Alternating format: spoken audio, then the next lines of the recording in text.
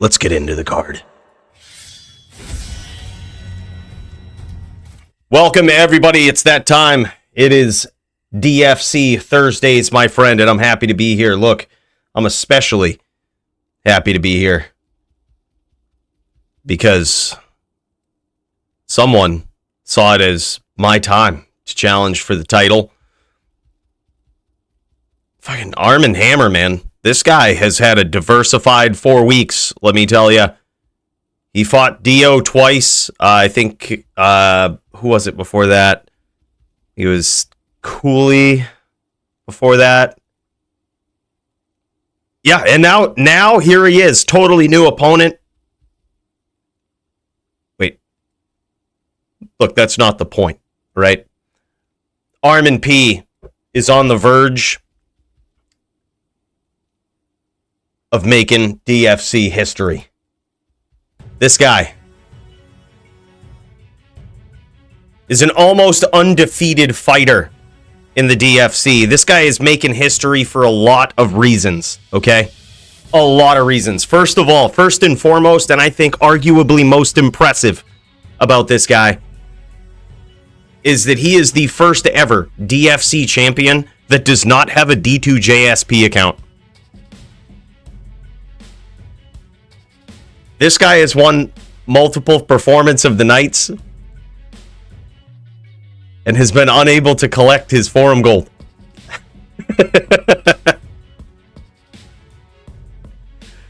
Yes, he does. It's a Smurf? No way.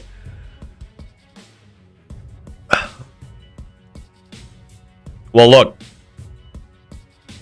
Offered him 1,000 forum gold for 2 Fight of the Night bonuses. If that ain't enough to reveal the Smurf, then I don't know what is. Yeah, that's probably what we're gonna have to do. We'll have to figure something out. I didn't really think of that, but at this point, we owe him 1,000 forum gold.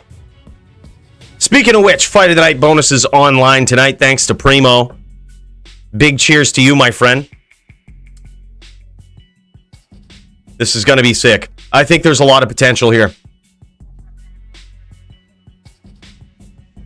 But the second reason I think ArmondP is on the verge of just being at the forefront of DFC history here is he's practically undefeated.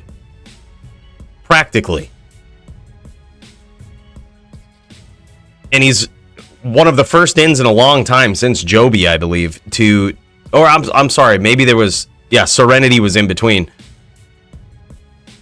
But dude, to do this on a din is very impressive. To achieve the DFC belt on a din is very impressive, and especially to do it in the manner that he has done.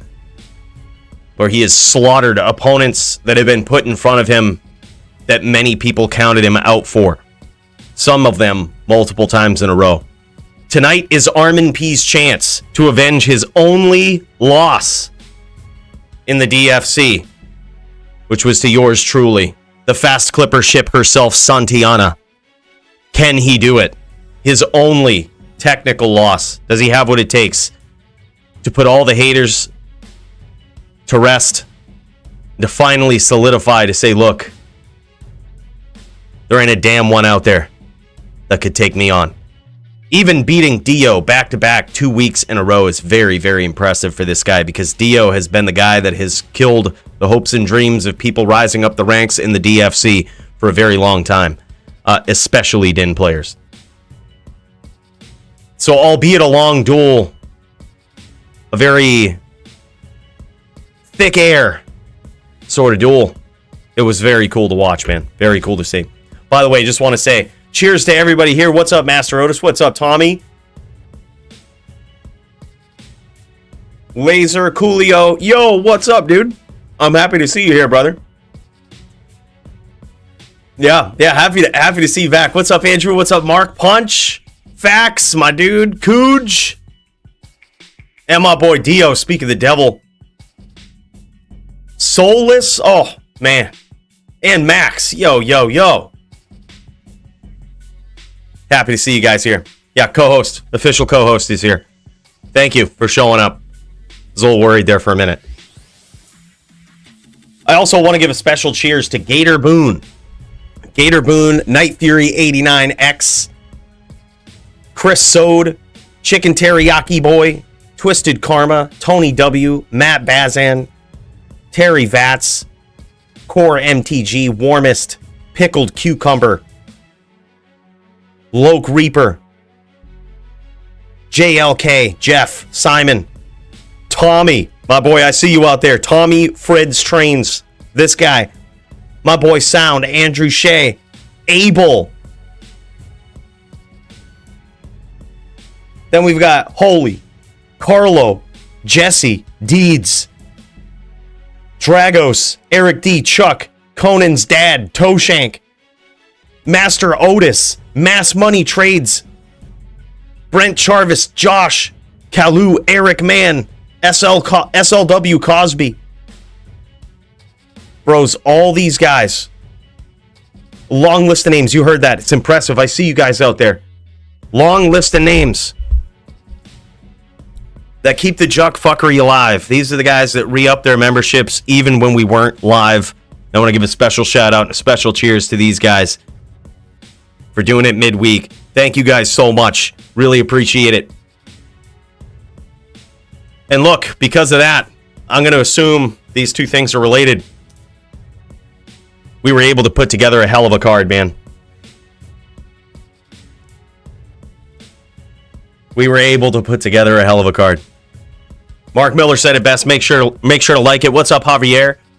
Javier with 2 fights on the card tonight. I see you, man.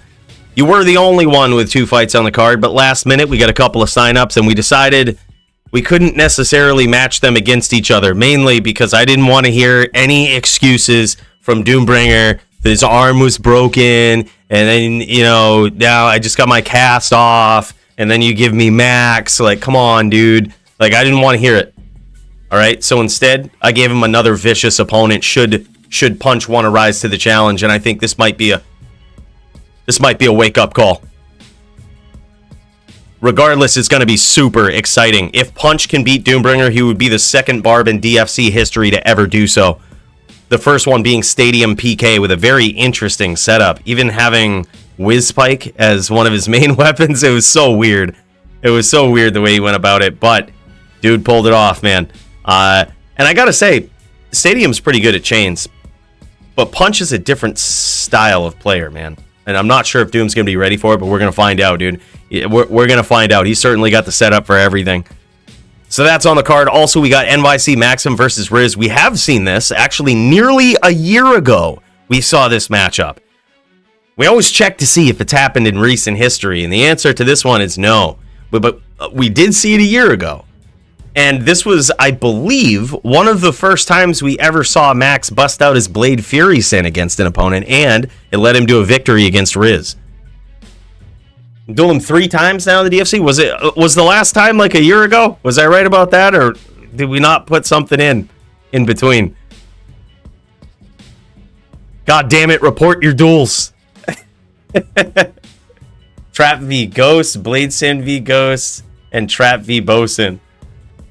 All right. Well, this is the 4th time. The first duel was on LOD. Okay. All right. Long ass time ago then. Yeah, that's what it is. Get him in line, Coolio. Get him in line. You see these guys not reporting? I want you to troll them live on stream till they report their match, all right? You can make fun of them. Do whatever you need to do. Do the Coolio low thing. Holy shit. I see you, Fax. We're traveling so fast. Just wait for it. I see you, brother. And look. We'll cross that bridge when we trip over it. But speaking of Dio, he's going up against Hellian in some NVD tonight. A little bit of a reverse order a little bit of a misnomer here. Dio will be on the druid, as you might have assumed. Most savage druid player, and Hellian is a new guy. I hope Dio doesn't slaughter him too hard, because Hellian is a good dude, but he is new. He might be new, but regardless, this guy's moving up the ranks pretty quickly, racking up the wins. Hey yo! Finish your drink, dog. My dude. My dude, Facts. With the 20 bucks. Bro, look.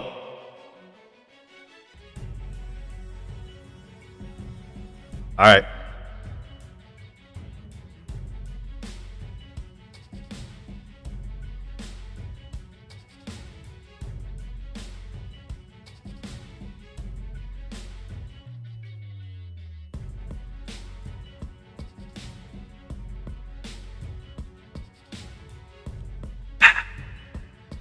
Oh, dude, look. Spaceship fuel is not meant to be guzzled, okay? You gotta let it sit in the gums a little bit, really soak in.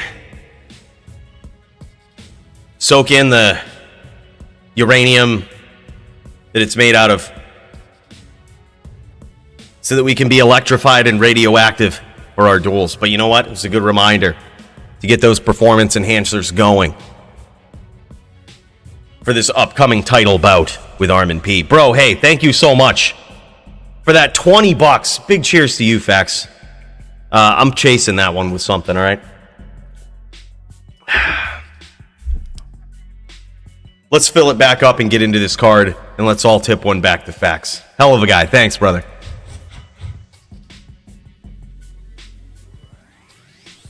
Well,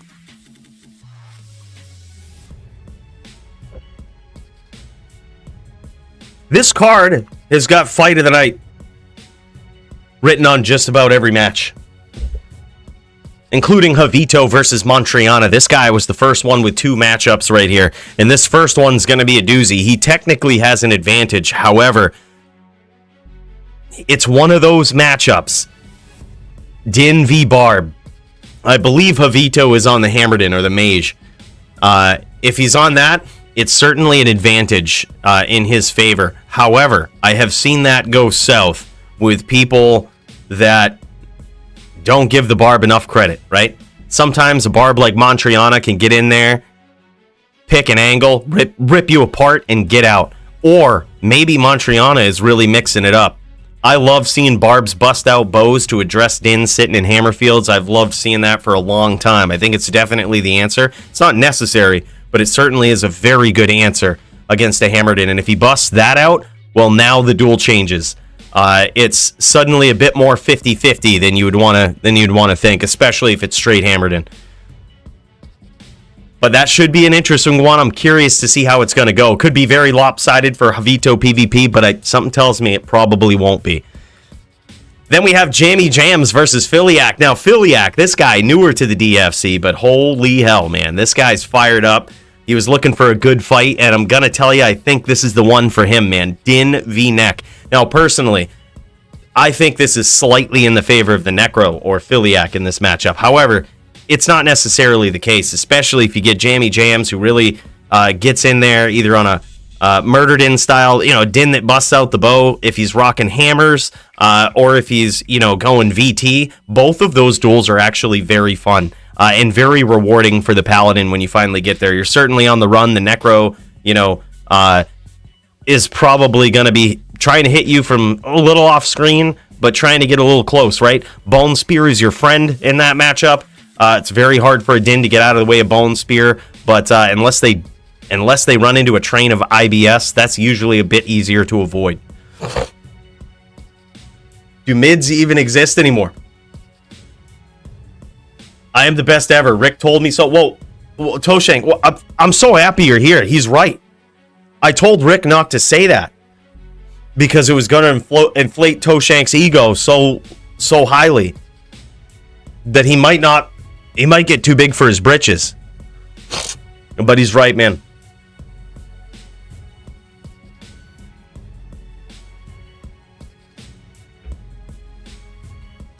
Smoking mids, playing mids.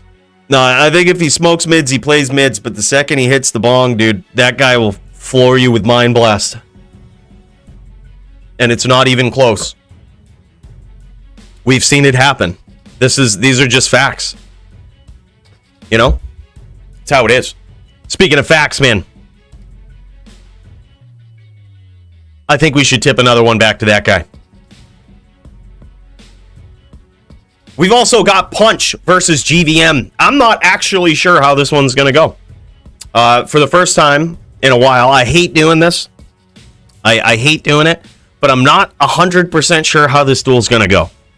GVN is a rising star in the DFC. This guy has been on Zon for a very long time, and he has absolutely crushed a lot of people on this build. He is a devastating player, very skilled, very quick. This guy can put the traditional Zon skills to you. He can bust out the newly found Telly bowa. I say newly found, but it's been a couple of years now since CJ made that build famous, and a lot of people jumping on board with it. I'm telling you, that guy sort of introduced Enigma to hybrid Zons for sure. And now you see people like GVN. You also see there's a few other. There's a lot of Zon players now in the DFC. Also, Muchez having the Enigma abilities. Look, distance is king, right? If you can address your opponent at a great distance, then that is a huge advantage in most matchups. However, if your opponent is good at closing the distance and finishing you with precise, quick, well-timed and well-calculated whirlwinds, that can be a problem. And I think Punch could very well be a problem for GVN. Who knows if he's going to bust out the shield, go with some block for this matchup, or if he's going to go dual wield and just say, fuck those arrows, let's go. But we're going to find out, man. And I think it actually could be a very fun, very fast-paced and exciting duel. It could also be one where GVN doesn't bust out Enigma. Just a thought. He could go traditional Zon with the Fortitude, staying in close range. I wouldn't be surprised if we saw that either. But we shall see. Then we've got Steezish. Who knows what kind of sin we're going to see him on tonight, but he's going up against Xeltyler, making a long-awaited return to the DFC. This guy used to go under a different name, but look, we catch everything around here. Okay? It's a fresh start for him. Maybe on this card. But we know your matches, and we know how savage you are. So this will be a fun one. Technically advantage for Steezish, but it depends on what type of sin he brings to the table and what type of din he's going against. So we're going to see tonight. Then we've got Muchez, Speak of the Devil, going up against Polytheist. Now, this is technically a tough match for Polytheist. Technically. He shouldn't win it. Right? He shouldn't win it. However, Muchez has the gear, but this is going to be an ultimate test for Muchez. Does he have the skill? My first tournament on LLD Necro I3 to 0 defax. Easy, dude. I don't know if that's something to brag about. I took the best LLD dueler title of all time from Fax randomly on stream once. So look, the real money is dueling me, Toshank. When you can beat this guy and I don't lag, that's something to brag about. But bro, big shout out. Thanks so much for that dono, bro. Much appreciated, and a big cheers to Toshank. Look, we joke around a lot. Toshank is one of the most savage low-level duelers I've ever seen. And he's only been dueling in the low-level brackets now for about a month. If that says anything. This guy is a savage. Big cheers to you, bro. Thank you so much.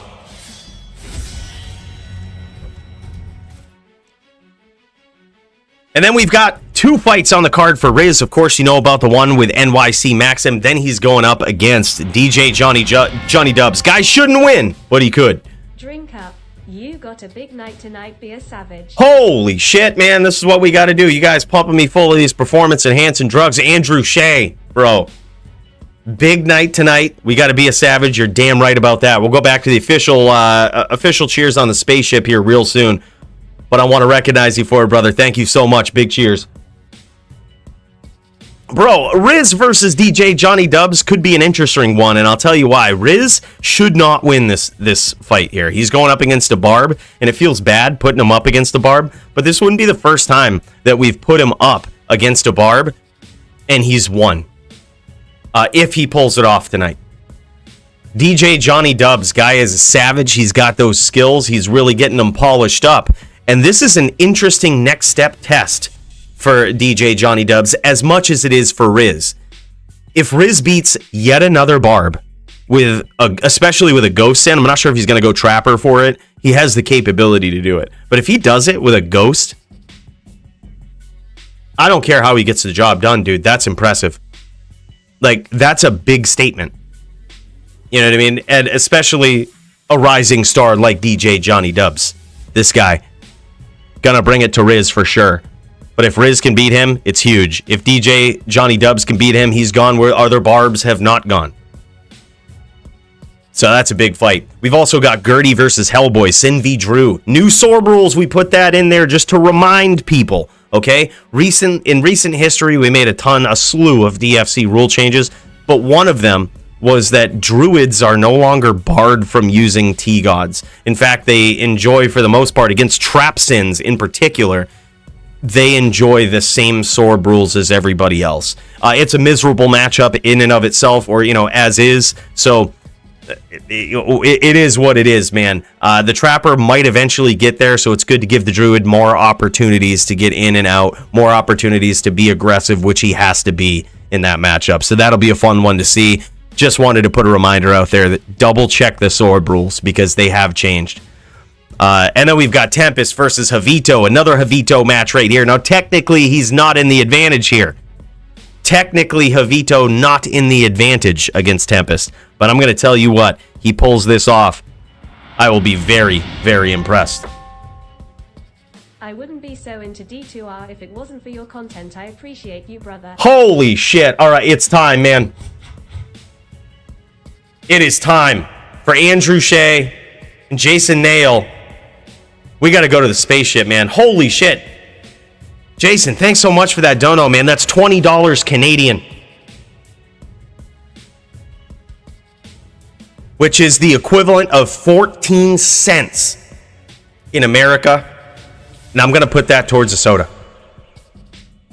I'm just kidding, brother. That's actually pretty good. That's about 14 bucks American right there. So, bro, thank you so much. I really appreciate that. That's huge.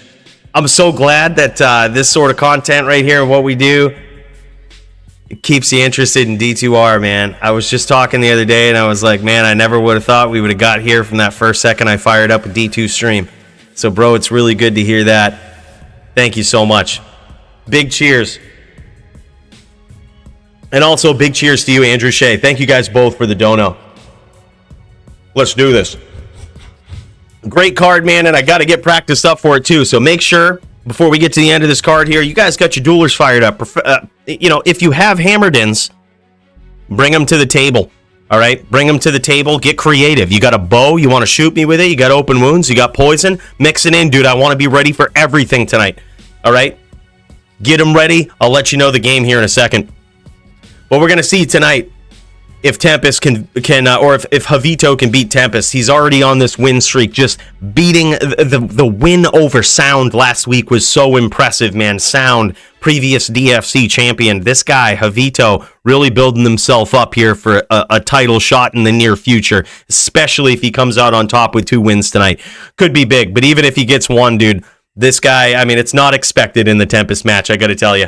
He's a tough opponent, but anything could happen, man. Anything could happen. And then, of course, we've got Punch versus Doombringer. We've talked about that one. You guys know what's up. Let's get this shit, huh? I wouldn't be so into D2R if it wasn't for your content. I appreciate you, brother. Look, I'm so glad we got that reminder coming back in here. I want to give a chaser cheers. All right? I think it's well worth it. Well worth it.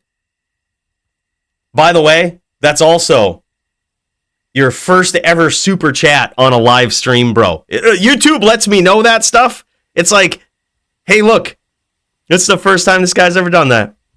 Bro, that means a lot. Big cheers, man. That's awesome. So I've loaded up LOD. I hope you guys are... Yeah, all these duels taking place on LOD tonight. Was everybody ready for that? Or is that Just kidding, man. Just kidding. We've all right, I think this is the... Oh, yeah. I'm in Jack 1-1 right now. That's the game I'm in. I don't think I've cleared the more, but I will do that. I will begin to do it. I believe I have the right setup on for tonight. But only time is going to tell. We've got Santiana, the fast clipper ship. We're going to see if she can get the job done. Who knows if she can.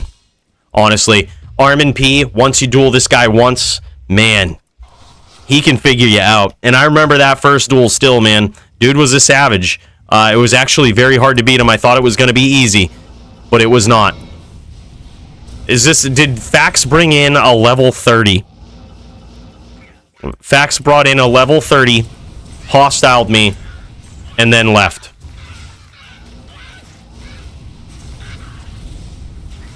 I'm actually just going to assume that was his level 99. He came in. He realized that I was on Santiana and left. Hold up. How's the ping here? Ping is okay. Ping is not horrible. Yeah, see, this is his level 99.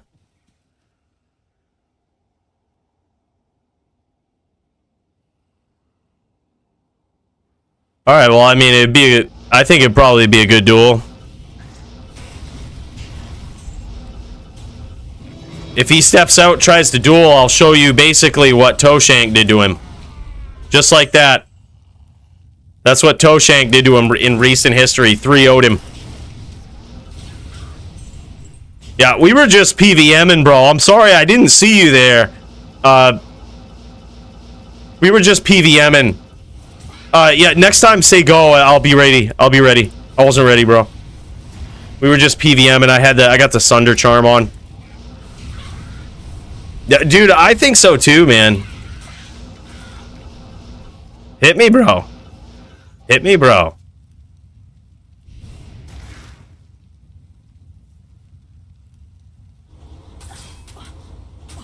Oh, man, he's hitting hard.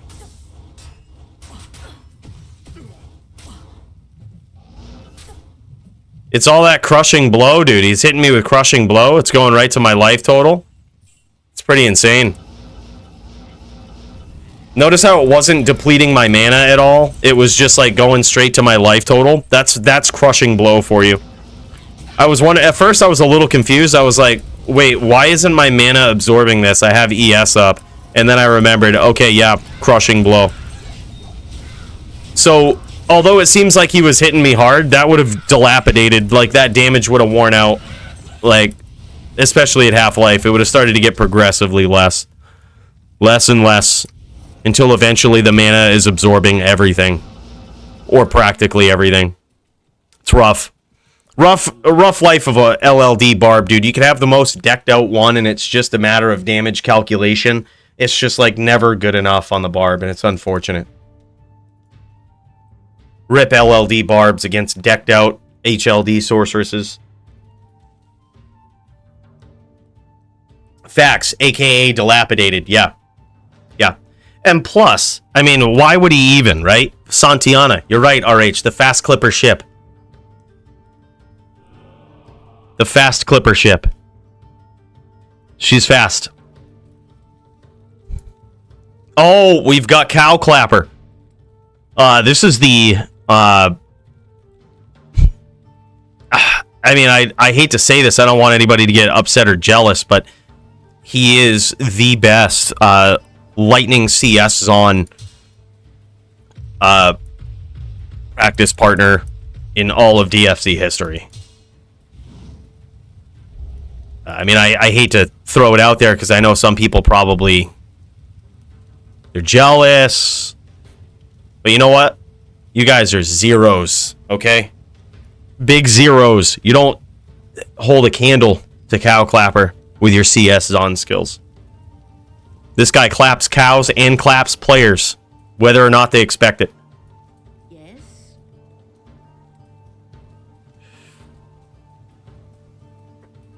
Facts in HLD, awkward look. Yep, oh my gosh. Dude, I think we should. I think Fax on a HLD barb would be great. Here's the problem with Fax on an HLD barb, though. Fax doesn't use hotkeys. Like, in case you guys didn't know, Fax doesn't use hotkeys. In HLD, he uses the mouse wheel to weapon swap. So, the bigger challenge, it isn't necessarily about Fax making an HLD and being ready for that. It's about Fax learning how to use hotkeys, right? I'm pretty sure that until somebody said something in recent history, he didn't actually know that you could bind skills to hotkeys. Scroll wheel all day. Yeah. But now it's like, just imagine using hotkeys and then, if you do any sort of PvP, remember that first day you discovered what CT casting is, and then you had to think. It became like a challenge to work it into your regular, everyday rigmarole for dueling. That is now basically Fax with hotkeys. He's like, holy shit, these things exist. I'm going to have to try really hard, but I might be able to work them in there. Yeah, the keys are for talking shit. That's all. Like, just think, the keyboard, Fax really never needed it, honestly. It was basically a mouse game. It was a point-and-click mouse game for Fax, taking him to the top of the ranks in LLD. Point and click. He's like, what? My keyboard, like, people thought that he was snubbing him for like 2 weeks, but really, his fucking keyboard just broke. You know what I mean? They thought he was ignoring him, thought he was chat bugged.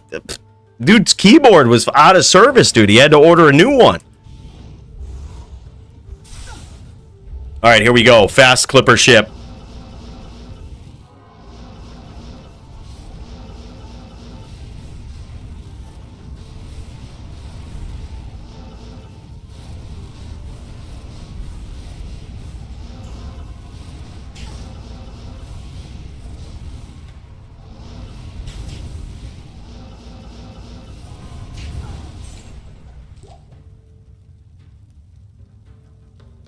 Scroll of Identify is BM. That just gives him an advantage where if like something pops up in the moor, he can be the first one to identify it when you're clearing the moor. Yeah. Instead of giving the person a shot who dropped it, he's going to swoop in, scoop it up, and identify it. BM. That's fair, Fax. He also didn't have battle orders.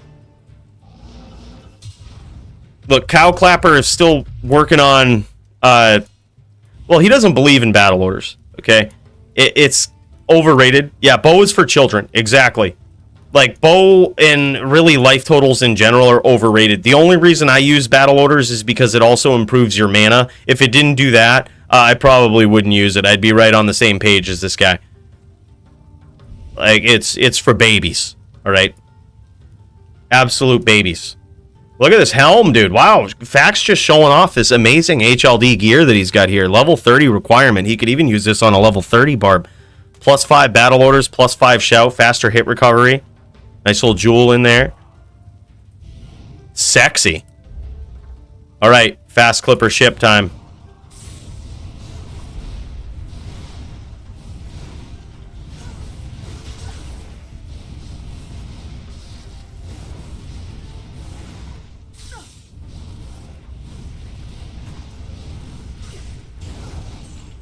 No teleport, boys.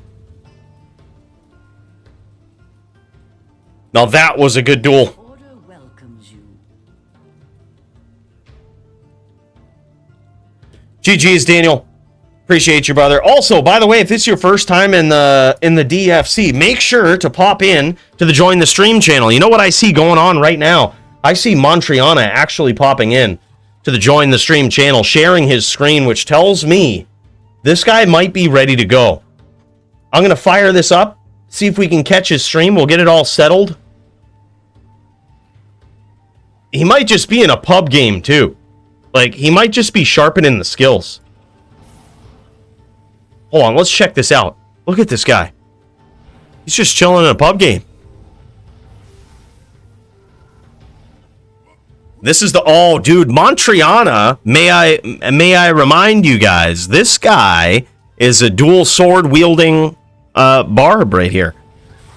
I think he had 2 griefs possibly. He had a very weird setup last time we saw him, but he's got a horned helm on, which tells me it's probably, or not a horned helm, like a barb horned helm, but he's got like a G-face looking thing on.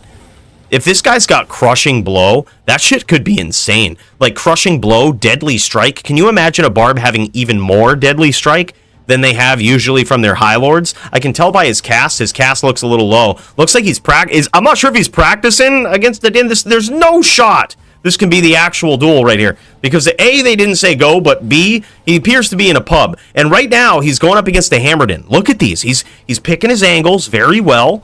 Like, he's being very patient.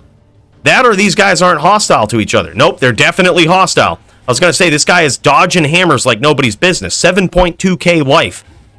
This guy ain't messing around. Catching them hams now. And I gotta say, honestly, for just being a pub game here, I actually like the aggression of his opponent. Like, he's not just sitting in a hammer field, he's actually looking for opportunities, looking to bait him. Like, this is actually a pretty good duel for a pub, man. Oh, and he gets clipped by Mantrayana. Bro, dueling an hdin on a barb is an art. Like, it is an art, man.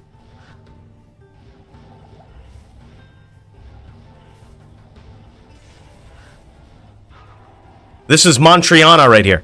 This is Mantrayana the Barb. This is who we shall see going up against Javitopvp for sure. He's going to be on the Barb against Javitopvp. He's got his back against the rope, so it looks like he's picking some paladins in some pub games, practicing up right now. He's trying to get some reps in, and honestly, like I like how he's going about it. He's using that leap, especially if the Barb or the Din doesn't have a bow. I really like leap. It kind of forces them to do something. Like, it can push them out of their hammers just long enough so you can teleport in, get a whirl like that. I was going to say he's one ham away. It is definitely still a very, very tough duel. Now, it's hard to tell if Mantrayana has a Widowmaker at his disposal in the stash, because in a pub game, you probably wouldn't just willy-nilly whip it out, right? Like, it'd probably be in there for special occasions, and it looks like those guys just went at it there. Oh, he is dueling Hell's Force. This guy has a cool build. It's a Rep Holy Shock Hammerdin. He might have dropped the Rep part of his build recently. Not sure.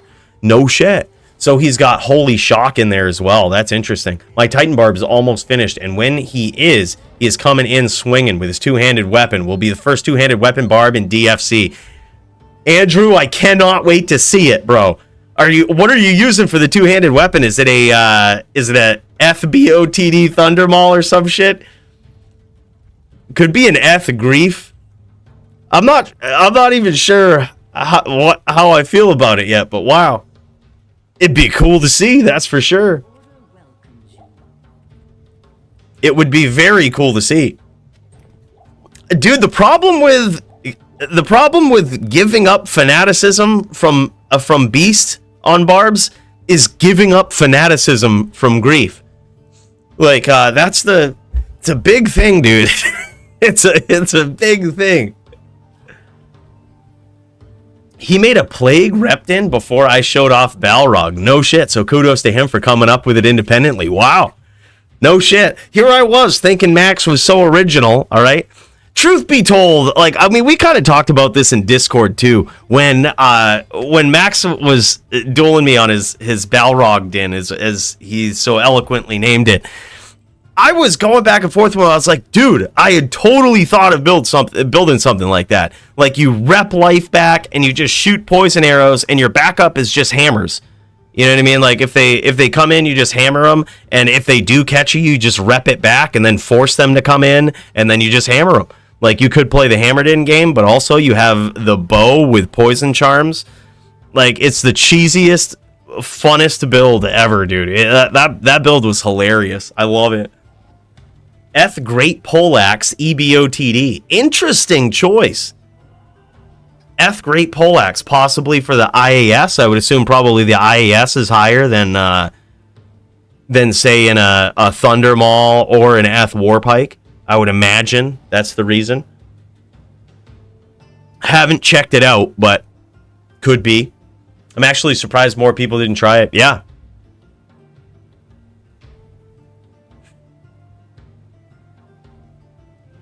Yeah. Yeah, it's certainly not the first one to come up with it, but I think the first one to that I saw hop into some duel games with it, so that was pretty sick. I think Mantrayana's just jamming right now. While he's jamming, we've got a barb.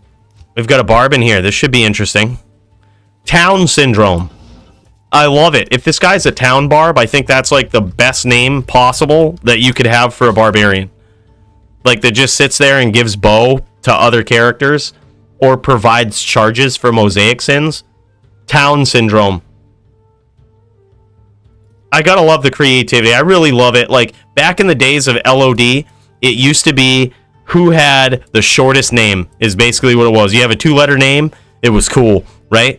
Now in D2R, where anybody can basically have any name, it's about pushing limits. Like, how questionable of a name can you make that they actually allow? You know what I mean? And this one right here, allowed. Yeah, barbs are cool, man. Barbs are really cool. It's really exciting to see good barbs dueling. Like, exciting original barbs like Mantrayana using the dual swords, dude. And then, you know, you've got Punch with just the absolute skill on a barb. Like, seeing that shit is just nasty. Like, it's so fun. Even when Duke was in here tearing it up, dude, he had a very interesting strategy. It seems like so many people play barbs differently. Stadium PK as well. Just very creative guy with his gear choices and also very aggressive, capable of the chain locks. Capable of a lot of different things. Like, dude was insane. Alright. Oh my god. Wait, what? Does Fax actually have a high-level barb? Holy shit. Bro, he really does. Fax actually made a high-level barb. And by high level, I mean sort of lower on the end of a high level. 93, okay? 93 is like the new 89, in my opinion, for leveling in D2R. But he's getting there, dude. Alright, go Zai, but I'm not sure if he's I'm not sure what he is. If he's a trapper or if he's a ghost, but we're gonna find out. If he's a ghost, I'm toast. If he's a trapper, I'm gonna smash him. No, he's a bow sin, okay? Bow trapper, okay, cool. Alright, it's good to know. I like the challenge. This could go either way.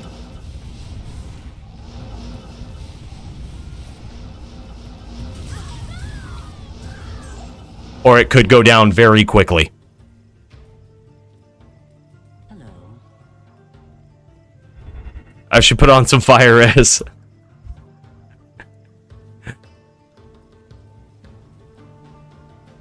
Thanks, Max.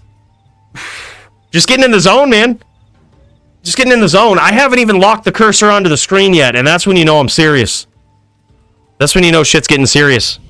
Go town.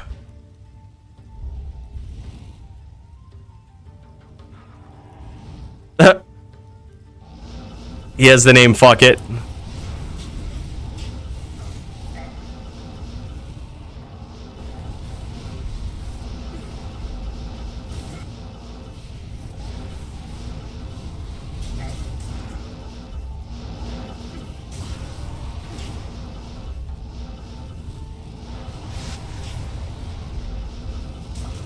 Oh, good one, dude. He caught me. And it's over just like that. Good duel.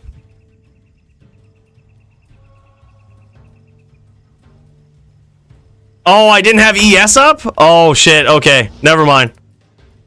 I was like, what? That was quick. Usually you cast ES and that's it, but I guess I casted it like 10 minutes ago. And it wore out. Look at this. It's only got 912 second duration. You know what I mean? So when you cast it, if you don't recast it, it's friggin' over.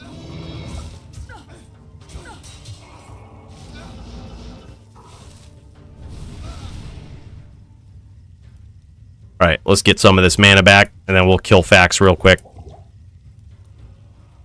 Go Fax. This game is actually good for EU, only 141 ping. Nice. Hit me. Alright, yeah, he's got a lot of life, probably some sorb. Let's go. Let's do it.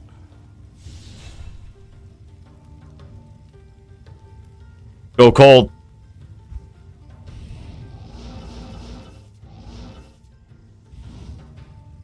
Coldpig the druid.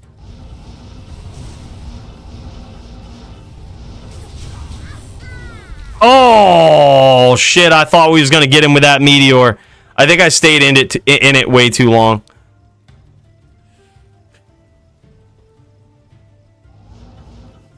This is good though. This is good. It's getting my reaction speed up. It's getting me back in the zone. This is kind of good. I'm kind of cold right now. Kind of cold, just getting me warmed up. All right, go cold.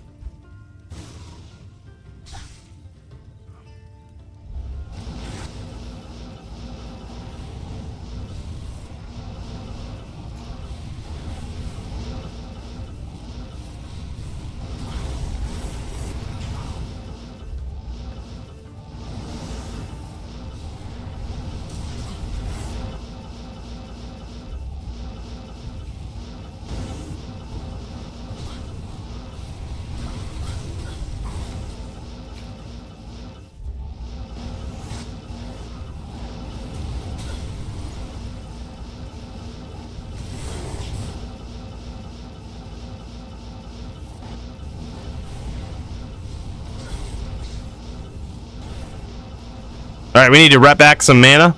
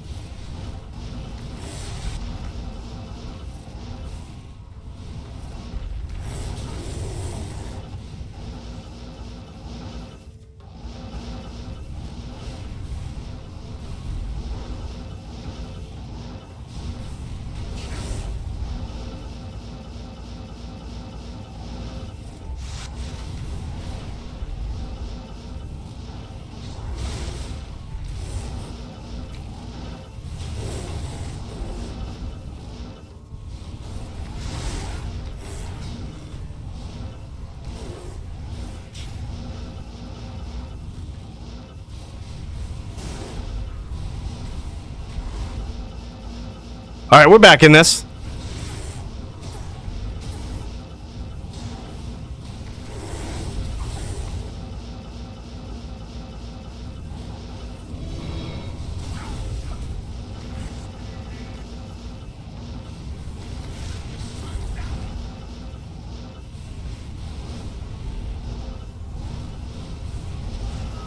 There it is, just like that, lining up those meteors like nobody's business. Tricking and dicking around, bro. That's how to do it. Good duel. Be back in the zone. Who am I giving the hands to on the card tonight? Hopefully the DFC champ. I'm hopefully going to take that DFC title, but I'm telling you, it's also a success story for ArmondP if he wins, dude.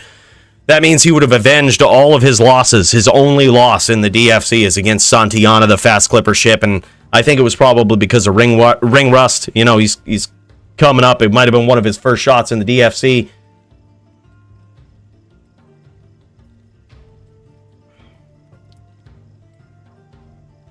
Fuck yeah, bud. Yeah, let's do it. All right, so Punch just reached out and says, any chance... Oh, I say he just reached out, but I missed your message about an hour ago, bud. But yeah, he says, any chance it can be SVS? Dude, sure. Like, honestly, it was a last-minute matchup, and I was looking for something to, something to make it, interesting. And I think that could be a very interesting one to watch, especially with cold sorcs. I love seeing sorc v sorc. He's looking to try to get the revenge of Brand. I would imagine Punch is on a lightning sorc, yeah. He's trying to get some revenge for Brand. All right, let's get bowed up. And we're going to take a rematch versus Townsyndrome.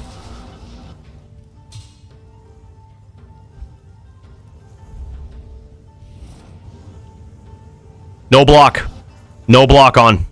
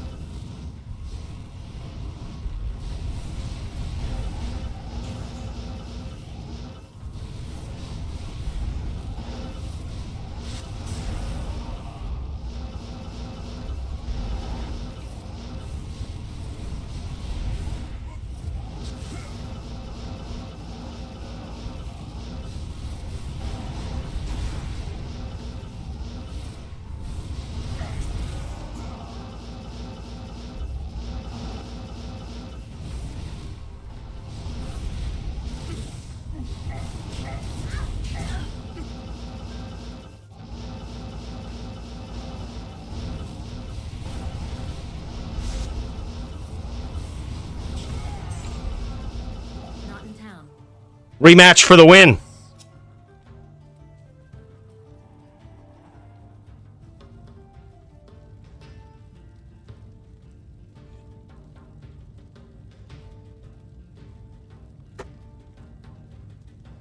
I take you easy. Dude, get in here, bro. We're in GG, bro. I'm double teleporting like crazy in here. Me too, actually. I might try to make a new game for the duel versus ArmondP. I'm getting some mad double tellies as well. I feel you, bro. It's probably even more rough on a barb when you have to catch me. Yeah, get in here, bro. Bring a hammered in. That would be great, actually.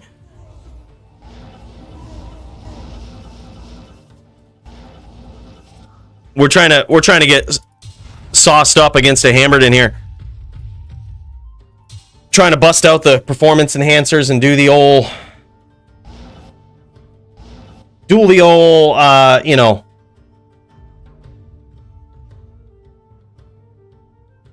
electronic lubrication of the joints. It might sound weird, but it just, trust me, it's the best way to put it. All right, Zybe wants another. He wants another one right here.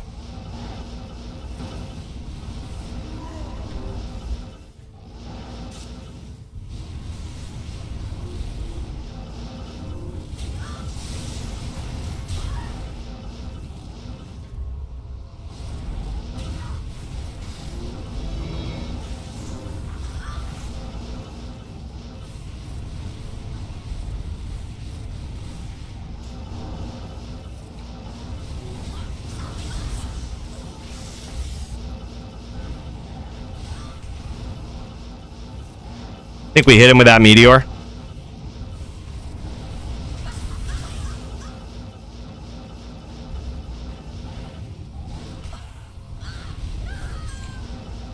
We definitely hit him with that meteor. GG. The order welcomes you. Hell yeah. All right, let me check in on Mantrayana here real quick. See if he's I think it might still just be jamming and slamming. We'll see. We'll see what's going on. Yeah, he's still jamming and slamming. Still just pop dueling it. Oh, this is Max's bowa sorc right here. Thing is pretty easy. It's an interesting build, but man, doesn't really hold a candle to the fast clipper ship that is Santiana. Yeah, no shot. I don't think he could actually ever beat Santiana.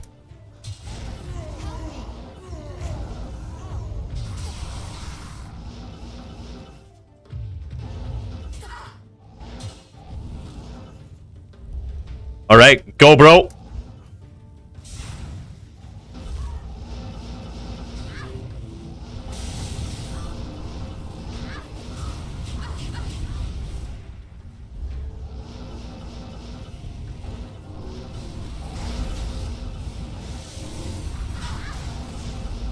Do I still have my... Oh, I still have my Sunder Charm on. We ought to take that thing off.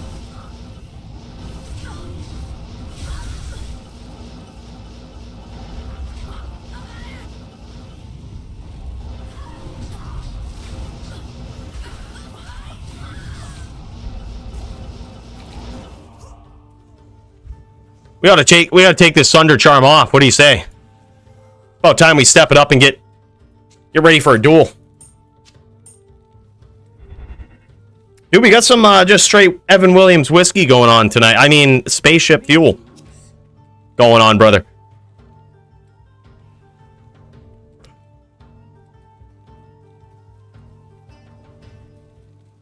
Yeah, we still had the Sunder on. It's no big deal.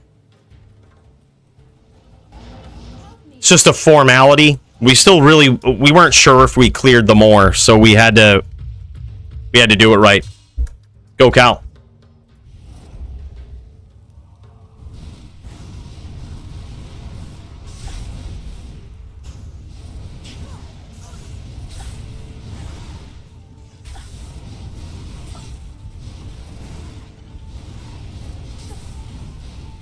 I should get away from the puddles. That's kind of BM.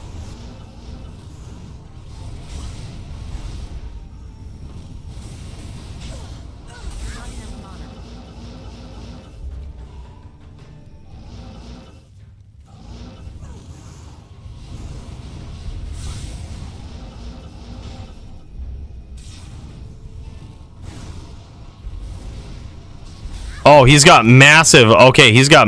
Does he have Sorbonne, or have I just not hit him?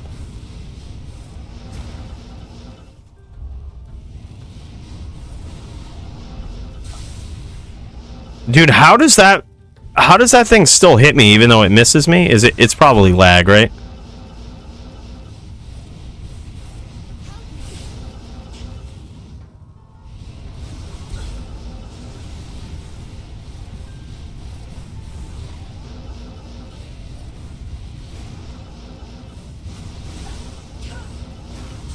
Yeah, that time we hit him with a fireball, it did no damage.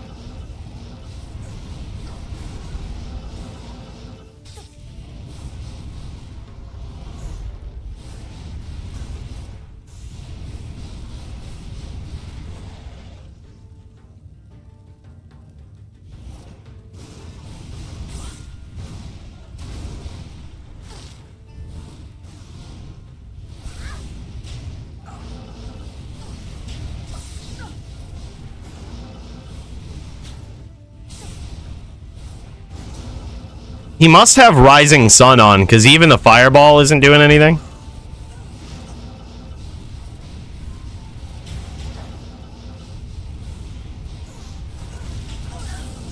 Yeah, good duel.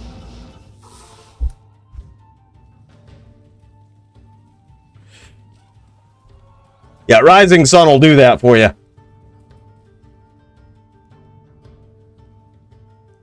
All right. Waiting for some duels to pop up here in LDFC. Waiting for some people to pop on, share their screen. Also waiting on word back from ArmondP. I reached out to him. Standard rules. Although now Punch just asked me if there's any SVS rules or if we're just going standard rules. That makes me wonder if there should actually be SVS rules. Such a question is usually loaded. Phoenix Hotspurs, yeah. Yeah. Plus dodge, avoid, and evade. It's pretty tough.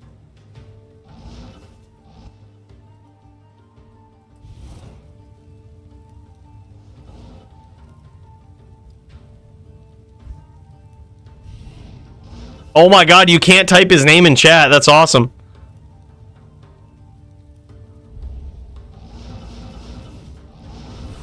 Is he fucking telestaffing it?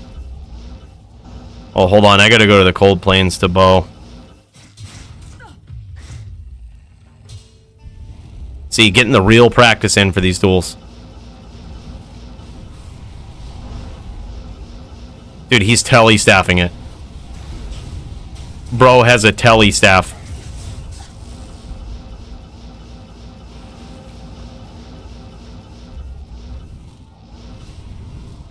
Bro's got a telly-staff.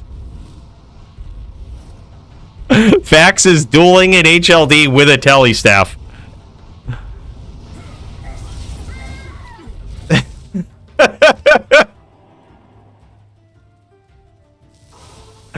That's awesome. I can't carry anymore. Telly-staff and massive sorb. He's got an LLD telly-staff. And God knows what for sorb. Yeah, for sure, man. This is likely what we'll be rocking versus the hdin tonight. We've got cube bow, so we do this. We also sometimes we swap to insight. We might actually do that versus ArmondP. We'll see. But we've got Hodo, we've got Chammed Shaco for the cannot be frozen. Not necessarily as important. I need to swap this out with like a I don't know, a P Ruby or something. Like anything will really probably be better than a Cham versus a Hammered In. But yep, we've got that. We've got the Maras. It's pretty simple gear actually. Very straightforward, very simple. The only thing here is I've slightly prepared for possible poison damage from a bow by putting PLR on. I'll put more on if we actually see it. And then Skillers with life and then life mana charms. No, Dwarf plus Water Walk is good. Yeah, he definitely won't. He definitely won't, but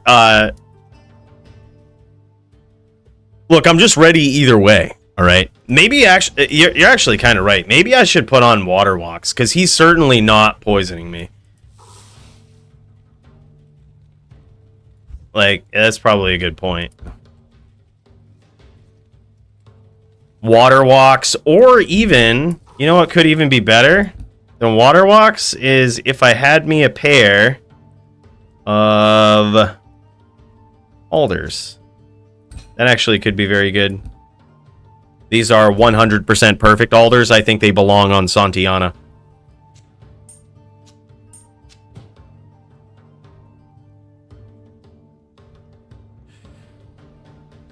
Yep. And I say Alders because of the faster run walk, basically. Life and faster run walk. So it's just one of those things where you kind of...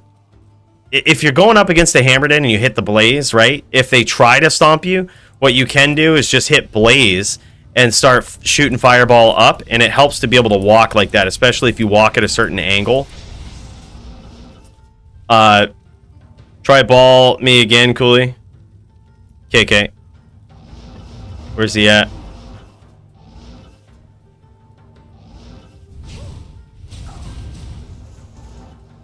Oh, dude, look at that. We got some bales going on. We got some terrorized bales. All right, look. This might not be a permanent thing, but while we wait, anybody up for some terrorized bales? What do you guys think? Ladder or non-ladder? We'll do a poll right here. Anyone who's interested, while we wait, we'll go TZ Bale. Join up. Ladder? Non-ladder. What do you think? All right, we'll give this poll like a minute. If you're in, you want to be on it? Let's put a little team together, man. Let's get some terrorized bales going on while we wait for someone to show up. No, we might not go the whole hour, because the second someone pops into the Discord, starts dueling, we might just pop over. I say we get them going, man. Fax, you should join in on the bales, bro. You should join in, bro. So far, non-ladder. All right. All right, I'm down for that. So far, non-ladder. Who should we level non-ladder? Man, oh man. We just go with a Zon. I think that's probably a good one. We've got Midas. I think probably the Zon. I'm eventually going to be putting together a Zon here. Toshank gave me some gear. And I'm definitely going to be putting one together. All right, 96 TZ Bale dash 0007 is going to be the game. It looks like it is going to be non-ladder. We're going to end the poll. So if anybody's interested, while we wait for some duels to pop up, let's do some terrorized bales. I can teleport on my Zon, but it would be much appreciated if somebody else could teleport. Because Zon teleport cast frames, although I am really the best teleporter. It's just one of those things where the Zon shouldn't be doing it, you know? But, I mean, she can.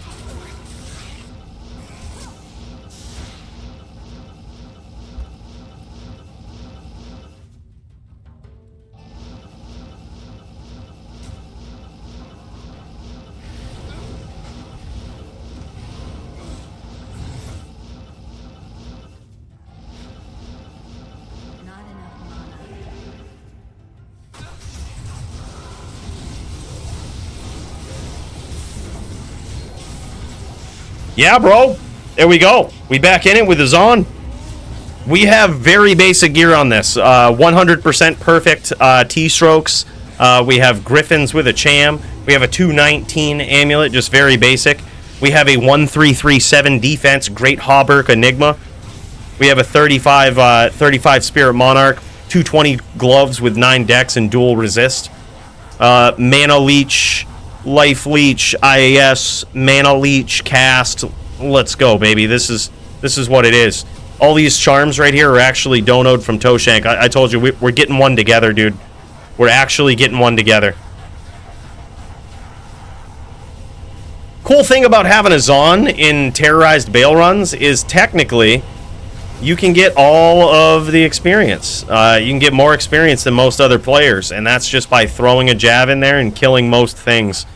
You get the kill experience, which is 10% more.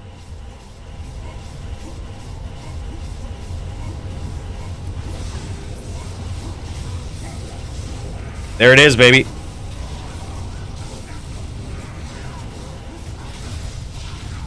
We are going to skip Bale in this.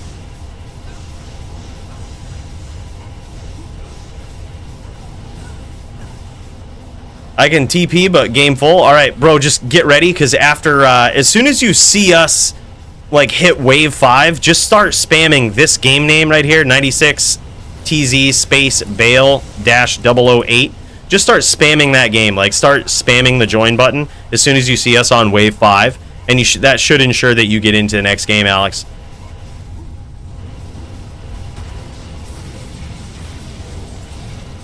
All right. Next one is up.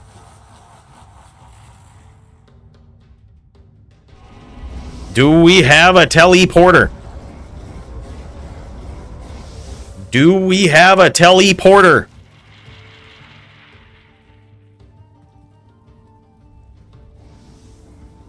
Is it WTF? Is he going for it? We got people running for experience shrines. Is WTF going for it? He sure is. What a hell of a guy. Is that you, Alex? Oh, stuck on loading stream. Next game? Okay, okay. All right, bro. So when you see us on wave 5 for this one, just start spamming the 009 game.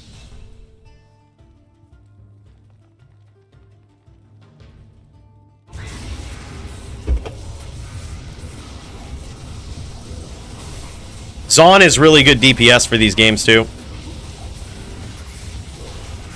And we can kind of AFK DPS. Works out pretty well.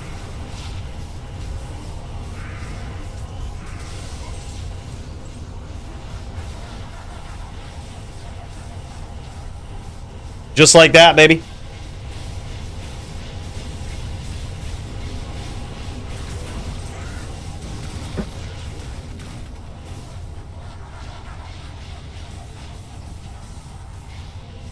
Putting together some gears for you. All right, brother. GG. Now, this is going to be a PvP Zon eventually. We're probably going to go hybrid, to tell you the truth. So, oh, Runic Talons. What are they? Any good? Dude, they're +3 with Phoenix or 3 sockets with Phoenix Strike. I would even consider keeping those if those were +3 Phoenix Strike, just because in case they ever let us make Mosaic on non-ladder, I think it's just good to have some claws ready. But at this rate, they may never let us do that.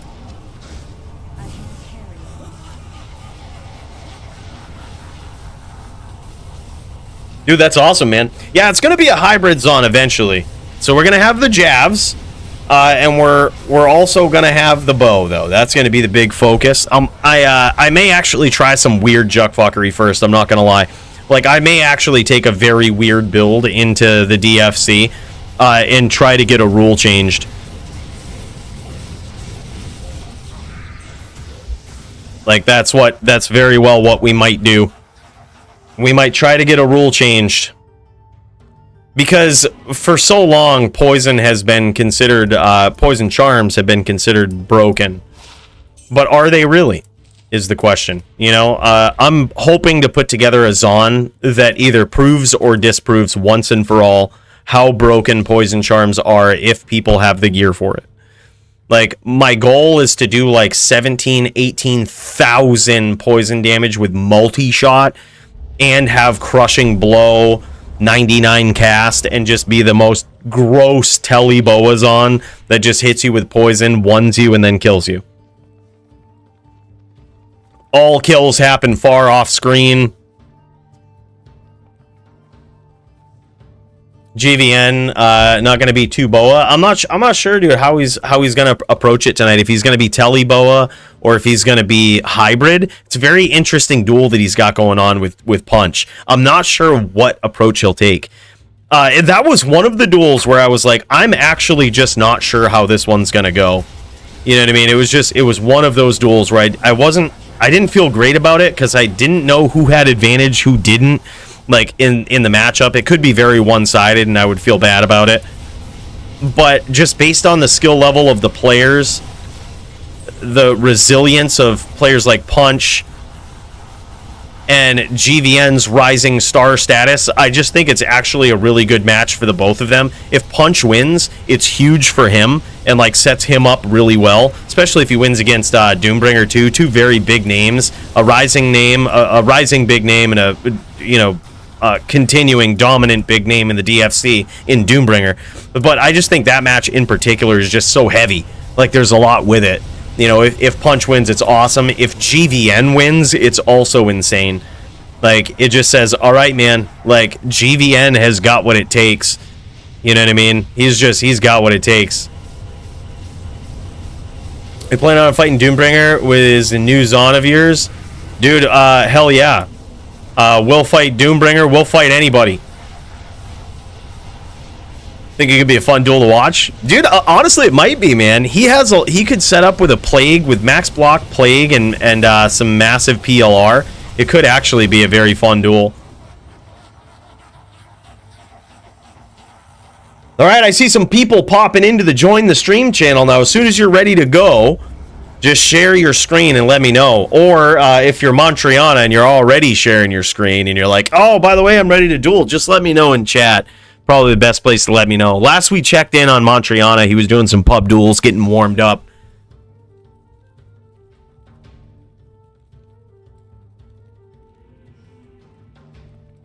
I already hate Barb because 37 FCR. Dude, I don't know, man. Yeah, some Barbs go 63. There's also, I believe this still exists in D2R, the hidden breakpoints. Do you guys remember the hidden breakpoints? I think we talked about them in a video many, many moons ago at this point. But there's hidden breakpoints in D2R where basically your cast frame happens 1 frame faster. The entire animation still takes the same amount of frames, but your action frame is 1 frame faster. And some Barbs I've seen actually go to 86 for those reasons. Not 100% sure if many Barbs do it now. But it's certainly a possibility.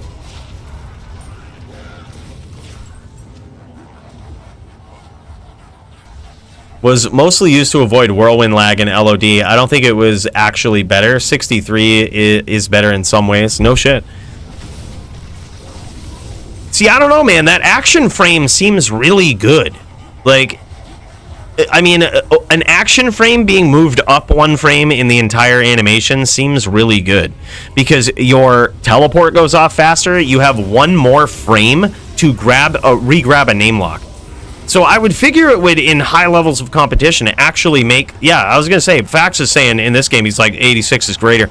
I would figure that in high levels of competition, it would actually matter and would actually make a difference. It's one whole frame more that you have to re-grab a name lock if you're chaining somebody.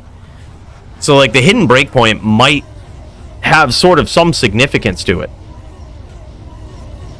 But who knows? What do I know? I'm not very good on a barb. This is just all assumptions that I'm making. But I mean, it seems good. You want less tele recovery because your whirlwind comes one frame earlier then? True. I mean, true. Good afternoon. So I guess the argument or the question really is, what is more important? Teleporting there faster or getting your whirlwind off one frame faster? You know, that's... I mean, usually from what we've seen with barbs... Oh, shit. Let me do this, bro. Thanks, man. What a hell of a guy. Just gave us a couple griffs. What? Streamer privilege. Bro, thank you so much, man. Look at that rune in there. It's a negative 20. That's actually really good. Both of them are negative 20 11s. Along with a Java Grand Charm. That's friggin' awesome, man. Thank you so much, brother. Privilege. I'll take it, man. I'm one of those guys. I'll take it. I will certainly take it. Broke ass bitch for someone that pisses away so many resources on this game. I still feel broke. Believe it or not, those Grand Charms that Toshank gave me were the first ever semi-decent Java lifers that I'd ever acquired in the game. And there's another one for the roster right there. Dude, that's sick. Thank you so much, brother. Big cheers to you. Me and Mantrayana ready to go? GG. All right, man. Someone want to take over creating? Last game for me. We're going to cut over to Mantrayana versus Javitopvp PvP and see how this one's going to go. This is going to be Barb versus hdin. This one is going to be sick. I'm actually really looking forward to this one. Curious to see how both of these players are going to do. Fact says, me too, leveling is boring. Bro, I fucking hate leveling after, like, level 95. I'm telling you. It's just, that's why I passively do it whenever these zones get terrorized right here. I just wait for it. I never go out of my way anymore to actually hit terror zones. I just passively wait until these terror zones go off. Chaos or Bale. Or sometimes, if I have, like, a zone like this, I will actually do tombs. But other than that, we stay right away from it, dude. It's just such a grind. All right, boys, let's get ready for what could be a very epic match between these two guys right here. A real duel between Javitopvp and our boy Mantrayana, who's been getting warmed up for quite some time now. Who's gonna win it? What do you guys think? Let me know in the chat. Let's check this thing out.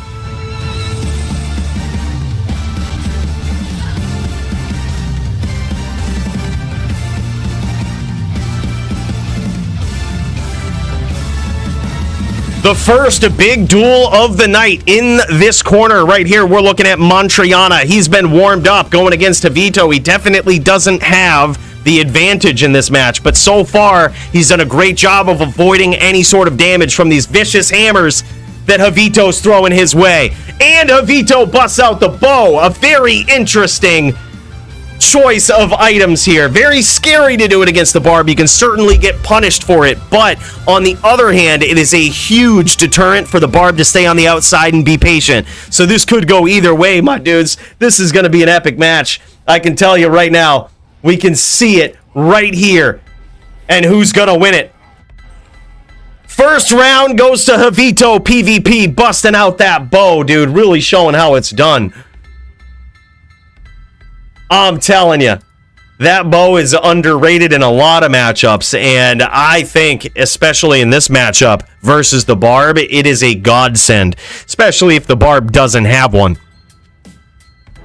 If Mantrayana busted out the Widowmaker, well then, your Widowmaker suddenly becomes a liability. And you actually have to swap out. Because at that point, if he swaps out, if Mantrayana swapped out to a Widowmaker, which it doesn't look like he has the capability of doing it, I don't think he does. There's been plenty of opportunities in the DFC for him to bust it out. We've never seen it. So I would be very surprised if we saw Mantrayana bust one out. But suddenly the Paladin bow becomes a liability. Even at a distance, you can get cracked with somebody who has max damage charms in their inventory and open wounds, and deadly strike, and probably better IAS than you. It just gets insane.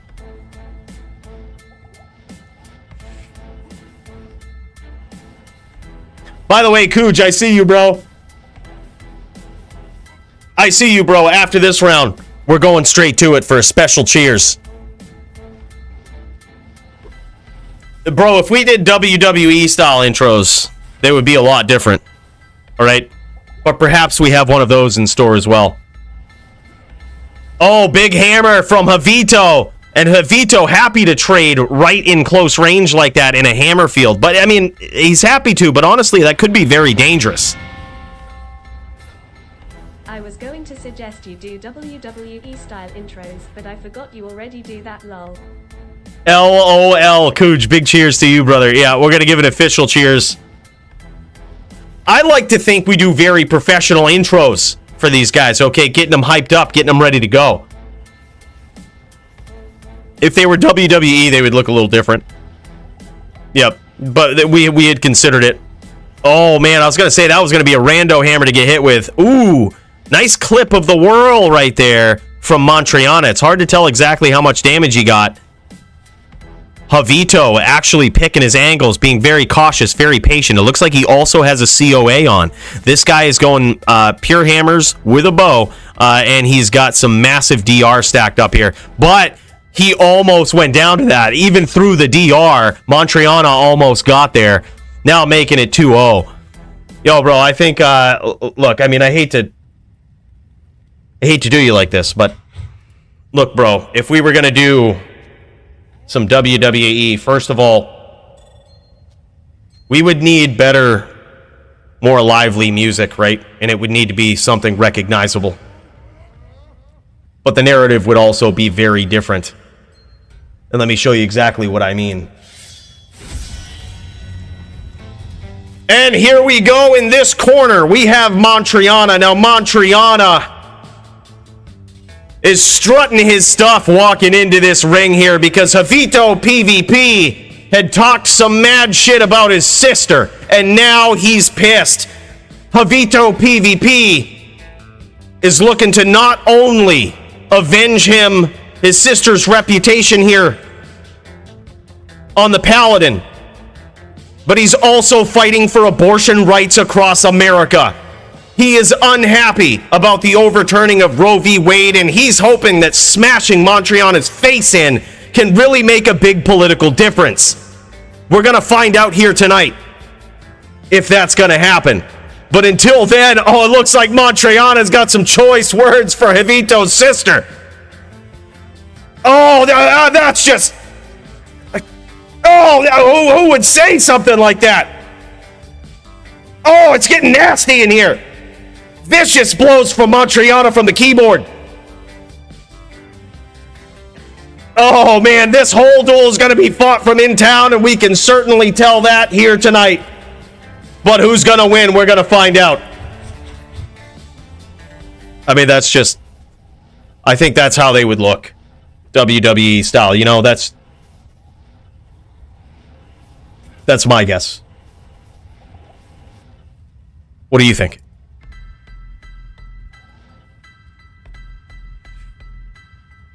By the way, Cooch, thanks so much for that 5 spot, bro. Appreciate it. All right, here's the thing, though. Now Mantrayana knows that if he stays patient, if he takes his time, he can actually get there.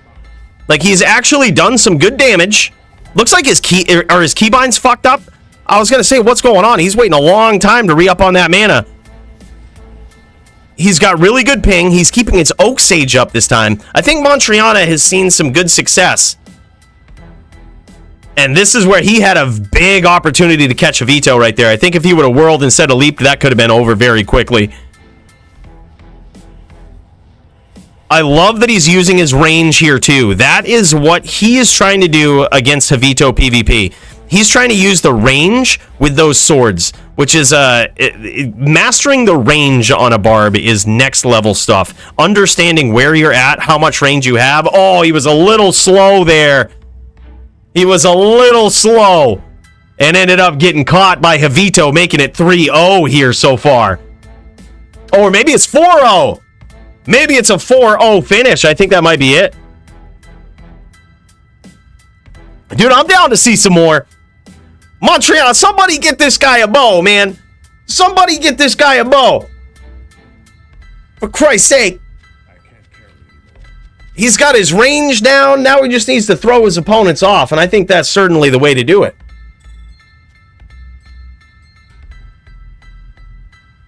Man, oh man, that was quick.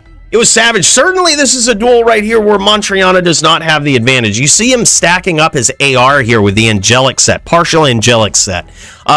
For the people who have been under a rock for the last 20 years in Diablo 2, that gives you a massive bonus to AR. I think it's actually the item combo in-game that gives you the most bonus to AR of anything. So that's why if you're on a barb, you usually swap out to those if you go up against a din because you want to make your hits count. When you get in there, you actually get close enough, especially against an hdin, you want to make sure those hits count. And the din has skills like Holy Shield. They have just naturally high defense. And you don't hit a din. And they also have max block, usually, per usual. And so when they have max block, high defense, and they're stacking up this DR, hitting them is actually a pretty tall order. So that's why you see smart barbs like Mantrayana swap out a little bit here and use the partial angelic set. By the way, what's up, Brand? Good to see you, brother, and big cheers to this guy. Ooh, sexy gloves. Look, he's got the dexterity on the gloves. No reason this guy shouldn't be using a bow. Yeah, right there. 1100, almost 1200 to attack rating with that setup. He also has massive crushing blow.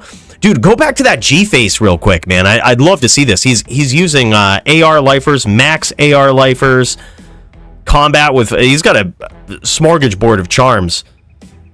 And there it is. He's got a... looks like a 15% increased attack speed jewel. And that's it. In this helm here. Mantrayana with a very interesting barb. Yeah, he says basic... But dude, look, as soon as this guy gets a 40-15 or a 39-15, even a 38-15 in there, that is about to get even better on that helm. I actually like the, really love the helm. What was the amulet you were using too? Was it High Lords or did you have a caster Ammy? That I was actually very curious about that because, oh yeah, that's right, never mind. He was using Angelics. For your versus all, do you use High Lords or do you use, or is it a caster? Yeah, because that 11k, almost 12k, 11.9k, uses a caster Ammy for versus all. That's interesting. That's very interesting. I'm not sure how I feel about it. He sacrifices a little bit of Deadly Strike for Crushing Blow, for faster hit recovery, which I actually do like on a barb.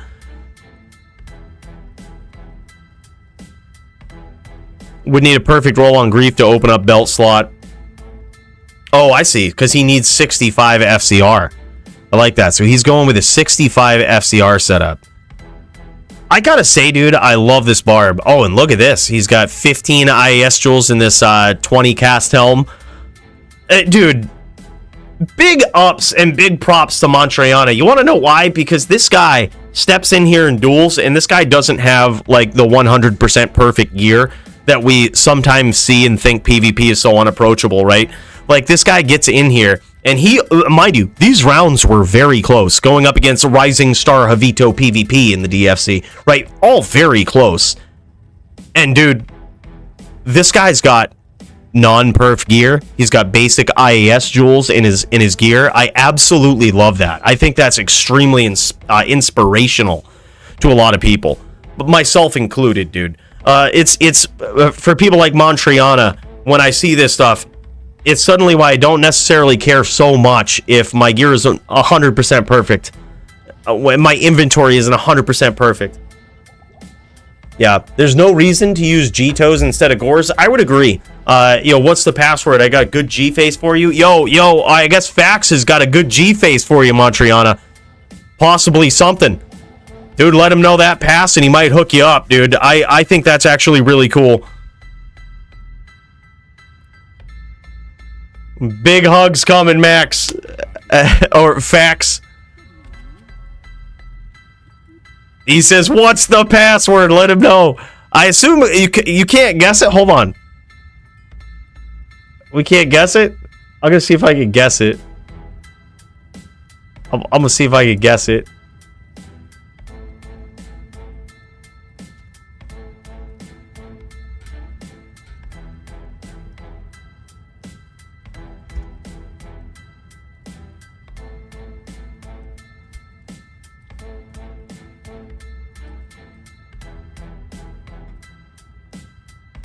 Nope. Unguessable. Unguessable pass. Dude, I tried that. I totally tried G. I totally tried G. God damn it. I totally tried G. Alright, so I guess it was a mistype. Yeah, DFC2 password G. Dude, somebody hook this guy up, man. It's so inspirational to see Mantrayana stepping in here with, like, non-perfect gear. Like, dude, I love seeing this stuff, man. Dude's got a fucking Medusa's gaze in his stash, bro. Like, and dude is tearing it up. He's showing off some mad skill, showing off these unique builds with, barb builds with swords. Bro, it's just cool to see. G is not the pass? Okay, I was gonna say, I thought I tried that. I 100% tried that. Just go into hit Mantrayana, just hit P real quick, and just hit P and check the password. Like, you can, yeah. It's alright if more people know that. I mean, it's just Fax giving stuff away. Oh, it's Q. I also definitely tried Q though.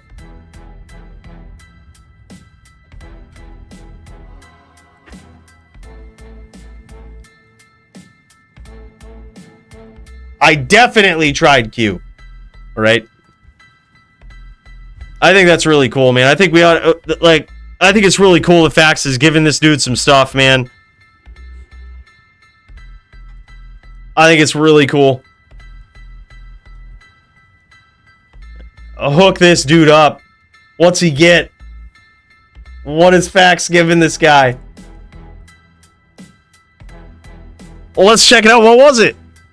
Did you get it already? I was watching the other screen. I was moving around in game. I'm the Zon in game.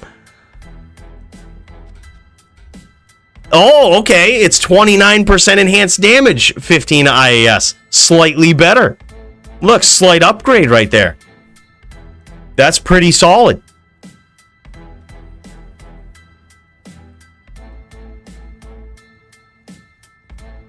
Sick, man.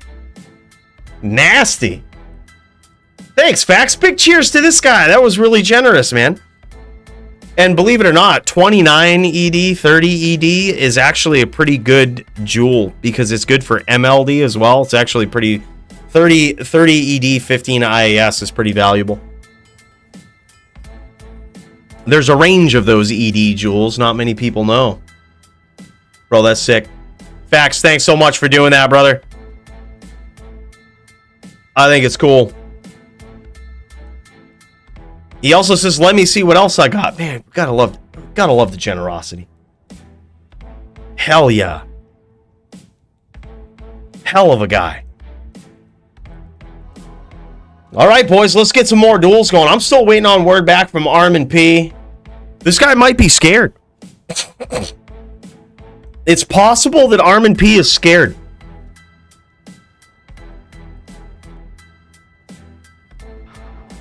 He's scared of losing that title to the Fast Clipper ship herself. And boys, if I get this title, I don't expect to get it. Because every time I go for a title shot, it never happens. Like, I think I'm next to Dio. I think me and Dio might be making a run for people who have gotten the most title shots in DFC history without ever achieving a title. Like, me and Dio are right up there. Every time, boys. So I've learned not to get my hopes up anymore. I'm just here to have fun. All right? I fully am planning and playing to win. But I've seen how the deck gets stacked. Dude, hooking it right up, man. Some good gear. Someone can make Central over here for us? Is this a Central game? I didn't even check. Hold up. What's the... I'm just checking out my ping here. My ping is 78. This is 63. This is actually good. I think this is East. Vez. You talking about for your duel? Central game. Can anybody make a Central game for Vez? Which, by the way, I do believe Vez is the new guy. I didn't want to out you like that, bud. Didn't want to out you like that. But I'm pretty sure Vez is our boy Xeltyler. I'm pretty sure that's him. Oh, man. All right, what is this? Hold up. These guys saying, is this good? Yeah, that's really good. It's really good for a throw barb. Like, if you're on a throw barb, probably not in PvP, like for a Zon. But the reason he's asking is because it's ethereal, but it doesn't replenish. And with throw mastery, you can actually replenish via some shots, via throwing the javs with the barb. And I'm actually inexperienced and not sure with how much that actually replenishes, or if it's actually possible that you can break the javs. I'm not 100% sure. I will make PvP throw barb HLD, okay? Let's fucking go. Oh, I would love to see it. Look at this. This is also a level 27 2-socket 120 helm here with 6 life rep.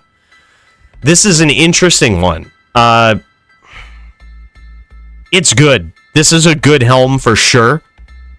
It would be very good with 30 faster run walk. It would be godly with 2 to combat skills.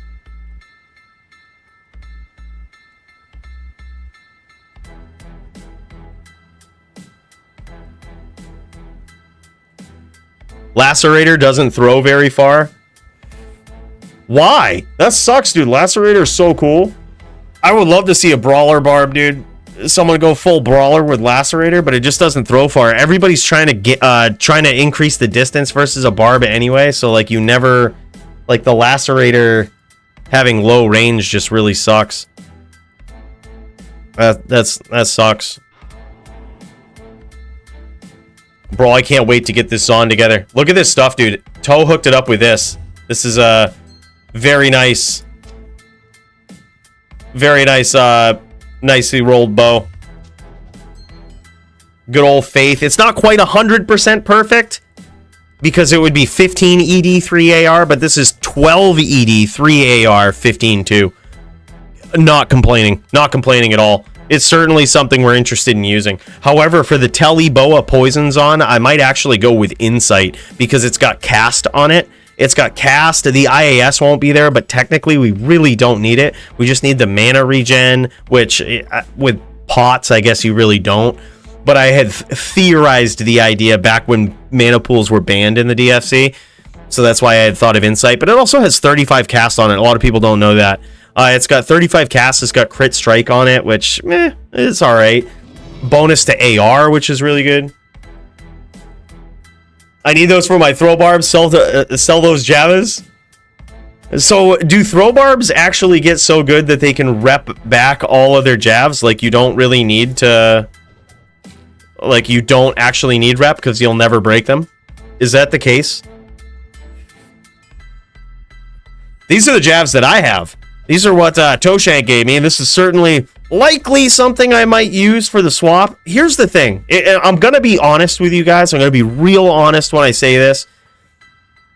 And I honestly feel this way about these Javs. These are pretty good. But if Toshank needed them back, I'd probably give them to him. And here's why. There's a good chance I'm probably going to use Titan's Revenge. Because Titan's Revenge are actually better than 98% of the rare Javelins that I see people using. Like, sure, the damage is a little lower, but you have the faster run walk. You have the life leech for druids. You have 4 to skills. So, like, sure, the physical damage is a little lower, but especially with Javs that don't have IAS, it's interesting. It's very interesting. And even in some cases, T-strokes, although you can run out of them, are also a fair option because they have the plus to skills, the IAS, and decent damage. But the added lightning damage, it forces your opponent to stack up their light res a little bit, even on a hybrid Zon. Like, the unique Javs, in a lot of cases, are better than rare Javs that people use. In a lot of cases. You basically need high damage and IAS and something else useful to make a good case that they're better than Titans. Good IAS, like 40 IAS, massive damage, like approaching 600. These are approaching 600 damage, which is good. Me and Gurdy ready to go as soon as we find Central Game. All right, brother. Well, here, let me see if I can... this is an East game. Let me see if I can create one.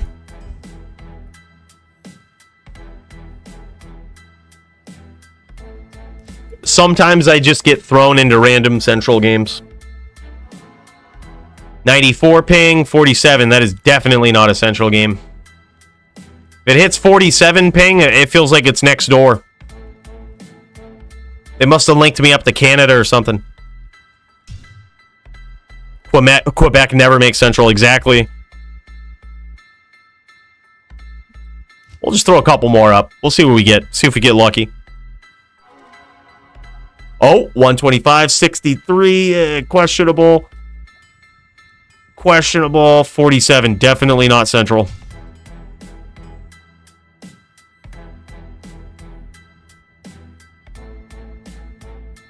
Or Santiana, the fast clipper ship.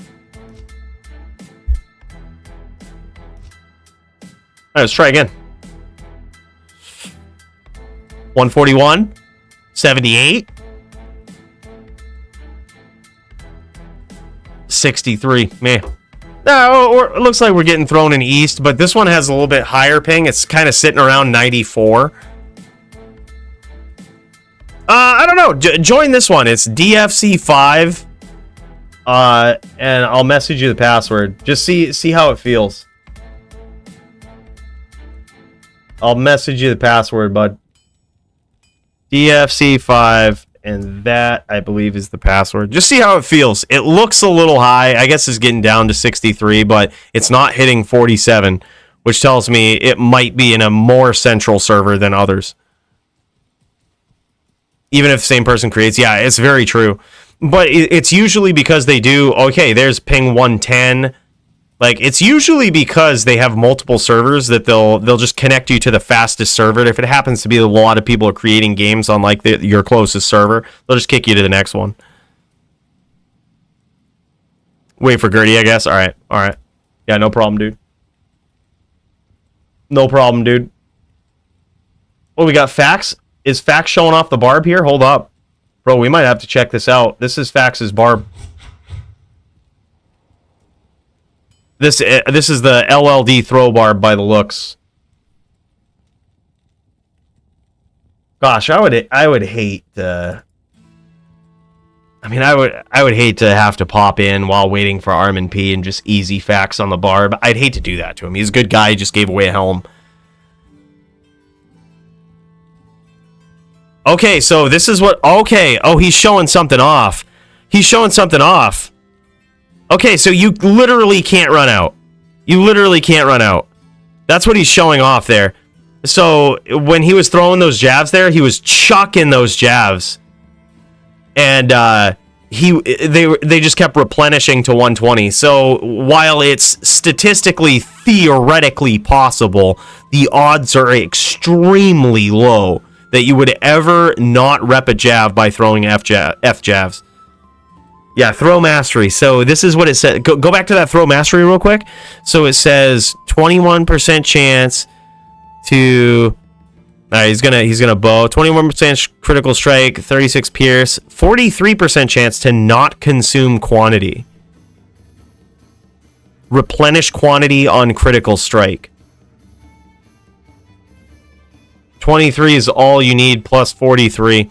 Okay, so the critical strike must be decided on throw, I guess, because he's just throwing into the Aether here, and it's replenishing. So. Yeah, if you get a crit on the barb, if you throw and it would be a crit, it'll replenish. 43% chance to not. Yeah, it looks like he was chucking javs with no hope of running out. Gurdy is ready. Oh, man. Here we go, baby. I think he's waiting on you to create it, Gurdy, or maybe, I'm not sure what's going on, but he was trying to aim for a central game. Gurdy, fight of the night for sure, dude. It might be. Might be, I'm hoping. Crit strike factors into crit percent. Okay, so any crit strike will factor into it. Yeah, that's nasty. Very interesting there. So he was just chucking javs, like literally chucking them all out like this with no hope. No hope of losing any. Look at that. He's throwing javs and he's just immediately going back to 120. Yeah, that's really good. I remember him saying before that he couldn't run out of javs if he wanted to. Yeah, look at this. It's just staying at 120. Yep, so good to know. I'd actually never seen that on a throw bar before. I'd never seen it. So good to know that, yeah, theoretically, those javs on a barb, you're not going to run out of them if you go throw mastery. Didn't know that.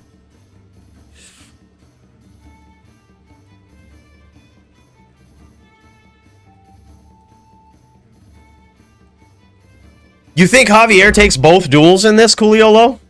You think so? You think he wins against Tempest?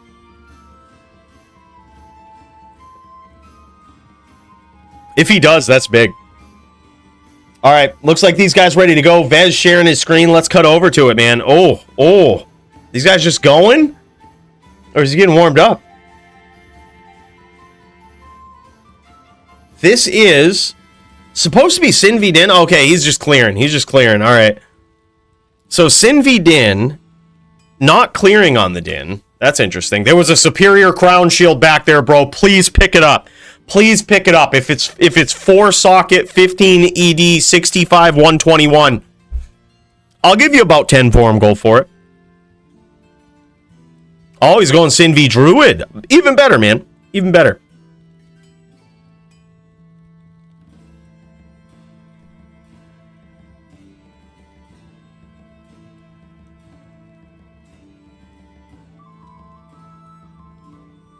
Look, there's antlers here.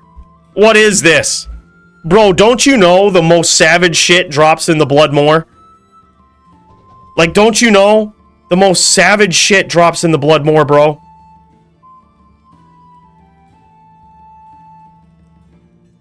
Look, it's not that one, but it's definitely the Crown Shield. Crown Shield is certainly 65, 121.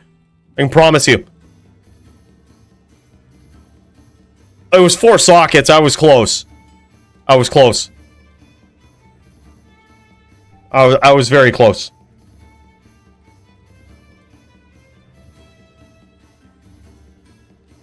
Javier, next up. All right, GG, dude.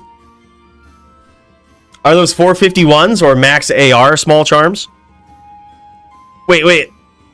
You never know with a druid, honestly. These days, ever since Polytheist introduced the idea of such a crazy concept, you never really know. Dude, I think it's really cool. I think that 451s on Poly's build is just what the build needs, dude. Like, it's everything that build needed. for certain matchups, just forcing your opponent to deal with physical, fire, and poison is so taxing.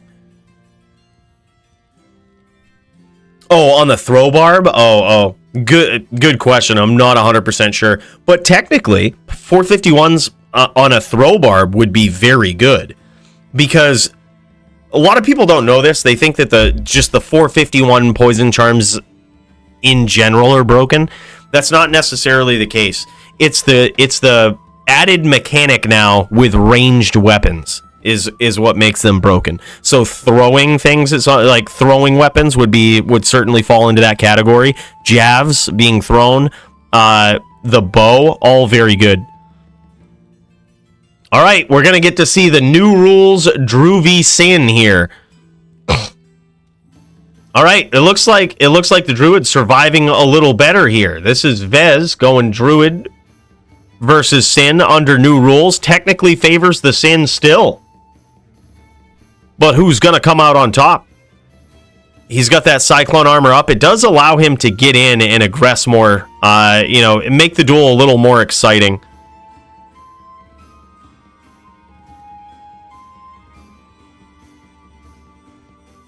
It's still tough, though, because the Sin is going to cast that Mind Blast and kind of, even though it can't perpetually stun you anymore, it's certainly going to take you out of your element, right? Certainly going to take you out of your element. It's going to make it so that it's pretty tough. Pretty tough to actually get in there and score any damage. I would assume that under these new rules right here, that Vez is going with the T-Gods in 10% for the traps. I would just assume.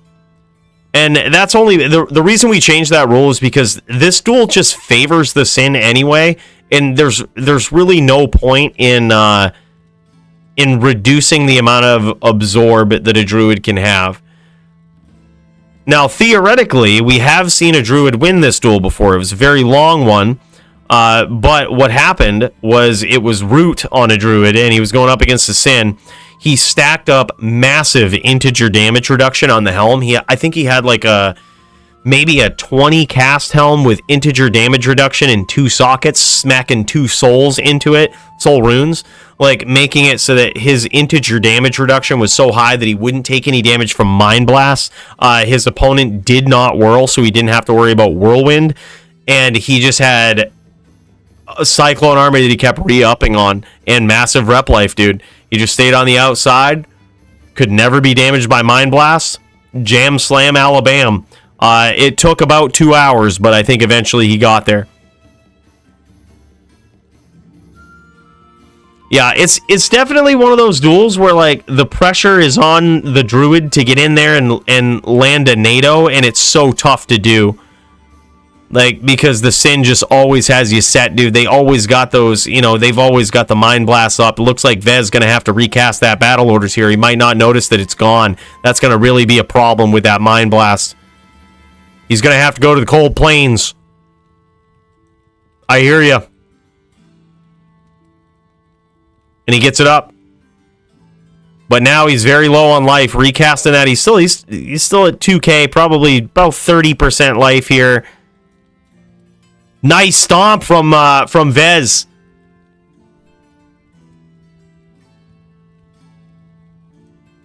Gurdy just showing what's up, though, man. Even with the new stack rules, Gurdy has not been hit. Gurdy has done a great job of avoiding any serious damage here. I think a lot of the damage, it might have either come from a random NATO or possibly hurricane damage. From how many times Vez has gone in, that very well could be the culmination of the damage there, which is actually impressive through Claw Block.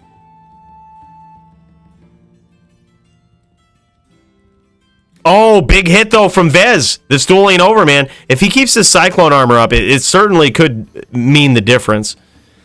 Problem is, with the new rules, it allows T-Gods and 10% Wisp when you're going up against specifically a Trapper. That's more Sorb than has ever been allowed in the history of PvP.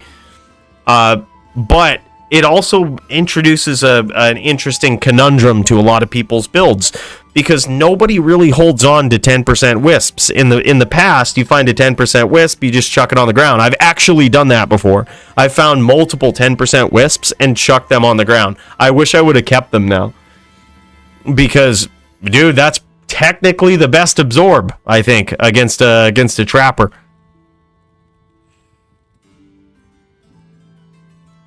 Yeah, I'm surprised he switched off from the Din. I'm surprised that Vez didn't go Din here. He actually went with a druid, which he picked a worse class, I would say, versus the Sin.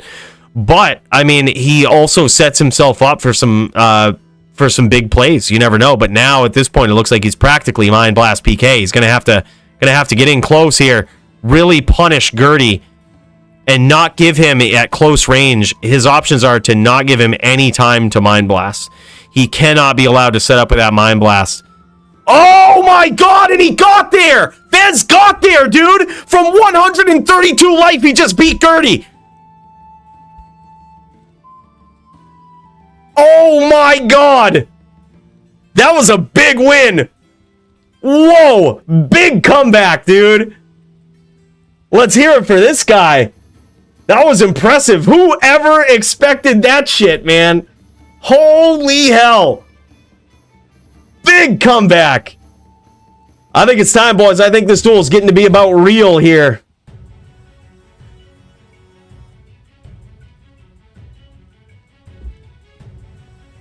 Yeah, we were just dueling with Vez, man, getting him all warmed up.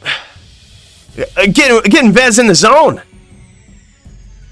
See, he's used to the oppressive skills of Santiana, the fast clipper ship. Santiana, the Angel of Grace. Many people have given her names that, are much deserved, but she's known by many names, and he is used to the oppressive ways. And at this point, he's used to dueling with his back on the ropes. Coooley new champ tonight, or is the unkillable Din taking the crown? We're about to find out. Tonight, or is the unkillable Din taking the crown? The unkillable Din, also known as ArmondP. Nobody has been able to put this guy down except for Santiana, the fast clipper ship. Santiana, the Angel of Grace. Santiana, the top ES fireballer currently in the DFC. We're going to find out. But regardless, just want to thank you so much, Kyle, for that 5 spot, brother. $5, which is like $1 million Canadian, bro. Big cheers to you. Thank you so much. Let's get back to this epic duel here and see if Vez can do it again. A little bit of pixelation here. I'm going to check the Discord also, see if his opponent is streaming. It looks like it's just him. Looks like it's just him. No Gurdy in the stream. Could also be that Gurdy just has a higher ping too. Because I'm seeing 15 ping, literal 15 ping a second ago on Vez's end. So that's really good. He's clearly Canadian. Probably Quebecois, if I had to guess. That's the only area in the entire world that I've seen. I've actually considered moving to Quebec because of the internet over there. Look at this, 15 ping. 15 ping. Oh, it's getting a little high, man. 32. Man, that's... I don't know if he's going to be able to do it with ping that high.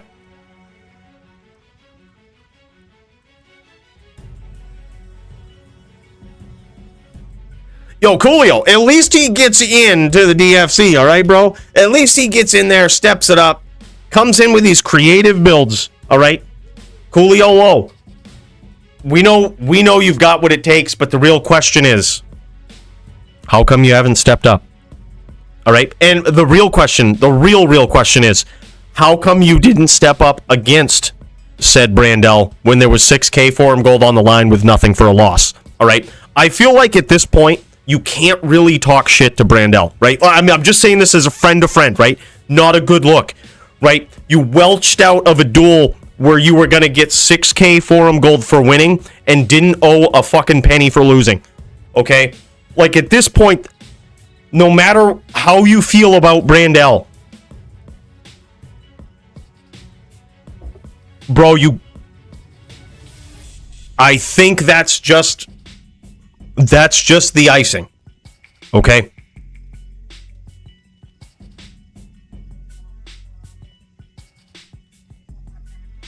Oh, man. Oh, man.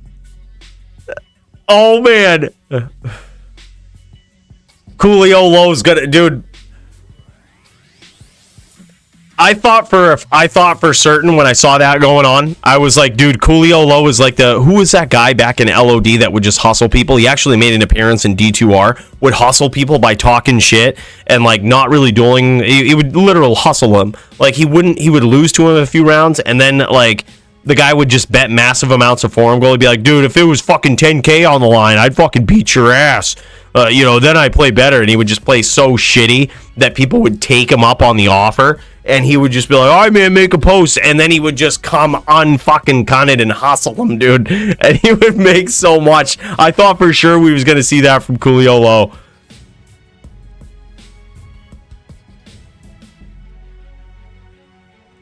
There's still time. Coolio. Look, we might see a repeat of round 1 here. Vez setting himself up good for it. So far, Gurdy has dodged any damage, but he might have just caught a NATO there. He might have just teleported. Oh, man. He caught some big damage there.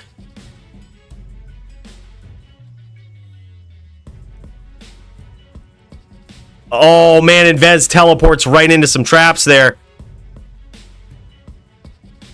Looking to set himself up and have a repeat of round 1 with a big comeback. He's now at about 30% life. Really tough to get in on a trap sin. Because of that reason right there. You make one bad telly, 1500 life, even through Sorb and Cyclone armor. Just boom, done. Nasty damage on these traps. And plus, with the fact that they have Mind Blast, it's so hard to get on the inside. He's not quite Mind Blast PK yet, but his bow has run out. So he could be in a lot of trouble.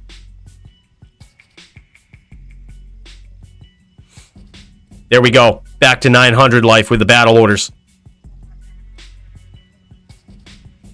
He's going to try to aggress from slightly off the screen with the Sin. He's hoping that Gurdy is going to come in, make another mistake, and get caught with those NATOs. And he wants to try to set up this strategy and lull him into this false sense of security while he's got enough life to survive Mind Blast locks, right? So that he has the opportunity, he has the ability to make a few mistakes.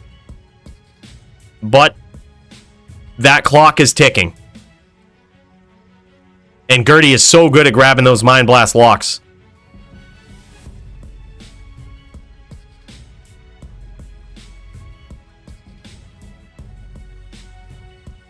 Nice stomp there from Vez, but now he is almost certainly, still not quite one Mind Blast PK, but he's getting very, very low. It's about 40 damage per Mind Blast here, so a good series of 6 of those isn't going to be good. Just like that, that's it. Gurdy takes it that round. Very beautiful play right there. Patience on behalf of Gurdy, and he ends up not having a repeat of round 1. Actually, some good duels, man. On behalf of both players. I mean, these things can go super long. Like, these duels can go super long, and I gotta say, I'm actually impressed with Gurdy, with him hunting down his opponent, throwing out the traps, chasing him down, but setting himself up first. I think that's really cool.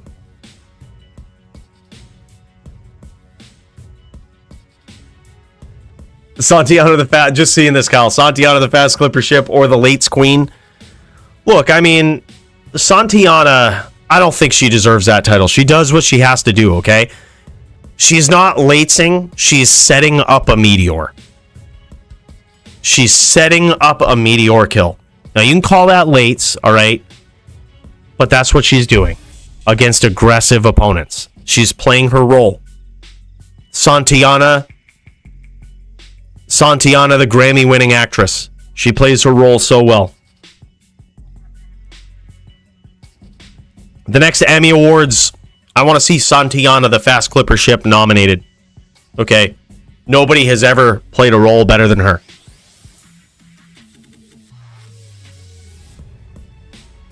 Why are you wearing Bear Sorc? Probably to cut down a little bit on the Mind Blast. I would assume that's why he's wearing that. He needs to keep his cast frames up, right? It's a very interesting balance with a Sin. You got to sorb a little bit, right? You're probably sacrificing the belt.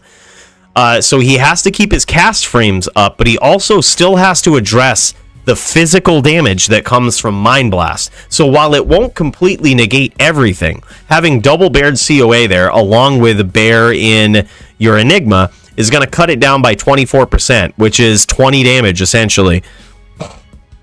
Possibly, yeah, somewhere around there. That's what it's cutting it down by.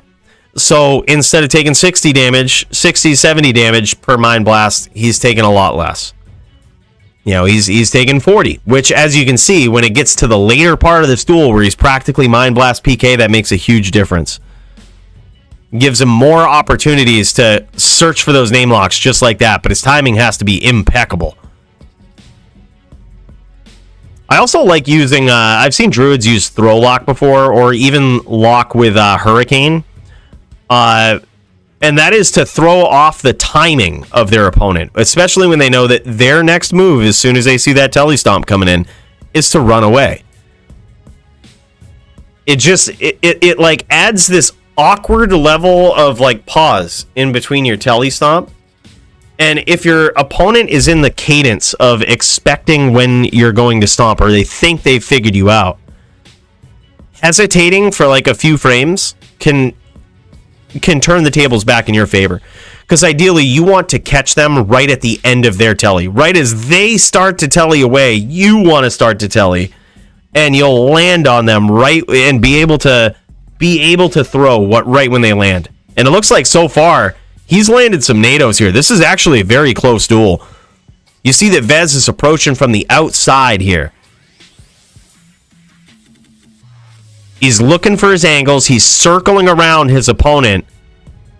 All the while, you've got Gurdy trying to run him into this vicious trap cycle here. And then as soon as he teleports out, look at this. This is beautiful Druid versus Sin play here. As soon as he teleports out of this, to either go re-up, to re-bow, to recast the pets, then you see Gurdy take the aggressive role. You see him pursue the Druid. You see him try to cut an angle so that he can't be circled around in the center of the moor.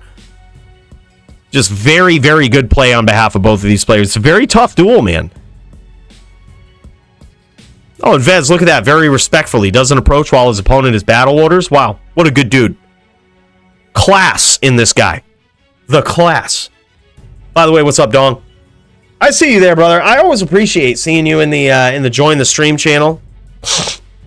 Man, makes my day. I'm like, look, Dong is here. We can start. Big cheers, brother. They might run out of mana. It's possible. Ooh, nice NATO there. Hard to tell if it hit. It was slightly high, but it's not necessarily a big deal with a NATO. The other thing that makes it difficult without doing a life check is the fact that the Sin has claw block, which can, or the weapon block, which can block NATOs. But dude, Gurdy is very low. Gurdy is very low, and so is his opponent. His opponent is crucially not Mind Blast PK yet, though. Very, very crucial statistic for this duel. However, that being the case, theoretically, the Sin can get there with Mind Blast alone. It's a very long duel, but, with consistent Mind Blast locks, as soon as your opponent comes in, it not only sets them off their telestomp game, but it can also just wear them down. It can actually deal enough damage to finish the duel.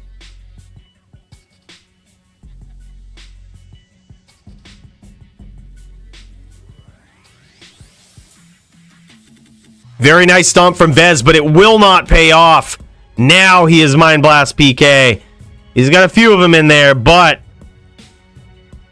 now Vez is going to hope that he's going to try to get Gurdy to come in, hoping for that Mind Blast PK finish. He's certainly Mind Blast PK now, and he's going to try to punish him and telestomp him before he can actually get the lock. That's the challenge, and now he's got the lock. He paid for it a little bit now. Is very dangerously low. Crucial moment here. And there it is, the Mind Blast PK finish that we knew was likely coming there at the end. Good duel. It's now 2-1 in favor of Gurdy. I don't know, Kyle. I don't know. Dude, I was telling Dio in that last duel versus ArmondP, I was like, dude, you should have gone Widow. I was like, you should have busted out that Widow, bro. Should have just done it. If Dio busts out a Widow and gets a win on like ArmondP or any sort of good hammered in, or any sort of good camp style character, roof's coming off this place.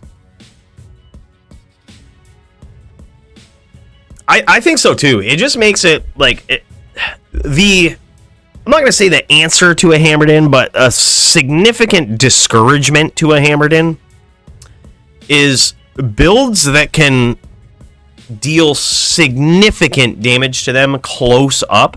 So if they choose to stomp you, you can that's exactly what you want them to do. Like, so a Wind Druid fits the bill, an opposing hammered in fits the bill. The answer to making it so they don't just overlates or sit in their, in their hammer fields too much is to bust out the Widowmaker. Now, that being the case, I think it would have been interesting versus ArmondP, because especially ArmondP's strategy towards the end, he put on Drax, and that was to blow up all of Dio's pets when he comes in and heal for a shit ton. So I think unless you really commit to the Widowmaker at that point, it's an interesting strategy, because ArmondP is smart enough to know that if he has those Drax plus Enigma, he's getting like 30 life per kill, right? So he can kind of sit back. He might get tagged with a Widowmaker. He might get cut open. But at least he's not getting NATO'd. And eventually, he's going to have his opportunity where he's either going to blow up pets and heal back for a ton, or Dio's just going to make a wrong telly, right? Or he's going to get a little slow on that bow and he's going to get telly stomped. That's the other thing. Is like Widowmaker skills are just that. They are familiarity with Widowmaker. It seems like a simple answer to a lot of things, but much like any other skill in D2R PvP, using a Widowmaker requires you to know how to use it. And by that I mean you need to master your movements, right? You can't just bust out a Widowmaker and assume it's going to be an instant solution to a lot of builds, right? It's not a solution to a hammered in if you don't know how to duel that hammered in. If that hammered in can easily counter you with a telly stomp while you have your bow out, well then it's a bad idea, right? You need to get better at using the bow. It's only players who have used it a long time and master it, like Max when he busts out the Widowmaker, he makes it look oppressive because he's so good with his Widowmaker skills. He knows how to shoot that bow, he knows how to move, he knows how to protect himself while he does it, so that the risks aren't necessarily as apparent when he busts it out. I would argue sort of the same for me. I've used the bow for so long.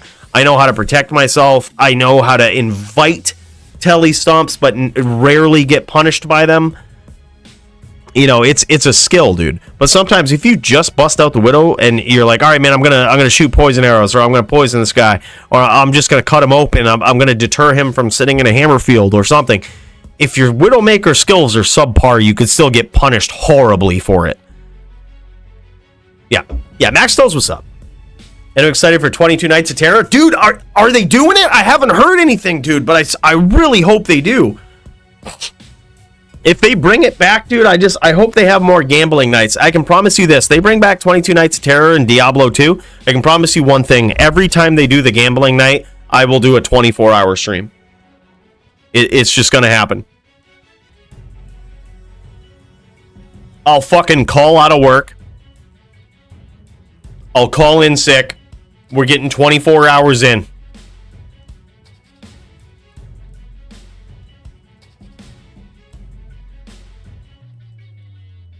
Oh, thanks for the heads up, Scoop. I'll keep an eye out. It's really hard to make duels work with late signups. Honestly, oh my god, and look at this, dude. Vez actually evens up the score in Drew v Sin here. This is insane. This is a very good duel, and certainly not expected from Vez. Like, Vez does not have the advantage here. That's so crazy. Great performance so far.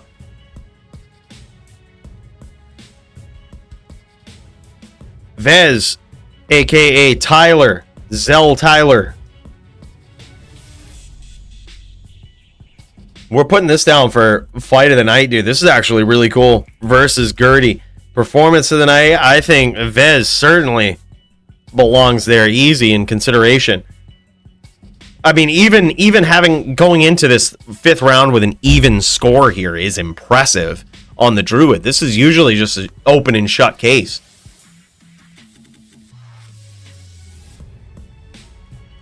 I'm sorry, this is Steezish.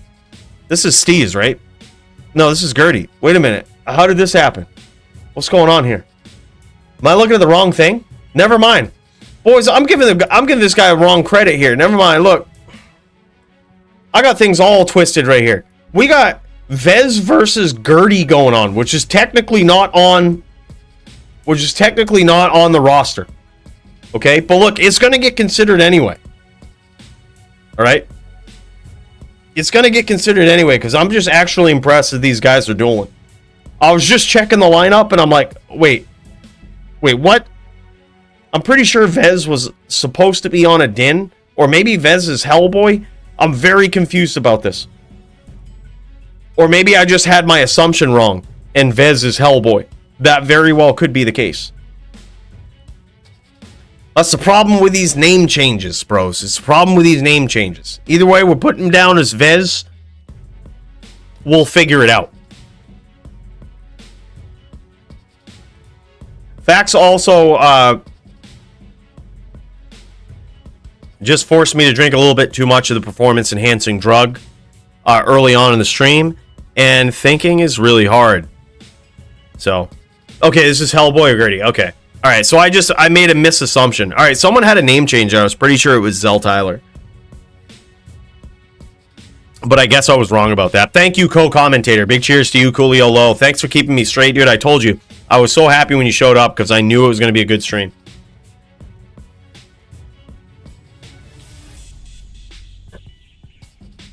So you don't have to find gold. You just sell 20 IS to vendor for 30k gold and buy them back. Well, technically, there's a better way to do it.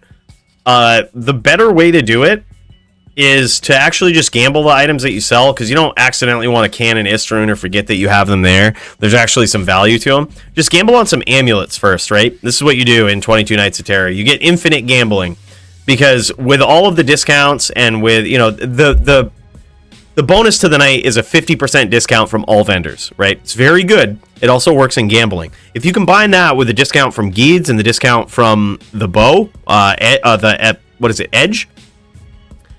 You can actually reduce the vendor prices so that they buy them back for a higher price, or yeah, they buy them back for a higher price than you buy them from the vendor for. Nice hits there from Vez. And the best way to do it, theoretically, is to gamble on amulets that have +1 to skills and some other mods on them. And here's why.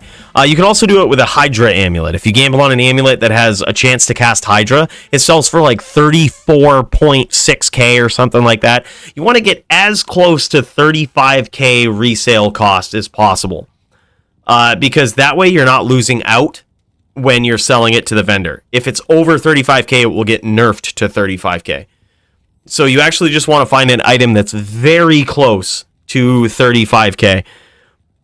And then it also affects the buyback price accordingly and directly proportional to that. So your technical best and safest return is to gamble on amulets and just save those ones. And you save the Hydra amulets, the +1 to skills with some other mods. The closest to 35k without going over is technically what you want. And then you just sell those and you don't need as many. They don't take up as much inventory space, and you can just massively sell them to the vendor, buy them back, sell them again, and keep them right in the vendor as you gamble. It's so convenient. It's so, like, there's so much good about it.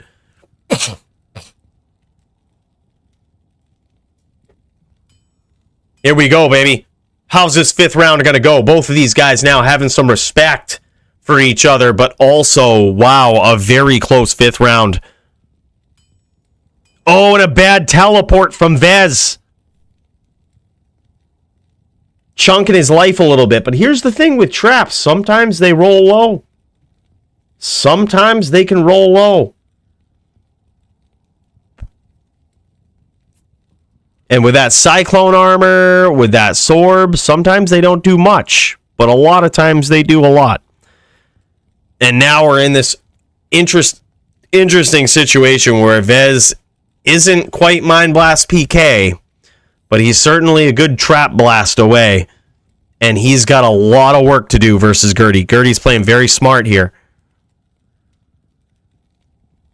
Gurdy's trying to kite him. Ooh, look at this. He's pulling a max here. Gurdy pulling a max. So what Gurdy's doing is he's aggressing his opponent slightly from the outside, right? And when you teleport in, if you're the druid, you see that there's an assassin standing there with no traps around. But immediately after you make the decision to teleport, the Sin teleports back towards her traps where she's got a 5-stack set up. Or maybe a 3 or 4 stack. She might have thrown a trap down to make it look like she's setting up. That's a legitimate strategy right there. You always have the base of traps that you're just trying to lure your opponent into. And look at this. Vez having trouble getting a name lock and actually landing, getting some solid damage on his opponent.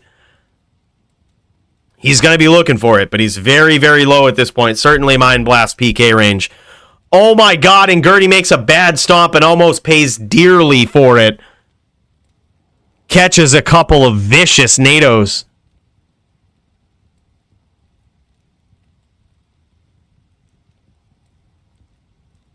What a tense 5th round. And there it is, the Mind Blast PK from our boy. Damn, there it is. It's now 3-2 in favor of Gurdy. Very close. But can Vez do what no druid has ever done? Beat a trap sin.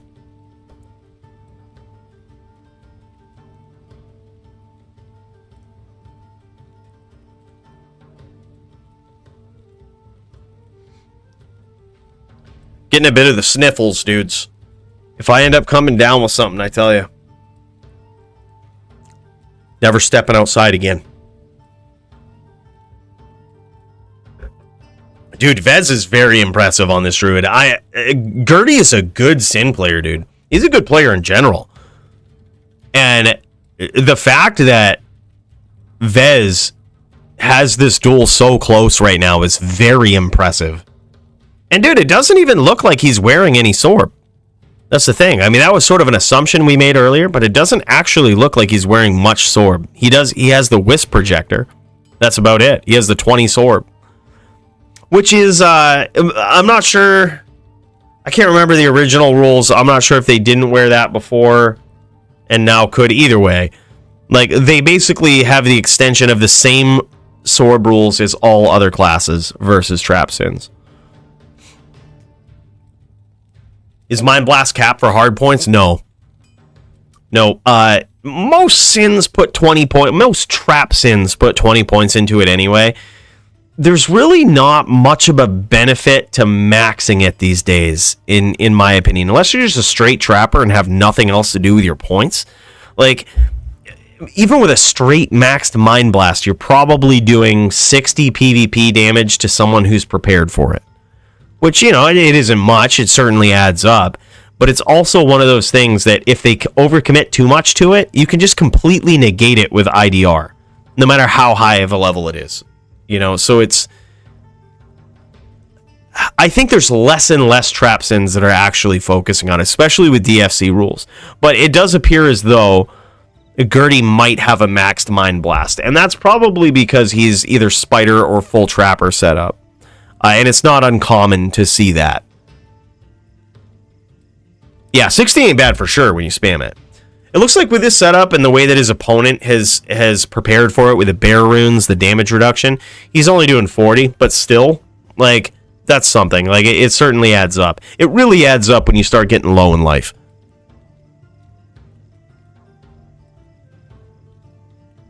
Yeah, good point too, Josh. Good point. That's probably the best the best reason to max Mind Blast. The higher the level on that skill, great point. The more what's the word for it? Like, the more apt your Shadow Master is to cast it. So, like, if you have the Shadow Master tries to be a smart version of you and cast the skills that you have maxed, right? It's like, okay, I'm going to be a copy of this Sin right here. I'm going to cast her skills. She'll cast the skills that you've maxed. So that's a great point. If you max Mind Blast, the Shadow Master will cast it more.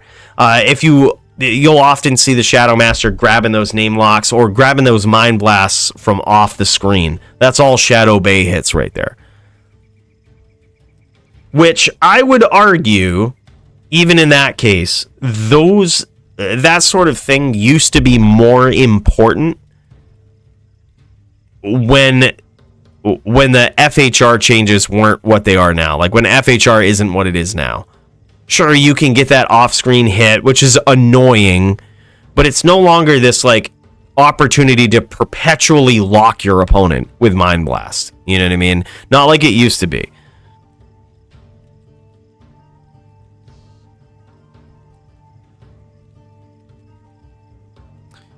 Yeah, a bad matchup for a druid is usually a Zon. It can be a ES Fireballer. That's a pretty bad matchup for a druid. A very good Din, and we've seen this now, be it a Hammer Din or a Smiter, is a pretty bad matchup for a druid. But you have to be extremely good on them. So they do have bad matchups. ES Fireballer is probably the simplest bad matchup. Like, it's just, as long as you're just good at not getting hit, you'll probably win. You usually don't even have to be good at aiming. Just spam and pray and don't get hit, and you'll probably win. Yeah, they can have many if you're a bad druid. That's a good point too. You actually kind of have to master the art of it. It seems so simple and straightforward on a druid. It just seems like you're cast your pets, telestomp, NATO, right? And to a very basic degree, that's correct. But that simplistic game plan is either complemented or inhibited by your understanding of how to play against a certain character or a certain opponent. Like, you notice right here with this, you know, you do see stomps going on from Vez, but he's not just immediately going in for it, hunting the stomps willy-nilly and just, you know, throwing caution to the wind. He's circling his opponent. He's trying to figure out the trap situation. He's trying to opportunistically look for name locks, all while being wary of Mind Blast, getting caught by, like, you know, being wary of the tricks that Gurdy is trying to implement on him. It's just crazy, dude. Like, there's so much with it. And also with, you know, if you're dueling up against the barb, knowing how to swap out your gear, knowing the strategy, knowing when to aggress, when not to aggress, when to defensive NATO, when to push the pressure. It's very, and we really see that in NVD. Like, that's very apparent in NVD. You see the, I think, top skill level on a character play in NVD. Just because of all of those little decisions that have to be made.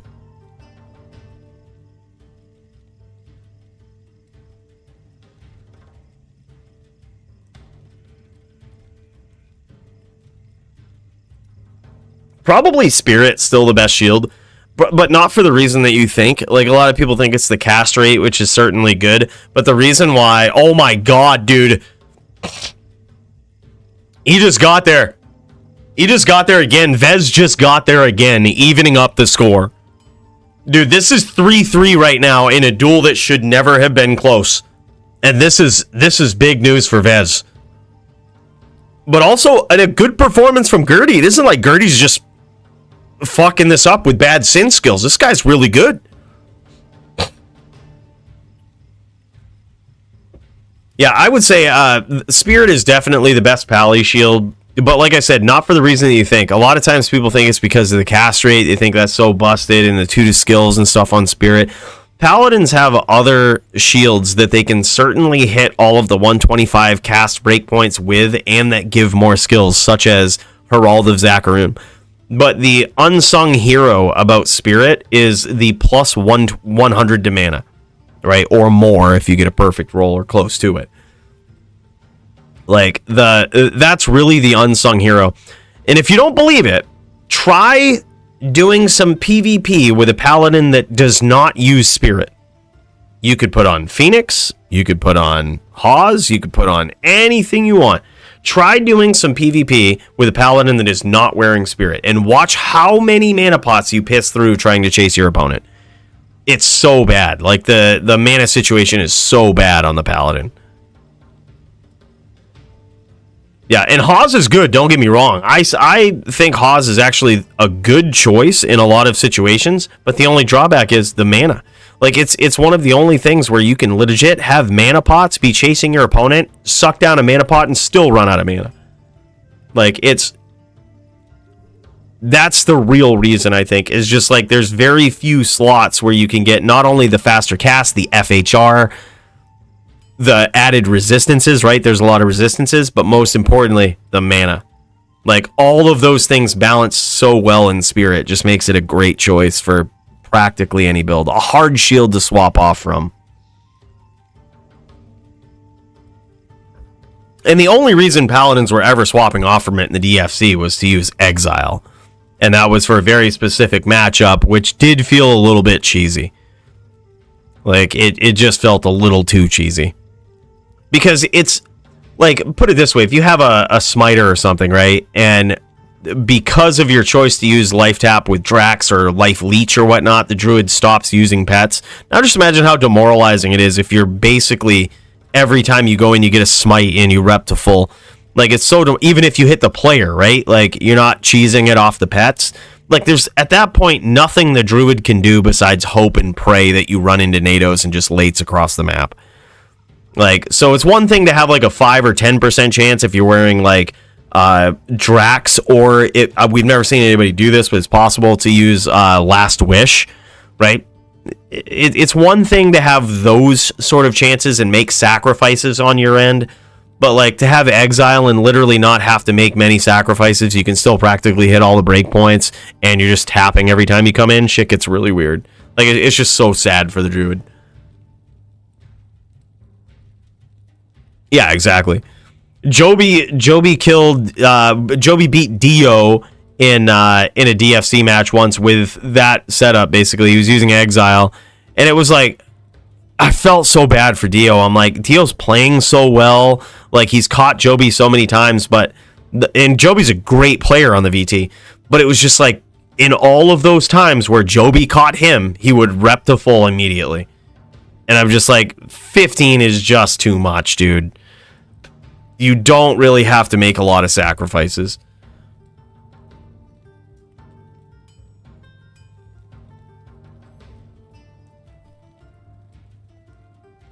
Riz just reached out. Sorry if I'm late seeing this message. So I got a second match with Max. Probably Elephant Sin again. Rip. Our ghosts still restricted to only 20% Wisp if dual claw.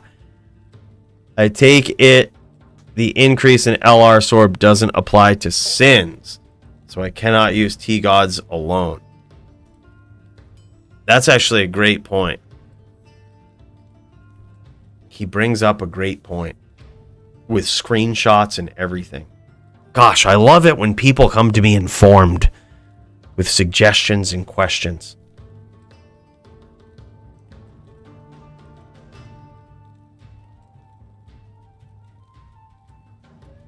Hold on. Let me check these rules. We might have to check these out as a team here. I'm going to bring them up. That's actually a very good question. So Riz brought up a question about the new Sorb rules and how they apply, what we're seeing in this duel, or I guess we're really not seeing it so much in this duel, but it applies to druids versus sins. But the question is, with dual claw sins, how does that shake out? Technically, their max res can't exceed 75 because of the claw block. But he's talking about probably on a ghost, which is just huge. Ah, gosh, it feels bad. Draxon Blade Sin versus Druids are fun. Fun for Sin anyway. Bro, this is so close. This is the final, 7th and final round right here. We're going to see how it goes. Max, question for you. If you dueled against Riz and he was on a straight ghost, let's say you were on an elephant sin, how fair would it be if, like, he has T-Gods? Like, my thought is that with Claw Block and all of this shit, Claw Block, Absorb, like, it just gets kind of ridiculous. But then again, it's a ghost. Like, I feel like all sin rules were made surrounding trap sins because of the PTSD they've inflicted on all of us over the years. Okay. Yeah, that's what I thought. I feel good about it. I was gonna say, like, I don't think it would be unfair if he goes with ghosts and uses T-Gods. Alright, you can use T-Gods. I'll allow it. With no other sorb. We'll have to consider this rule.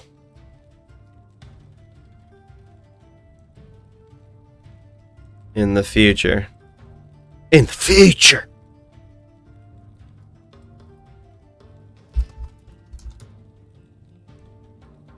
Oh my gosh, are we out of potions? Is that what's going on? Why did he say with the L? Accidental town telly? I looked away for a second. This is getting intense. This duel is actually very close right now. And it's the 7th round. Both players with everything on the line. Doesn't matter. I'm actually very impressed with both of these guys. Gurdy and Vez included. Vez picking his shots here, being opportunistic, waiting for Gurdy to come in so he can grab those name locks and just surprise him. He's got to be patient here, though. You can't blame him for that, dude. You can see clearly that Gurdy, look at this, CT casting traps and everything, showing off the Sin skill. CT casting traps, laying him down, aggressing his opponent from a distance. But he's also kind of staying close to his traps. It makes me wonder if these guys have run out of potions. Let me see if I can... I'm actually going to go in-game and re-up potions for these guys. Because it looks like they might have actually done that. Okay, no, there's still a little bit by the... There's still a little bit by the entrance. So we're looking good.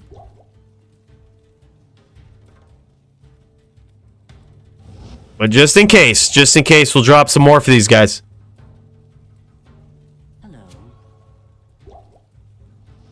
Nice stomp there from Vez, dude.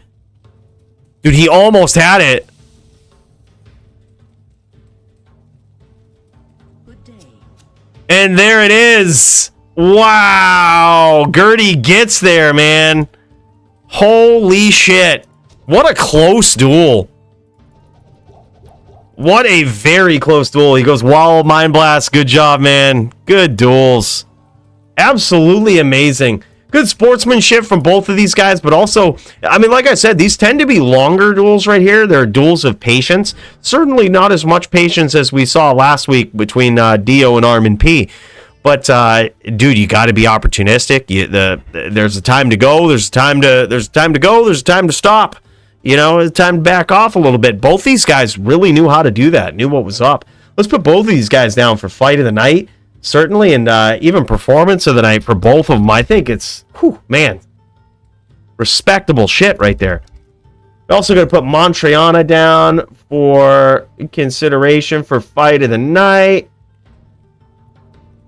Let's get that in there. Mantrayana versus Javitopvp, actually very good. Just to make sure we have a full list at the end here of everybody that has dueled.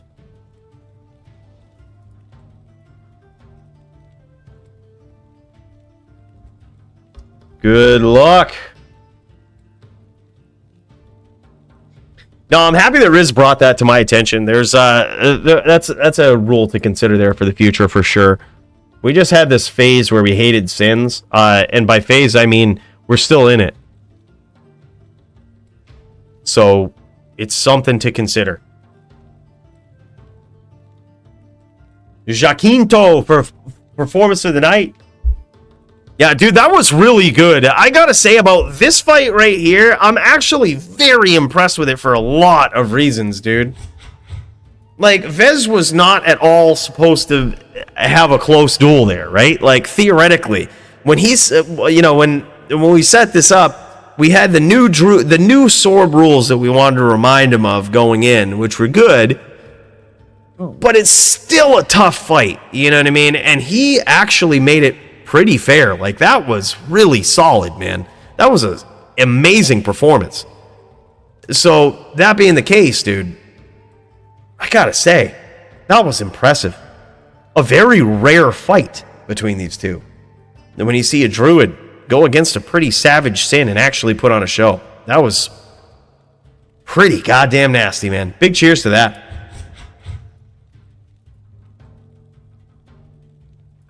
It's clear to see. It's clear to see two things. Not even being partied with Vez and giving him support from the sidelines could help. We tried to cheat him in there. Just didn't work. Okay, so this is what he had for a helm right here. He had Shale Low with 20% Wisp. That's what he was wearing. So he had 80% max res with 20 Wisp, and he was still getting beat up by those traps, dude.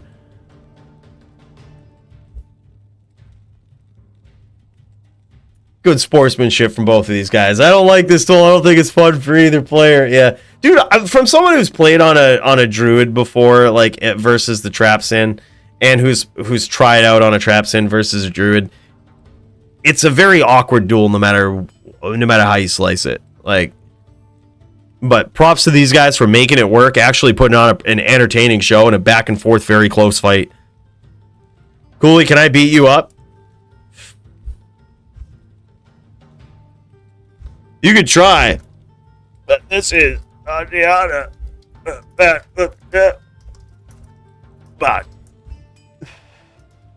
Age of Grace, Queen of the Lates.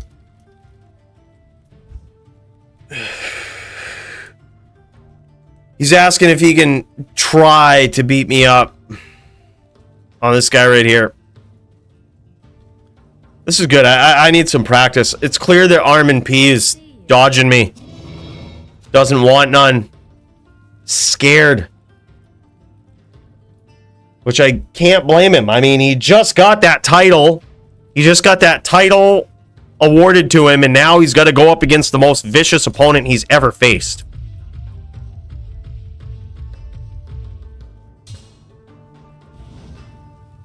Look, he just wants to slap. Hold up. Look, we gotta slap around a little bit. Go, Gurdy.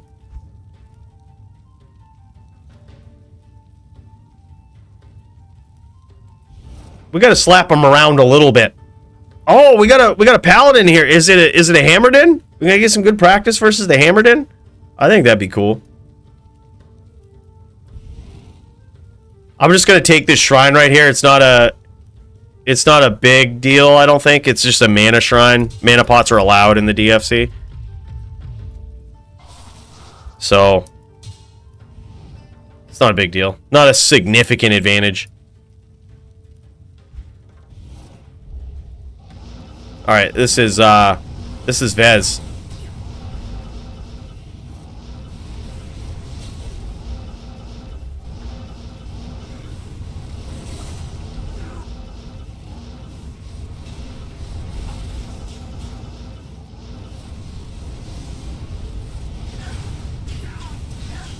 Oh, what? I thought for sure I was winning that exchange. I thought for sure with the mana, the skill that I have on this sorceress, I thought for sure I was winning that. I was like, dude, I've got so much skill on this sorceress right now. There's no way I'm losing. That's right. Derek knows what's up. Just chickening out from Santiana, the fast clipper ship. Santiana, the queen of lates. Santiana, the angel of grace. Double win in performance tonight. I definitely want to see that too, Coolio. Is he up right now? Oh my god, he is. Let's cut over to it, boys. Looks like he's ready to go. I'm gonna cut to the graphics here. The fun fact about D2R: if you ever switch to old school graphics like this, if you get your fan running in your computer, like you can hear it, you got a lot of things going on. Switch to old school graphics and watch your fan just stop going. Like, I do it all the time, man. I love it. It's a good way to save the frames. But speaking of which, let's cut over, man. We had Tempest versus Javitopvp. Let's see what we can pull off here.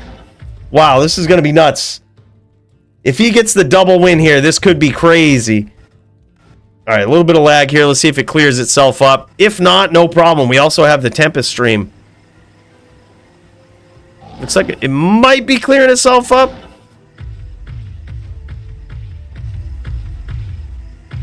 I gotta turn the auxiliary sound volume up. Sorry, it was a little low the whole time, guys. We're seeing this at about 1 frame per second here. So what I'm gonna do, I'm gonna pop over to Tempest, see how this is looking. Just give that a little bit of time to clear up on Javito's side. See if it does.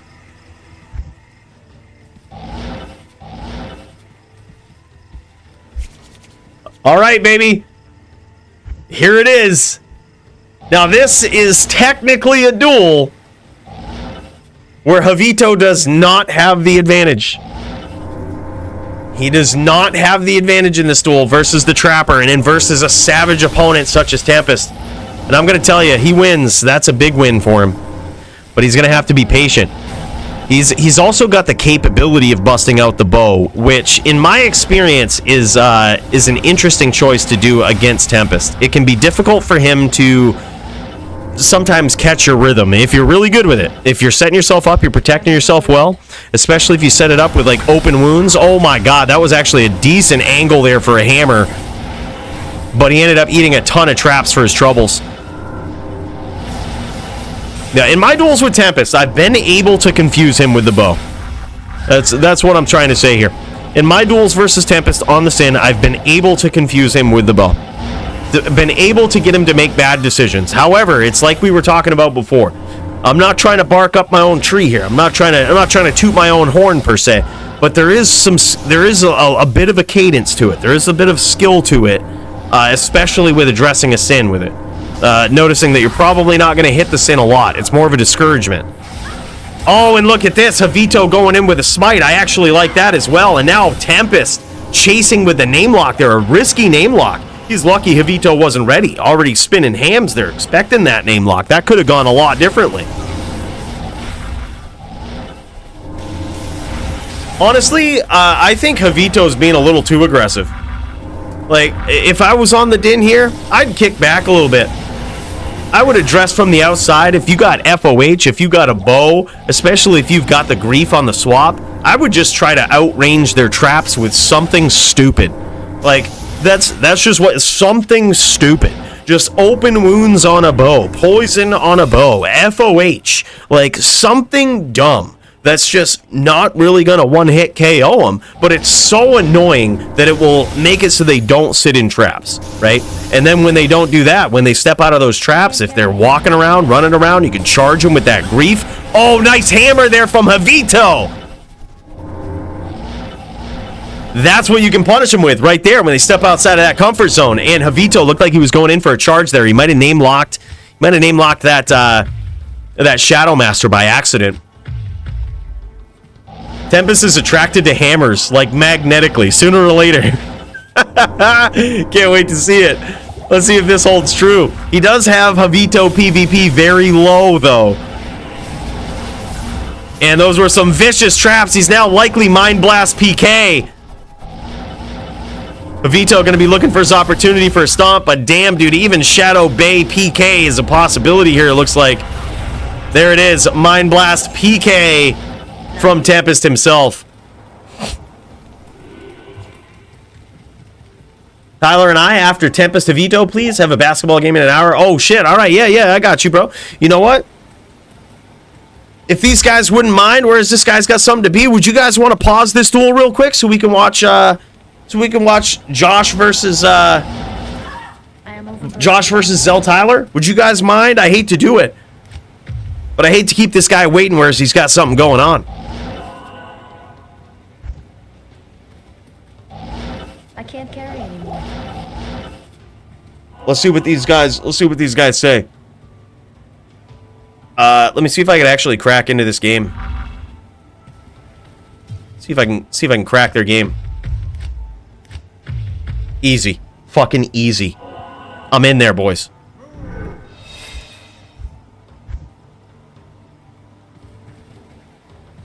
I can't carry anymore.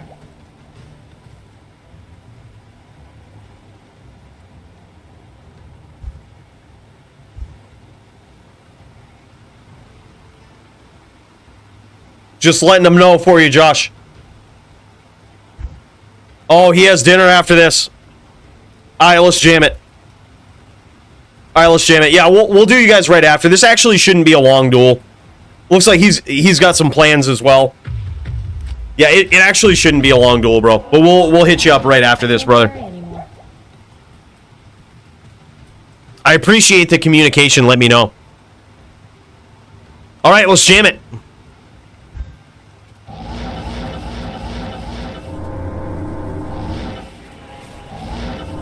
Round 2, here we go. Can Javito pull it out? What kind of tricks does he have up his sleeve now?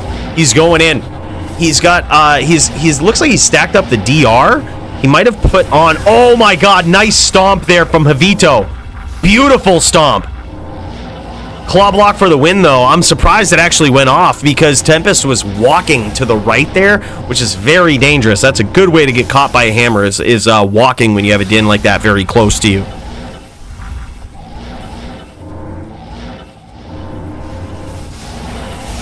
Absolutely insane, man.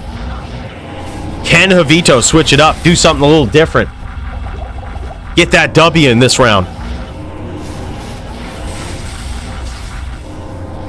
What is my duel? Whenever ArmondP gets back to me, it will at least be 2 duels away. This one, and then also Josh's duel.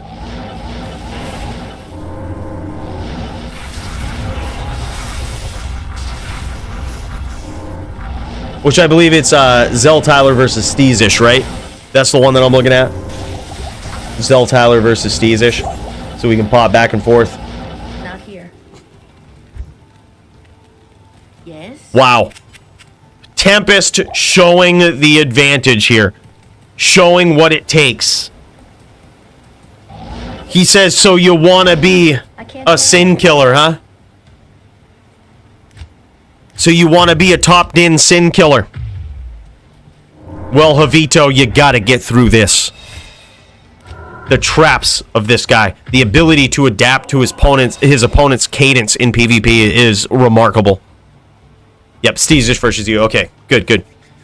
Gotcha, bro. Sorry for thinking that you were Vez earlier. Look, there's been some name changes. We've had a lot of whiskey. But goddamn, I'm looking forward to this, brother. Should be an interesting match, dude. Sin v Din. So we're about to see another one of these. They typically don't last long. They can. But also, from what I've seen, Sin v Din, it also kind of depends the type of Din that you're on, right? If you're on a VT, you certainly can address your opponent from slightly off screen, forcing them to CT cast traps, which is dangerous, especially if they're not comfortable casting CT traps, because you can catch them. When they're casting it, you can tell, you can be like, okay, he doesn't seem comfortable, I'm going to telly up and smite him, right? So if you're on a VT, you can address him from afar and from, deal some devastating damage up close. And that's the big difference. With the hammered in, Javito's got a couple of options here. It looks like he's swapping out to Grief at close range, which is very good if you catch your opponent running, catch him not quite prepared. You can get some good smites in there. And it's a lot quicker than stomping. Oh my god, big hammer from Javito.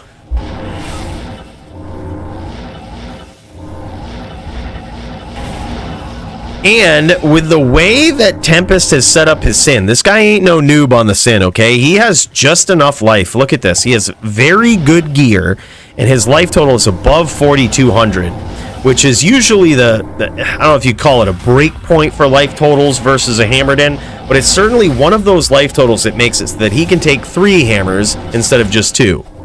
Which if you have even a slightly undergeared Sin, you're 2 hams, right? But if you have high enough life total, it's 3. And Tempest definitely has that high enough life total.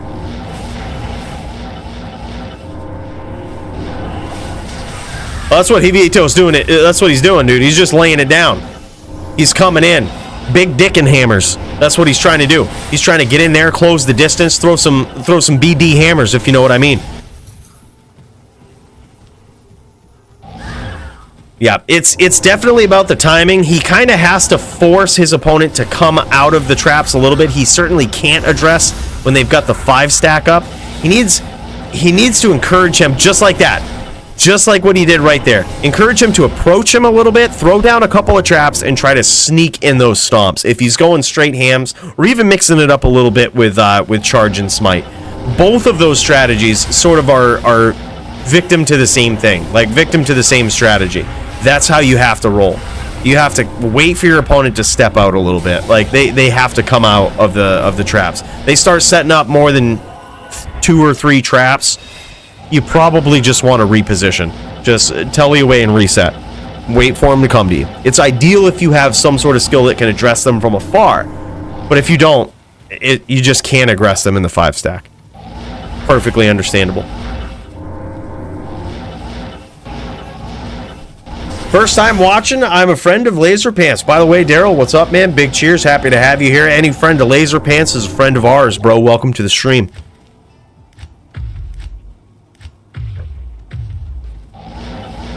Has Ghoul dueled Dio yet? Oh, you mean the new guy, Hellian? We haven't seen it. Yeah, he's new, so I really hope Dio takes it easy on him. Takes that into consideration. And there it is, the Mind Blast PK from Tempest, making it 3-0 so far. Damn, bros. He says, very good trap setup, and just amazing sportsmanship from this guy, too. Javitopvp PvP. This is what we love to see, man. Complimenting his opponent. It's actually a skill, dude. It really is. If you're not sitting in a 5-stack trap all the time and you're actually moving around, setting yourself up for your opponent, it is actually a skill to set those up. And it's good for Javito to recognize that. Be a good sportsman, call it out, dude. That's awesome. Good guy.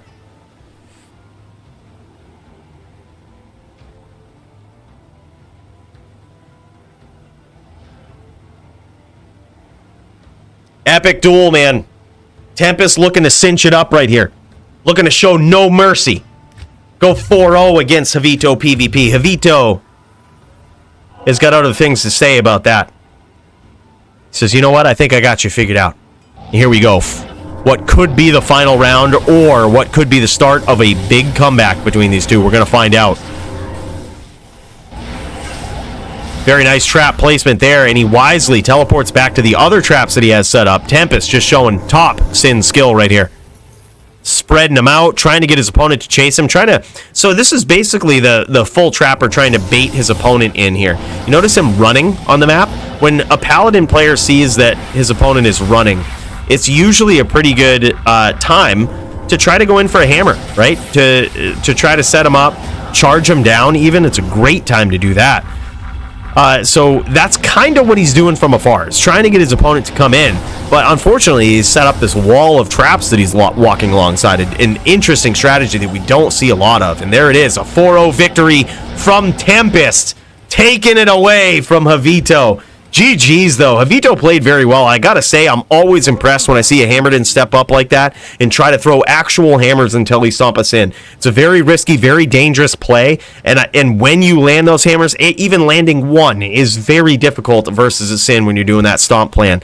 So, dude, GG to Javito. Very well played. I'm very impressed with this guy. Every time we see him duel, this guy just gets better. He just gets better, man, every time. So good to see him duel. GG's.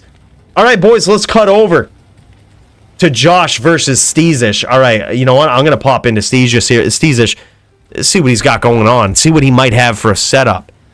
You can tell he's not using the mosaics because he's got that cleansing aura, okay? You can tell he's not going to be trying to kick this din. He ain't going to be trying to kick no faces in. Dude, Ares, okay, I've actually dueled against this guy before, and believe it or not, he's actually really good. So this could be a different style here, and it looks like, is he a hammered in, or is he on bow side? Hard to tell. He had the fanaticism aura out, but he also had a flail out. Hard to tell exactly what he's on right now. Let's cut over to Josh, see what's going on. Or it looks like he stopped. Did he cut out? He might have dropped. I see him stopping down there. No, he's there. Damn, though. Hard to tell exactly what he's on, but look at this. You see the bow in the cube from this guy with knockback? Oh, my God. This shit's getting real, man. This shit's getting real. Ares is a very good din. I've dueled against this guy before. Josh knows what's up. He's going to be pushing the pressure, and for what I remember, he's very aggressive. Oh, wow. Okay, yeah, he is on a hammered in. He is on a hammered in, and he's using that fanaticism aura to sort of, he's actually very good at getting the three-piece combo going. You guys know what I mean by that. That's when you smite your opponent, you smite them, you get the swirlies above them, you FOH, and you chain lock stomp them, right? It's a three-piece combo, and if you're really good at swapping back and forth between those auras, you can pull it off. Now look at this. Ares, a.k.a. Josh, landing one hammer already. Look at this, and he gets the smite, gets the FOH, but it's claw blocked. That OP claw block from the Sin.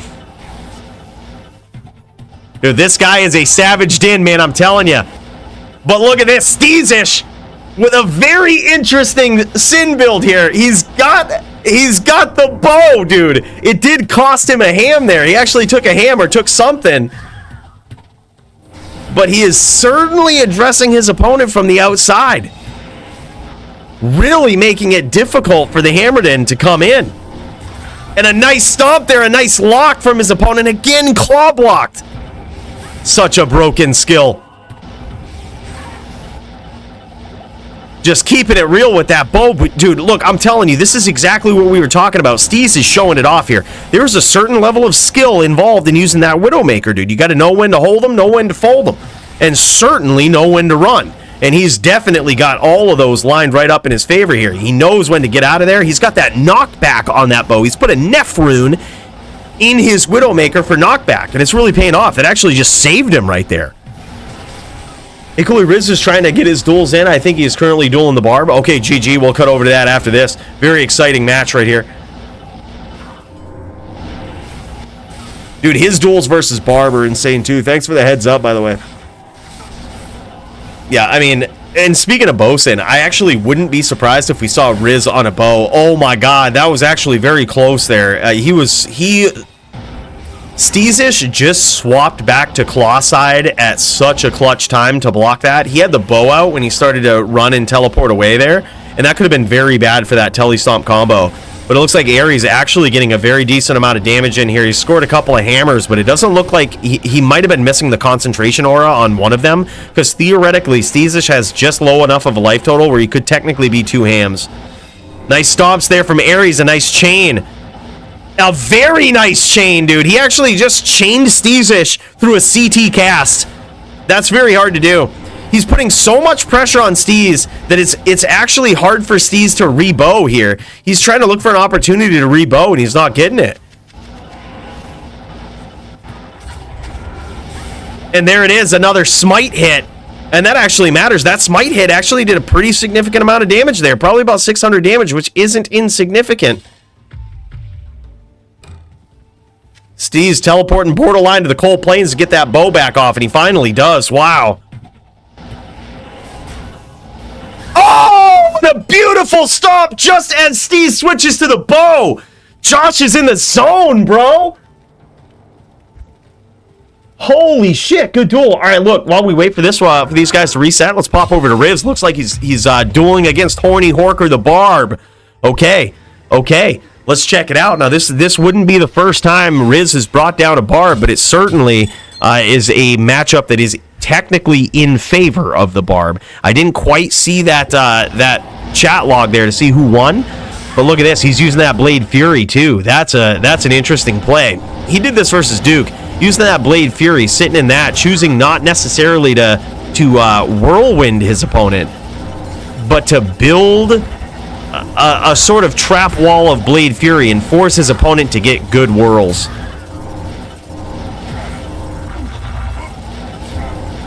Oh, and he scores a whirl against his opponent. Whirlwind kill, dude. Oh my god. Riz getting there on the Ghost Sin using the Blade Sentinel. Oh my god, dude. I'm telling you, this guy's a different kind of Sin, bro. He's a different kind of Ghost. This might be last round. Okay.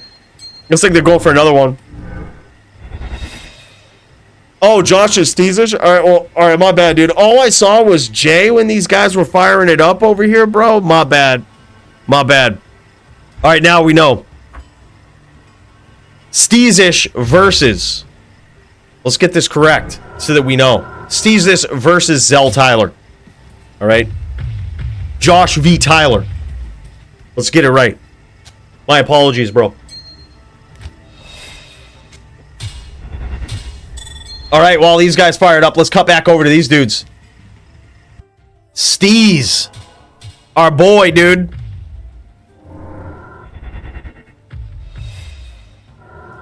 Or these guys actually might be go. These guys might be go. Yeah, let's just check this out. This is Riz versus Barb. Oh, big hits from the Barb! And it's a whirlwind battle that Riz does not want to be in. Big stomp, dude. I'm so glad we got to see that. Riz was forced into a whirlwind battle there, and he did not want to be in it. That is exactly the type of duel that DJ Johnny Dubs wants to find himself in versus his opponent. Now, this bow is becoming a liability right here against Xeltyler. Xeltyler on Ares. This bow is becoming a liability because Xeltyler has these insane name locks. I told you this guy. I've dueled him before. Dude is insane. Like, he knows what's up. He knows what's up, dude. He's got these nasty locks, and now you see Steezish kind of playing into it. You see him trying to bait him a little bit. I saw him right there. Steezish knew his opponent had the lock, and he was just waiting for it. He's like, all right, come on, do the stomp. Do the stomp. Let's go. He was just waiting for the timing. He didn't want to get out-timed. That was a high-level play there from Steez. Patience and high-level play. Oh, and a big hit while he had the bow out. Still has the bow out. Very vulnerable to the three-piece combo right now.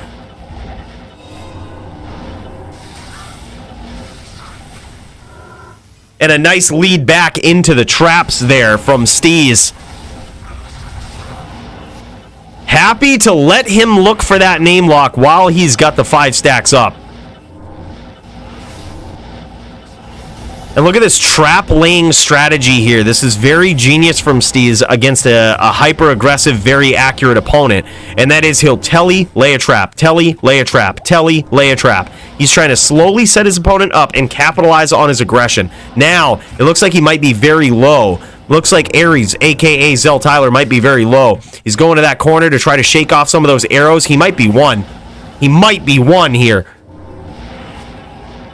Very well might be one, or close to it.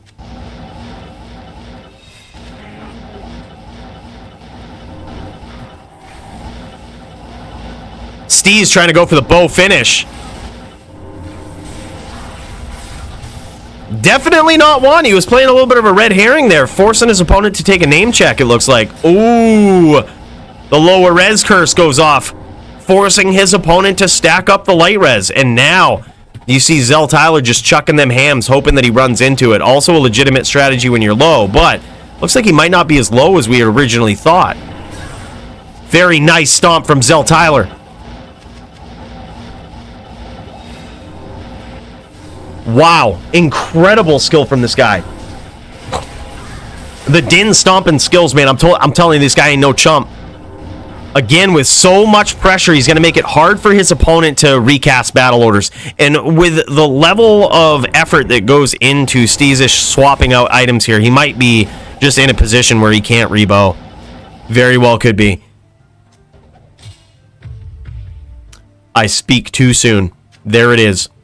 Apparently, this spot right here is either one that Xeltyler respects, or it's hard for him to find Steezish at.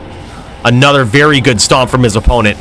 An insanely good stomp and 3-piece combo from Xeltyler. Impressive 2-0 so far. Looks like these guys might be done with their duel. Couldn't match the... All right, who won this? Who won this, by the way? Did DJ Johnny Dubs get it? Did he get it? Who won? I'm so sad we missed this last round here. Was it Riz? Was it DJ Johnny Dubs? Riz lost 2-4. Okay, interesting. Interesting. Yeah, it is a very bad matchup for Riz, honestly. Having a Barb go up against a Ghost Sin is it's bad because you can't really, it's not a character that you can just go up and whirlwind, right? And they're trying to do the same thing to you. So what you see Riz do is often just use this Blade Fury. We got to see it a little bit in that last matchup, and it's a very good payoff if you can catch your opponent with it. And yeah, so it looks like DJ Johnny Dubs stacking up the AR here. He's got the 451 Poison Charm, a little bit of 35, 36 AR lifers here, just to make sure that he can hit his opponent. He wants to make his hits count.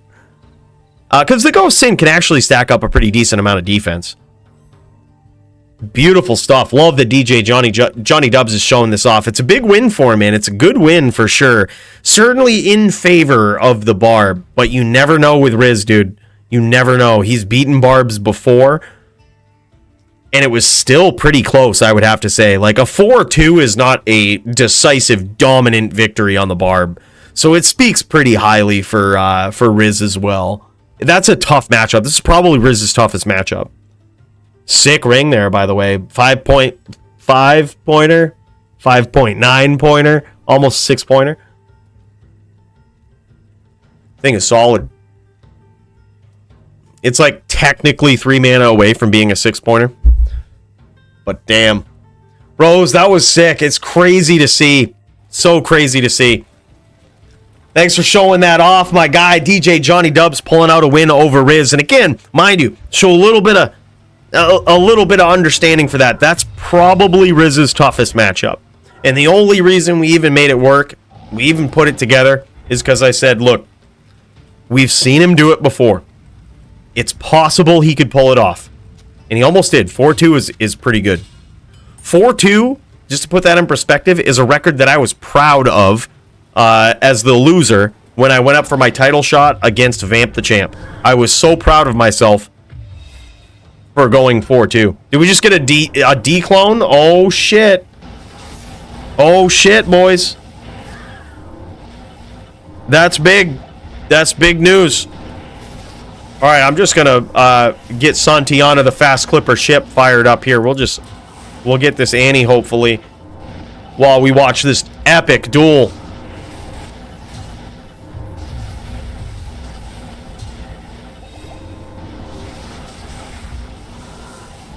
If you hear some Dclone noise going on in the background, don't worry about that. We're just killing it. We're just killing it, bros. You know, AFK killing Dclone with a fire sorceress. That's what we do. That's what we do. That's how we roll. And as we can see here, Ares with more of this, trying to set up this 3-piece here. Wow. Dude, he's presenting a very interesting threat here to Steezish.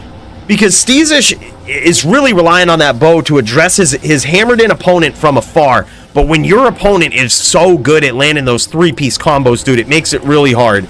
And it makes it so that bow is potentially a detriment to this strategy. He's doing an incredible job. All right, boys, I'll hold on to this. I'll hold on to this so we can really show it off when we get back. We want to see the ID.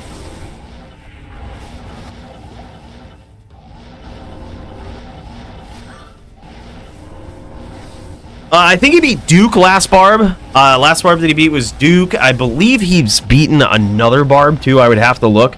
Let me double check. I think it's like hit or miss. It's certainly a tough matchup, but he beat Duke, which is actually pretty impressive. Duke ain't no slouch on a barb, dude. Yeah, let's see.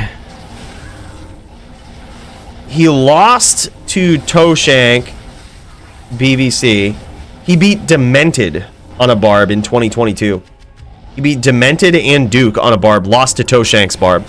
So seeing that, I was like, there's a chance he could beat DJ Johnny Dubs. Like, there's a chance. It's a tough duel for him, but there's a chance he could get there. But come to find out, DJ Johnny Dubs is just like super aggressive, dude. Yeah, good call, Coolio. That's what it was. That's what it was. Very few notable barb players ever, and Demented was one of them. I am Toshank's barb. We always knew it, dude. We always knew Toshank had a fucking Smurf somewhere. Smurf account.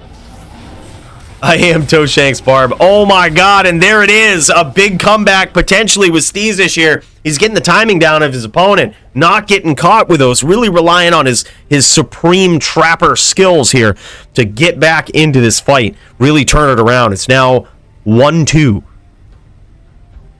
2-1 in favor of Xeltyler, a.k.a. Ares, the nasty hdin. Steve's doing better now that he's playing more trap heavy. Yes, I completely agree. I think that's how he's got to go. I think what he does is he's very good at being a creative sin, right? That's what I love about watching this guy duel. And especially in a duel like this against a Hammered-in, oftentimes what you will see with a Hammered-in is you'll see them stay on the outside, and as soon as you have those 5-stack traps up, they're just nowhere near you, right? So I think what Steez's initial plan was to address his opponent from the outside and not have to leave the comfort of his traps, essentially, right? It's a very good way to do it. But when you're dueling an opponent like Xeltyler or Ares here on the Din, they can force you out of those traps with pure aggression, right? With pure aggression. They can punish you for stepping out with these nasty 3-piece combo chains, and just the sheer accuracy of their telestomps, the sheer aggression of their name locks. You saw a couple of times where Steezish was even CT casting out of these telestomps, and it was not paying off. He could not shake Ares. And that, sir, is a tele lock. That was very good. Definitely got some Din skills, this guy, but now Steez going trap heavy here. Really happy to stay on the inside, and especially when he goes trap side like this, he never runs the risk. And why? Oh my god, big hit from Xeltyler.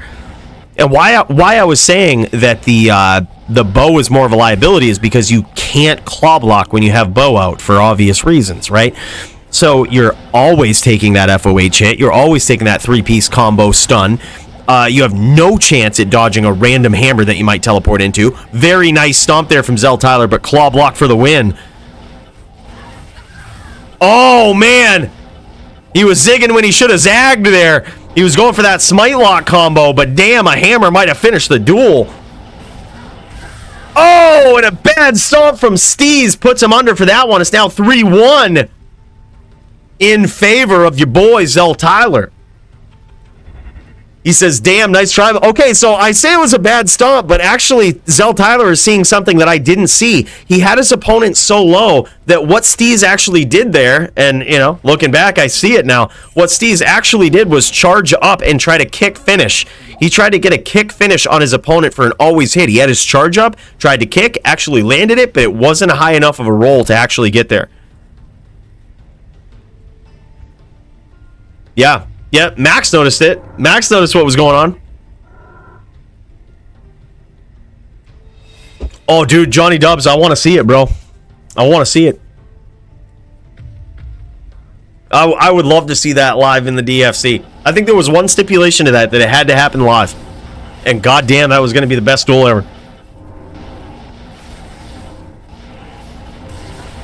Amazing stomp from Ares, a.k.a. Xeltyler, showing how to aggro on that Din, man. Holy hell, that shit was insane. And that right there makes the difference. When you see a Din that really knows how to put it together, really knows how to do it. That's what it looks like. And Steez ain't no chump on this Sin. One of the most creative Sin players ever. As you see, mixing in a Widowmaker in this duel, really showing what's up.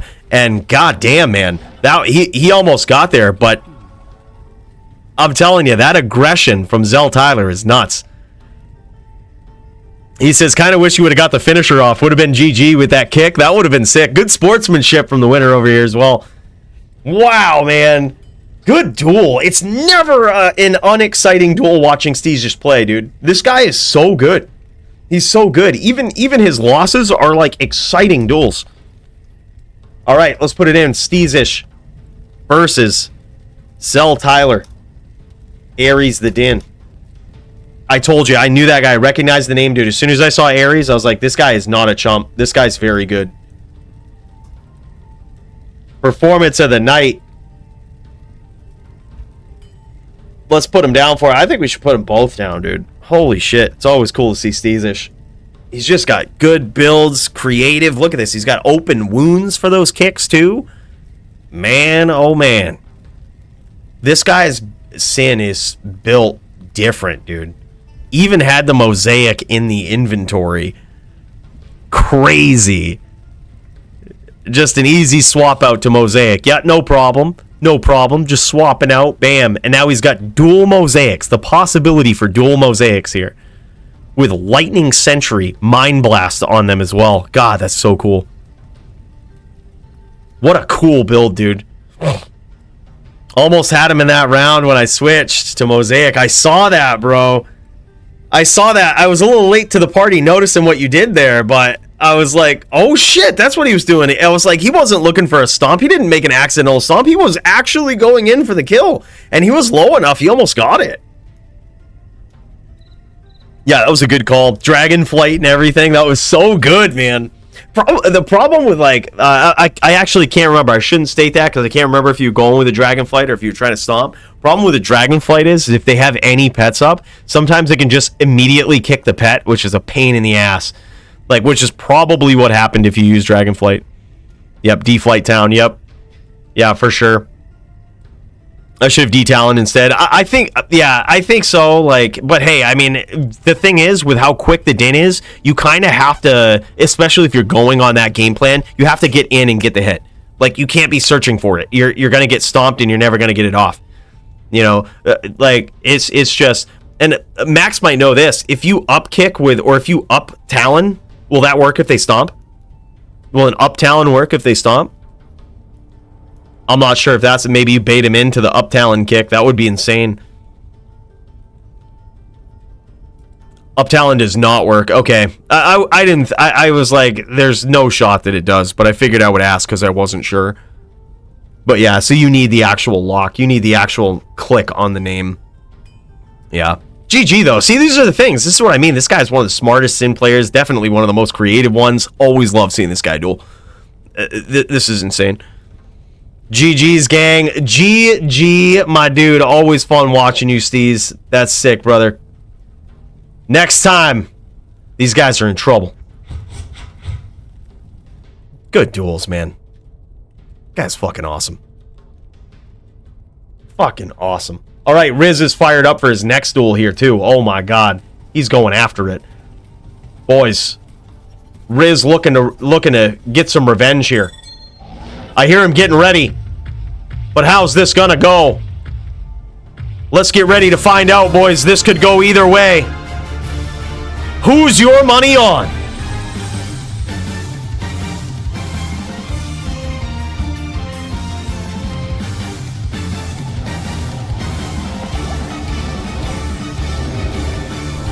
This one right here is Riz versus the Elephant Sin himself. Speaking of creative Sin players, this guy has got it all. This is NYCmaxim. He has beaten Riz before in the Bloodmore, but can he do it again? Riz getting in there with these nasty whirls. Also, Max was kind enough to let him use the T-Gods for this fight. We may have to consider changing this rule because look at this, man. Especially against the Elephant Sin. It's so hard to get in there. He's fighting among so many traps. Gets some nasty hits in. This is just pure aggression, dude. Riz don't give a fuck. There's like 5 traps sitting there. Literal no fucks given. He's like, I just gotta get in there and whirl. That's what I've got to do. I've got to get that name lock, and we're gonna roll the dice, man.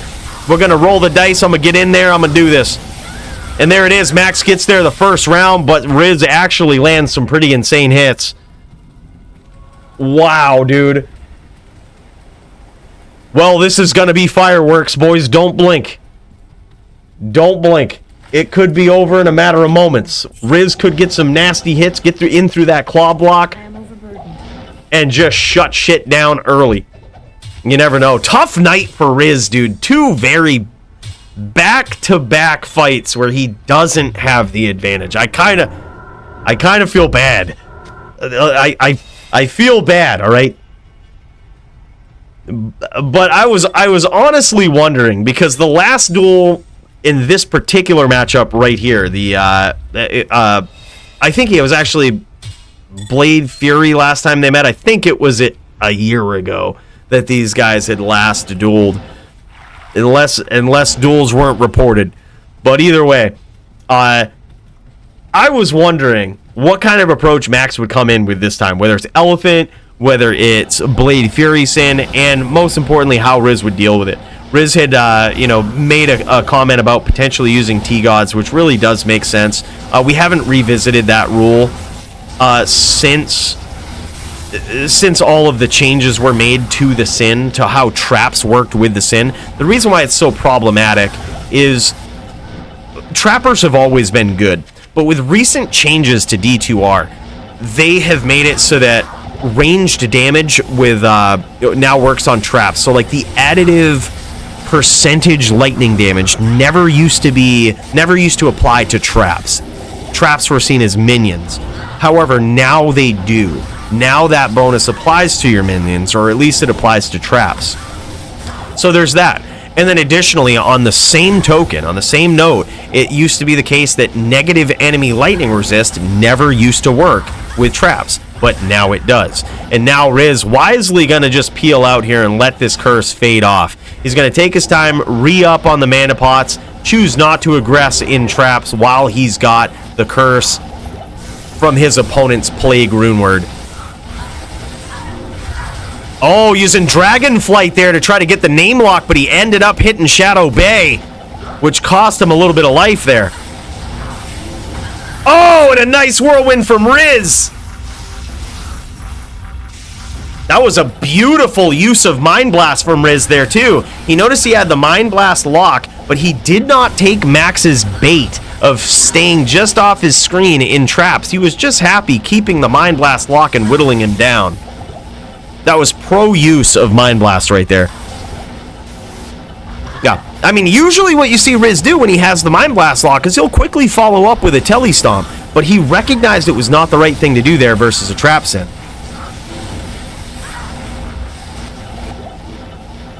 And now he might kick back, possibly wait for the Shadow Bay PK, but now it's probably live for both players here.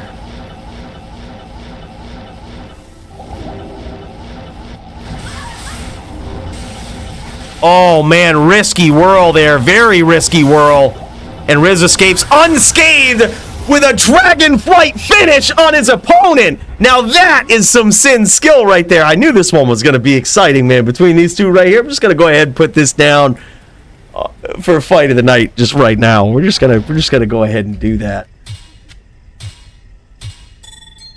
NYCmaxim versus Riz. Riz versus DJ Johnny Dubs also in consideration for that, I think.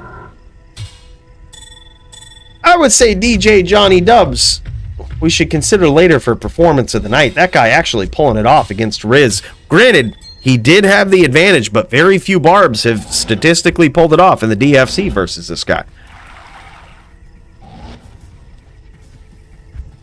All right, we've got quite the list of duelers here in consideration for some prizes tonight. I knew this was going to be an exciting card, boys.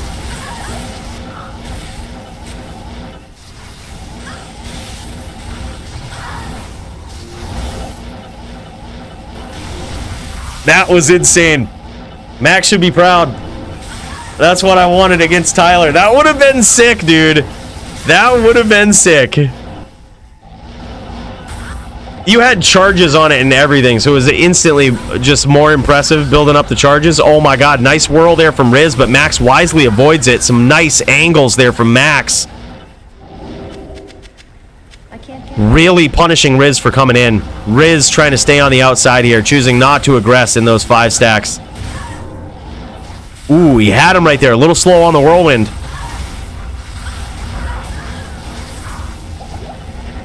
Tough matchup for Riz here. And the question is, how do you discourage Max from kind of setting these traps up for you? You know what I mean? Like, staying just kind of in range of his traps. How do you do it, right? Like, how do you encourage him to make a mistake?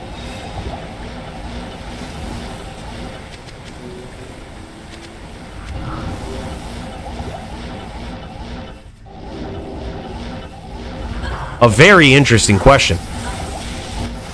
And now he's definitely, Riz is on Mind Blast PK right here. This could be very dangerous.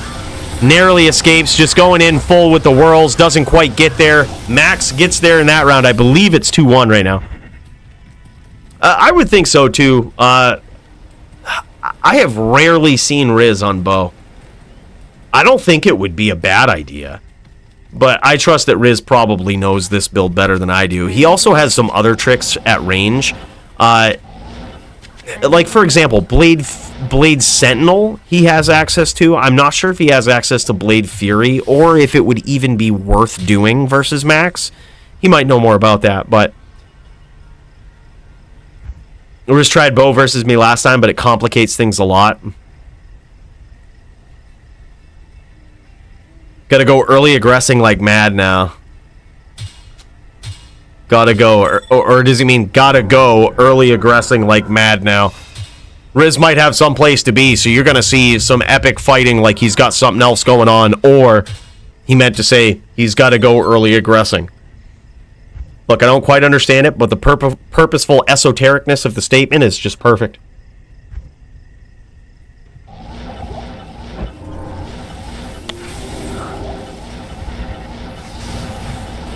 Looking for his angle, looking to get in. A beautiful whirl from Riz. Escapes relatively unscathed there. And another big hit. Dancing around with some beautiful CTs here. Connects again. Dude, this is savagery.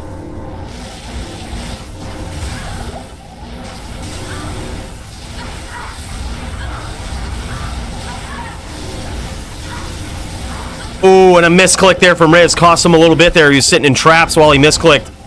A little bit slow on that whirl, too. Gets that one, though. And now he's cursed. He's probably just going to let that fade off.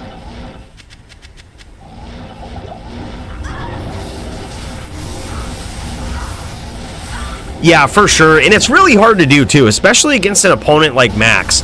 Because Max is a king at, like, being evasive within deadly trap range, right? So even if you're the most aggressive opponent, you're the most chain, like you could be fucking Joby on a din, right? Like landing these nasty like FOHs and chain locks up close. Max is still the type of player that will actually let you keep the name lock and stay in his traps, despite the fact that you may be smiting him for devastating damage that he's not going to claw block.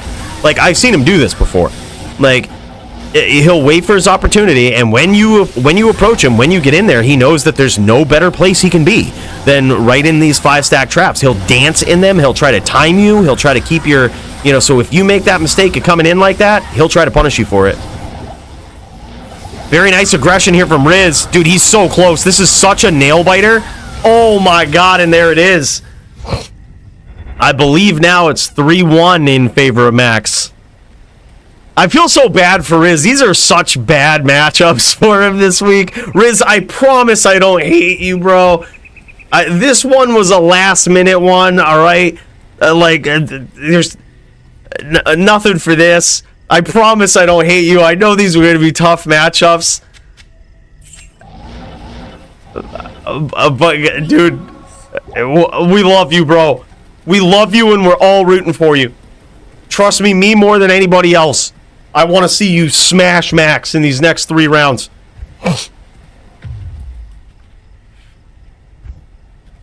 Yeah, and that's the thing too, Alex. He knows the exact distance. Like, he knows exactly how far he can go without the traps disappearing. Like, and he knows he's so keen on your timing. He just realizes when you're going to stomp. It's very rare to catch Max with his stomp. Like, to catch him off guard. Not ready for it. Very, very rare.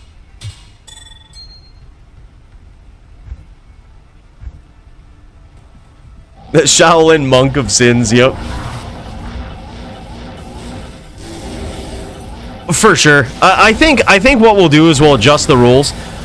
Instead of saying dual claw sins, I think I also want to encourage mosaic sins being in this. I'm just going to change that to trappers. Like, if you have, if you're a trapper, or even a hybrid trapper, you can't use, you can't have more than 75 res. If you're any other sin, if you're a martial arts sin, if you're a whirlwind sin, go nuts. Then just regular rules apply.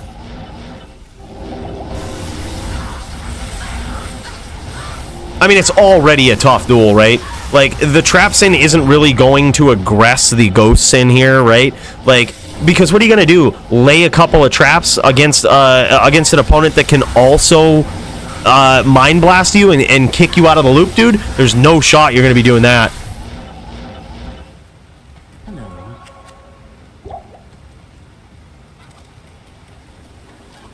Looks like we're going to get another Dclone here very soon. Hope you're in a game, boys. One world took me down 3/4. Damn. Damn, bro. As I was making a game, did Riz just pull that out? Did Riz just pull it out, dude? Did I just miss that? All right, hold up. I was trying to watch 2 screens. I was trying to make a new game for the Dclone, get my 20/20/10, bro. All right, I believe it's 3-2 right here. I think a lot of people rooting for Riz because they know his back's against the ropes here, but also, dude, it's hard to root against Max. The guy's just such a beautiful Sin player. Like, both of these guys are. Like, Riz is the most aggressive D2 player in the world. Like, there's nobody that's more used to aggression and, like, is just pure aggression than this guy. I've yet to see it. Like, I mean, it's just, this guy is insane. Most aggressive player in all of D2R. Most creative, most knowledgeable ghost player there is. Probably the best built ghost sin that there is. Going up against the grandfather of the kick sin. One of the most creative, if not the most creative sin player in all of existence. These guys are 2 legendary people. 2 legendary sin players going head to head here.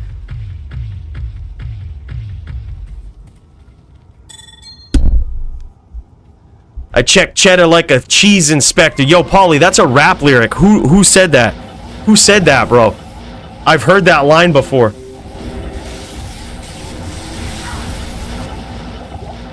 Bro, where was it?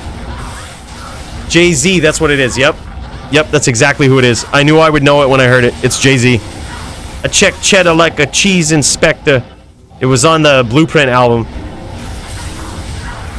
Yeah, bro, big rap fan.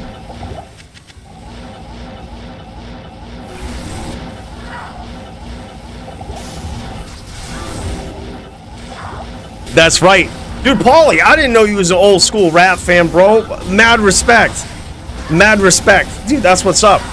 I mean, you might have noticed, there's been some videos where I've sampled the beat nuts in there, thrown that in some D2 videos. The beat nuts, no escaping this. A dude knows. When you hear that, it's like, all right, old school, OG rap fan right there. That's some beat nut shit. Yep. Riz still enabling that screen shake, dude, for epic effect. CT screen shaking right here. Look away if you're prone to seizures, boys. Because Riz don't give a fuck. 5-stack traps, screen shake with CT casting or not. This dude is on point. And he's gonna fuck you up in one way or the other. He's hoping Max is stream sniping him right now. And suffers some epilepsy. I can only imagine that's the only reason he would keep the screen shake alive. In case his opponent is stream sniping.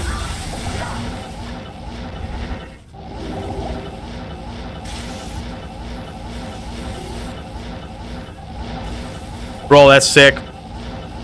That's so good. This guy's so low right now, but it could end. It could end in an instant. He just needs one good whirl, and he was waiting for it. He's now 100 life. He's going to let this curse fade off. Doesn't need any additional damage. He's probably only one hit away anyway. But still, no reason to take any unnecessary risks with that curse up. I mean, granted, he has the lower res, but you also have to figure he's got griffins. He's probably got some creative shit. Possibly even more negative enemy light res. We've seen Max use swords before that have like 6 facets in them, or a combination of facets and something else. Like, this guy is always looking to rip that resistance apart. Sometimes we probably wouldn't use it in this duel, but there's been times where he's busted out the conviction aura itself, the infinity, and laid traps down. He probably wouldn't bust it out in this duel because he's just so prone to getting whirled. Nice whirlwind there from Riz, but unfortunately punished by NYCmaxim himself, Zaichek, the grandfather of the Kixin. 2 legends going at it, man. Yeah, T-Gods makes it fair. I think that's, yeah, he goes, still hurts. He goes, gotta go, still hurts. But better than Wisp. I think what we'll do is we'll extend the same rules to anybody who's just not a trapper. Like, I think that's just the fair thing to do at this point. I think trappers are in a good spot in the DFC. I think the stack rules might certainly be over-applied to them, but hey, it is what it is, man. It is what it is. We can't help the changes that have happened in the game, but here they are. GG. Good duels, Riz. Good duels, Max. Wow, you know what we got to do, boys? We've got some Annihilus charms we've got to ID, and we just got another Dclone pop. So please excuse me while I just pop 2 2010 Annies here. It's no big deal. Fucking A, this one's bad. 14-17. Look, that one was a dud, but this one. Alright, I don't like to use pots against Dclone. I think it's BM. He's just trying to have a good duel. That's why he popped in on DFC night. He's just trying to have a good duel, man. Let's just let him have a good duel, huh? Let's just try to have a good duel. Oh, you and Dio about to go? I'm back? Alright, shit, dude. Alright, let's do this. Okay. Alright, we about to see ourselves a sick duel here. Hold up. Let me just take care of this Annie here real quick. I'm gonna go to Act 4.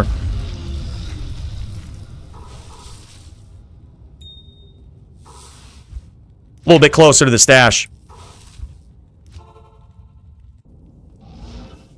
Yeah, I just had to get this 2010 Annie real quick, bro. Yeah, I mean, you understand. It's fucking 2010, bro. Can't pass that up. Oh, 2017-9. That's actually not a bad one. We'll keep that. We'll keep that. We'll put it over here in the... Put it in the bin. It's not horrible. I've seen worse. I've seen worse. Alright. We'll set these graphics up right. You guys about ready to go? Let me reset net. All games showing up poor. Ping. Alright, yeah, no problem, dude. No problem. You don't keep that trash? You might be right, Chris. Hold on. What are the rest of the Annies in this stash?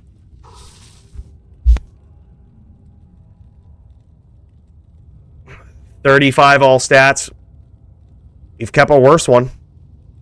2020, 2020, 2020, 2019, 1920, 2018, 1820, 2018, 1820. 1917 with 10 experience, just in case we need to level. God damn, I think you might be right, though.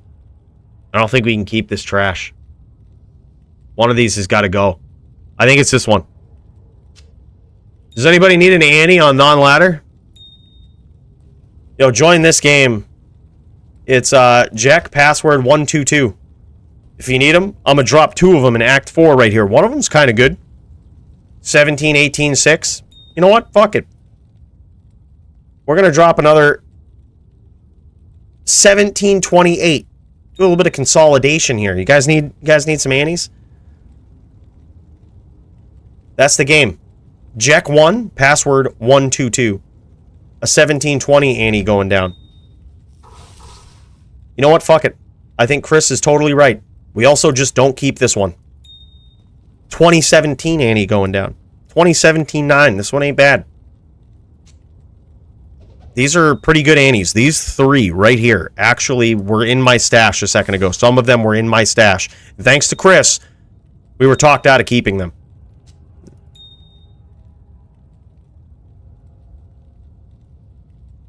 So somebody, some lucky person, is going to get themselves an Annie. Quite a few of, these good Annies on non-ladder. Right? Right here in Act 4, very decent ones. Okay? I'm so happy that I was reminded, Chris, that we don't keep trash. We were keeping too much trash. Those are actually pretty good ones. Like I said, they were in my stash, ready to use. But then when I realized how many 2020s I had, I was like, dude, it's time to give back a little bit. I really don't like the fact that there's an odd number here. I think we ought to take care of that too. What about this right here, man? What about we just throw another 1820 down? Like, I mean, that makes sense. 1820, just like that. Boom.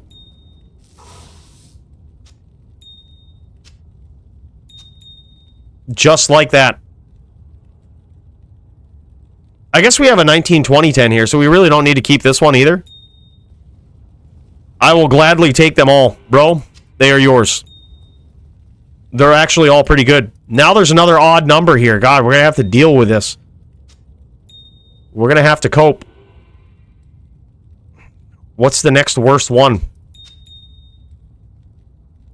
We have a couple of 2020s. 1820. Another 2020.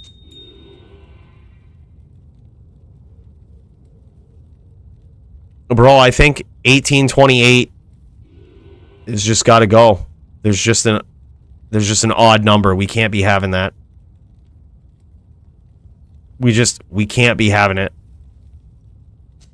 I think this 1820 has got to go as well. Actually, a pretty decent one. All right. Now we no longer have an odd number. Everything is right in the world.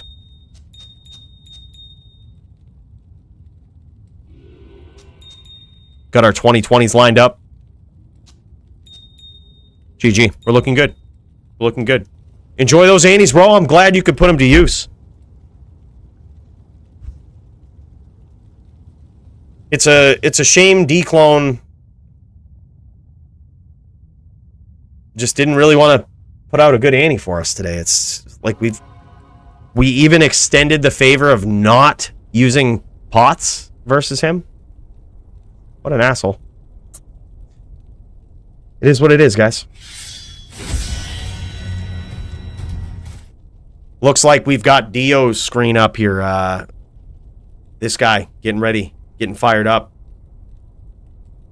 He's using his black druid here today. This druid style, very interesting.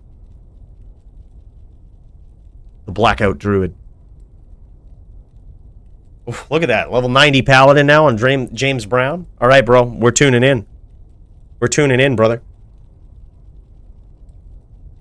This is going to be good. I'm excited. This is Dio's chance right here to beat on the newer player, Hellian, in an epic NVD. We were talking about this style of dueling earlier on. NVD is probably the last bastion of very intelligent, very technical gameplay.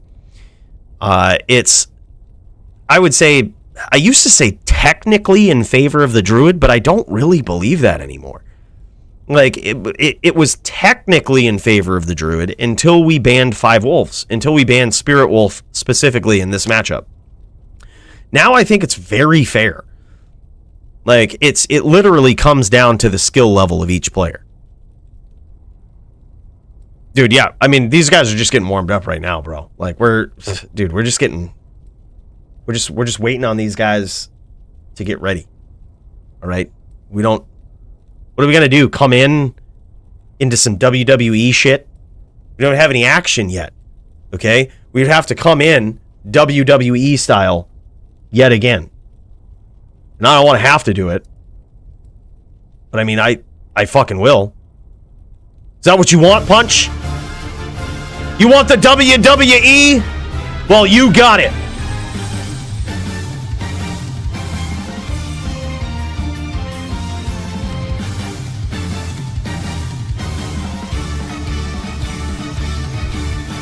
In this corner, we've got Dio, and some of the comments he's made online about his opponent's mother have really been tilting, would tilt anybody sideways. So now, Hellian, the new player, being absolutely bullied by the veteran here in so many ways. And we're not talking about in-game, we're not talking about IRL, we're talking keyboard warrior shit here. This is some online bullying, which, according to schools nowadays, is something that's very traumatic to children, and which we can only assume Hellian is a child, at least if we're relying on what Dio says about him. And we're going to find out here tonight if all of the shit talking is going to be worth it. Who's jumping off the chair, who's jumping off the cage, but most importantly, inside the octagon, who has the better insults? Who comes with the better yo mama jokes to the duel tonight? Is it going to be Dio? I've seen this guy working on him. The emotional damage that he can inflict on his opponents using only his keyboard in Diablo 2 is impressive. But Hellian, although he claims to be a new player, is also very good at talking shit. We've seen this guy claim to be a new player, but possibly that's his next level way of talking shit to his opponents, letting them know, reminding them, adding additional emotional damage to his opponents, letting them know that he is new every time he takes a victory in the Bloodmoor and in the Rogue Encampment, which is where he gets most of his wins. Most of his opponents get tilted by his keyboard skills and the absolute insults that he can type in town, which are rather hilarious, but that's what this guy does. Is he going to be able to out-talk his opponent tonight? We're going to see. But most importantly, all of the shit-talking on Hellian's side, he has stated, is going towards a good cause. This week, it's going towards families who need turkeys. He's hoping that through all of the shit-talking he does in the Rogue Encampment, that he will not only tilt his opponent, but he's hoping that somehow, some way, that will actually lead to families across America getting more turkeys for upcoming Thanksgiving holiday. He hasn't actually implemented a game plan to make that work yet, but at least his heart is in the right place. And here in the WWE, that's what it's all about. We're about to have one of the most important duels. Whoa, stop. There's no need to go in the Moor for this one. This one's taking place in the Rogue Encampment.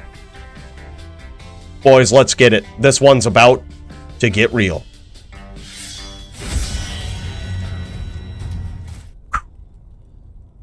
How was that, bro? It was good. See? We set it up pretty good. You know, these guys now know what's going on.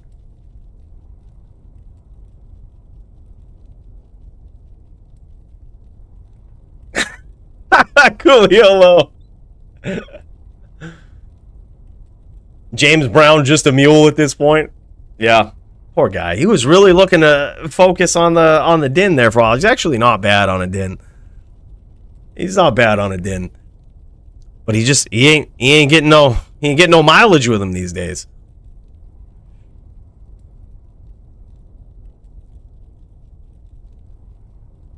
Now this is the WWE shit right here. This is what we love. Hellian saying, I don't just play D2. I got a family. And I will put a turkey on this table. And I'm going to do it from the Rogue Encampment. That's what I log on for. I'm here for my family. That's what we want to see. That's what we want to see. These guys in true WWE style, we're fighting for our families tonight.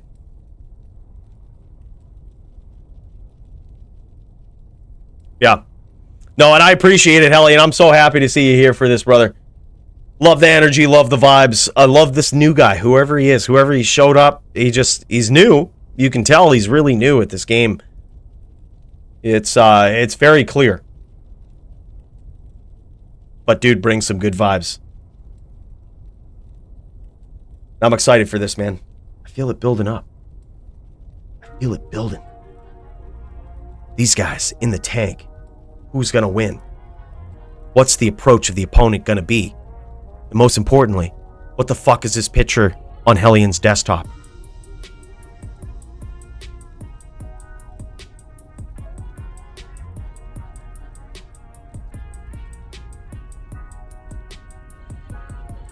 This is how he gets ready. This is what Hellian does. He gets ready by playing some Path of Exile.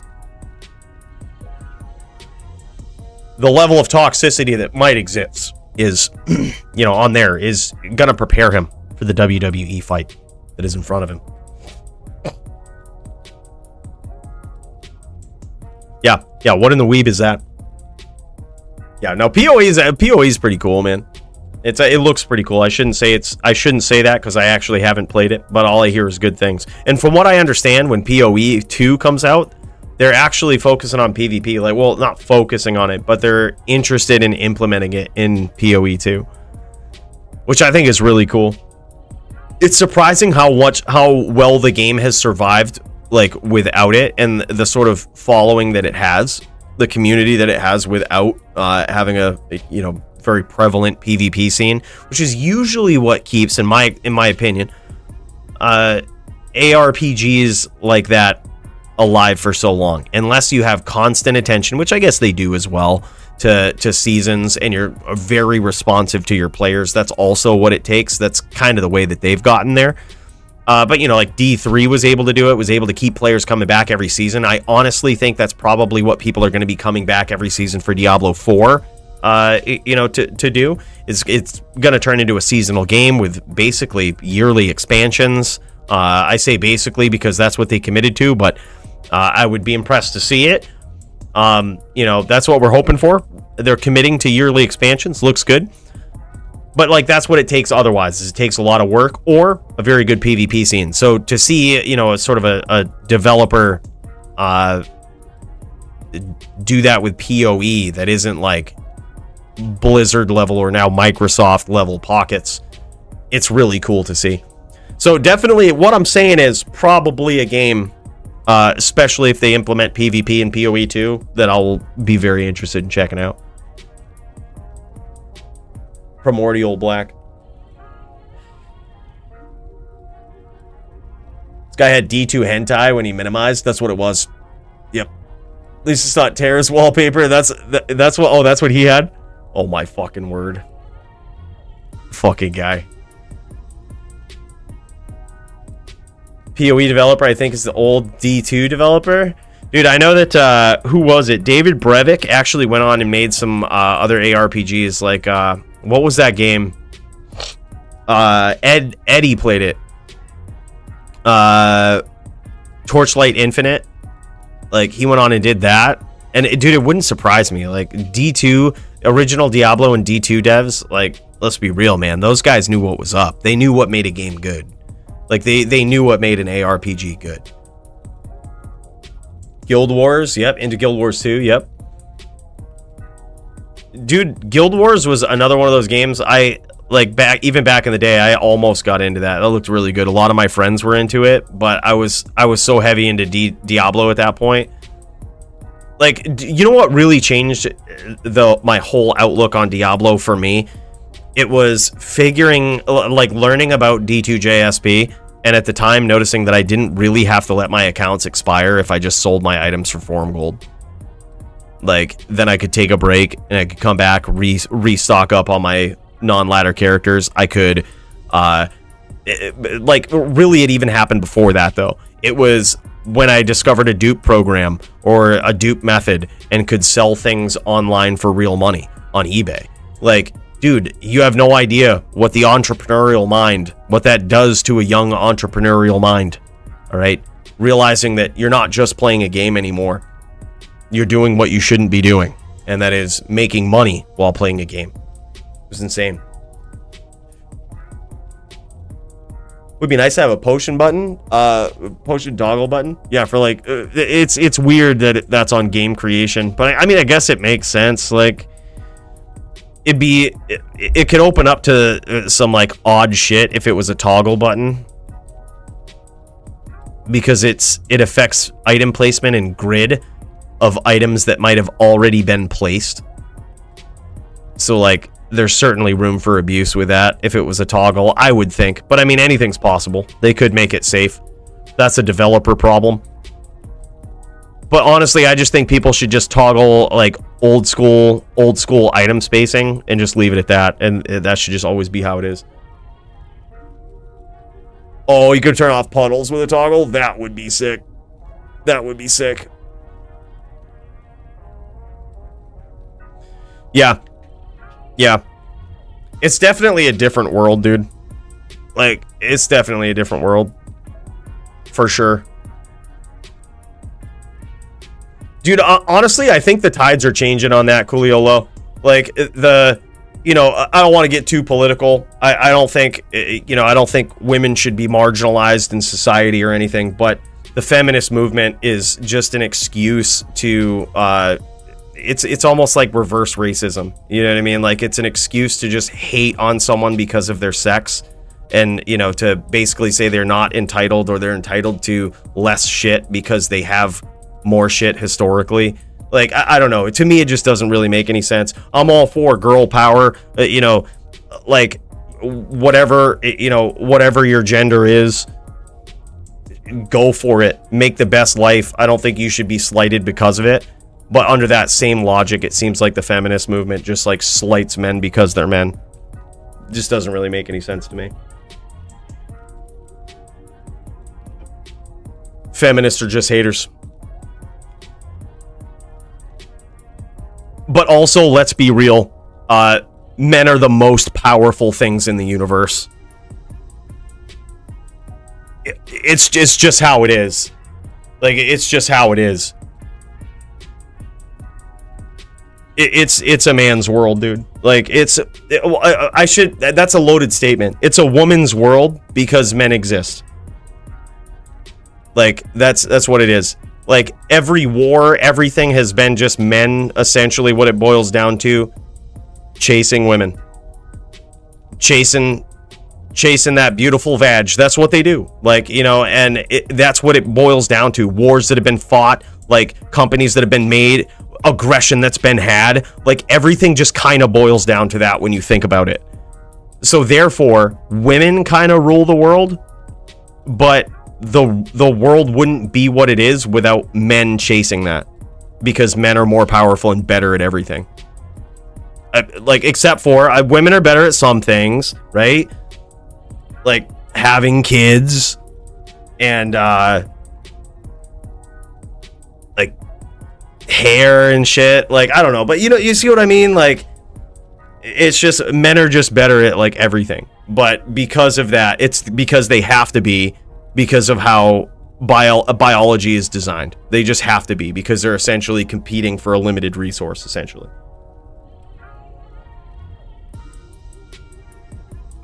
Coooley speaking facts. My dude, this man today. Jerry Beatty, my dude, on the S tier, almost 11 months. My guy, I see you, bro. It might be a little bit before the spaceship catches up, but it's only because we travel so fast that I'm in the future, bro. I see it. Yeah, fuck him, dude. Fuck him.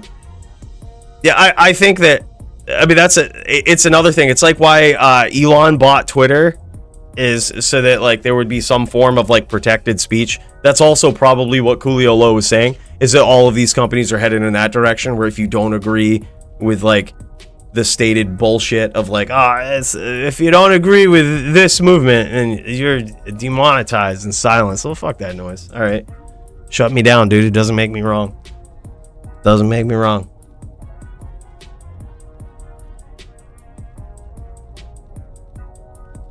By the way, Jerry, I'm not sure if it's gonna come in, but you know what? We need to go to the station for this.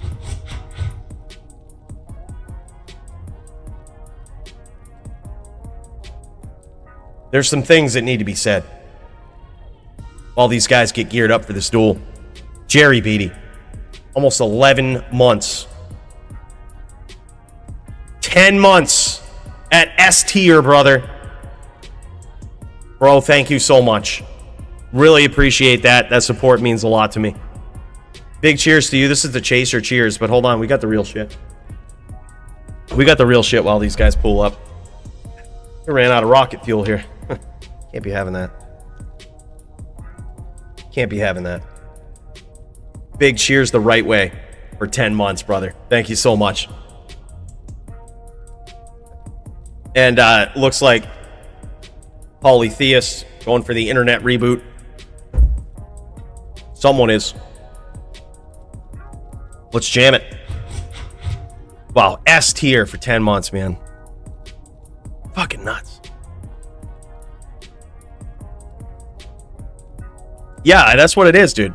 He heard me say it's a woman's world, so he went and busted out the makeup. He knows how to win. That necro is going to be so pretty when he shows up on Dio's screen. Dio's going to be distracted.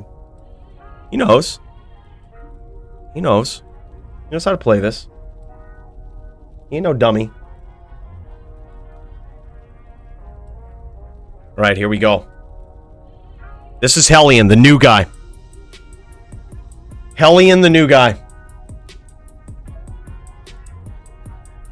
And it's only going to get crazy from here, boys. These guys are about to start. And I got to ask you the important question. Who's your money on tonight? Who do you think's going to win this? New guy or veteran? Place your bets now, because it's about to get epic.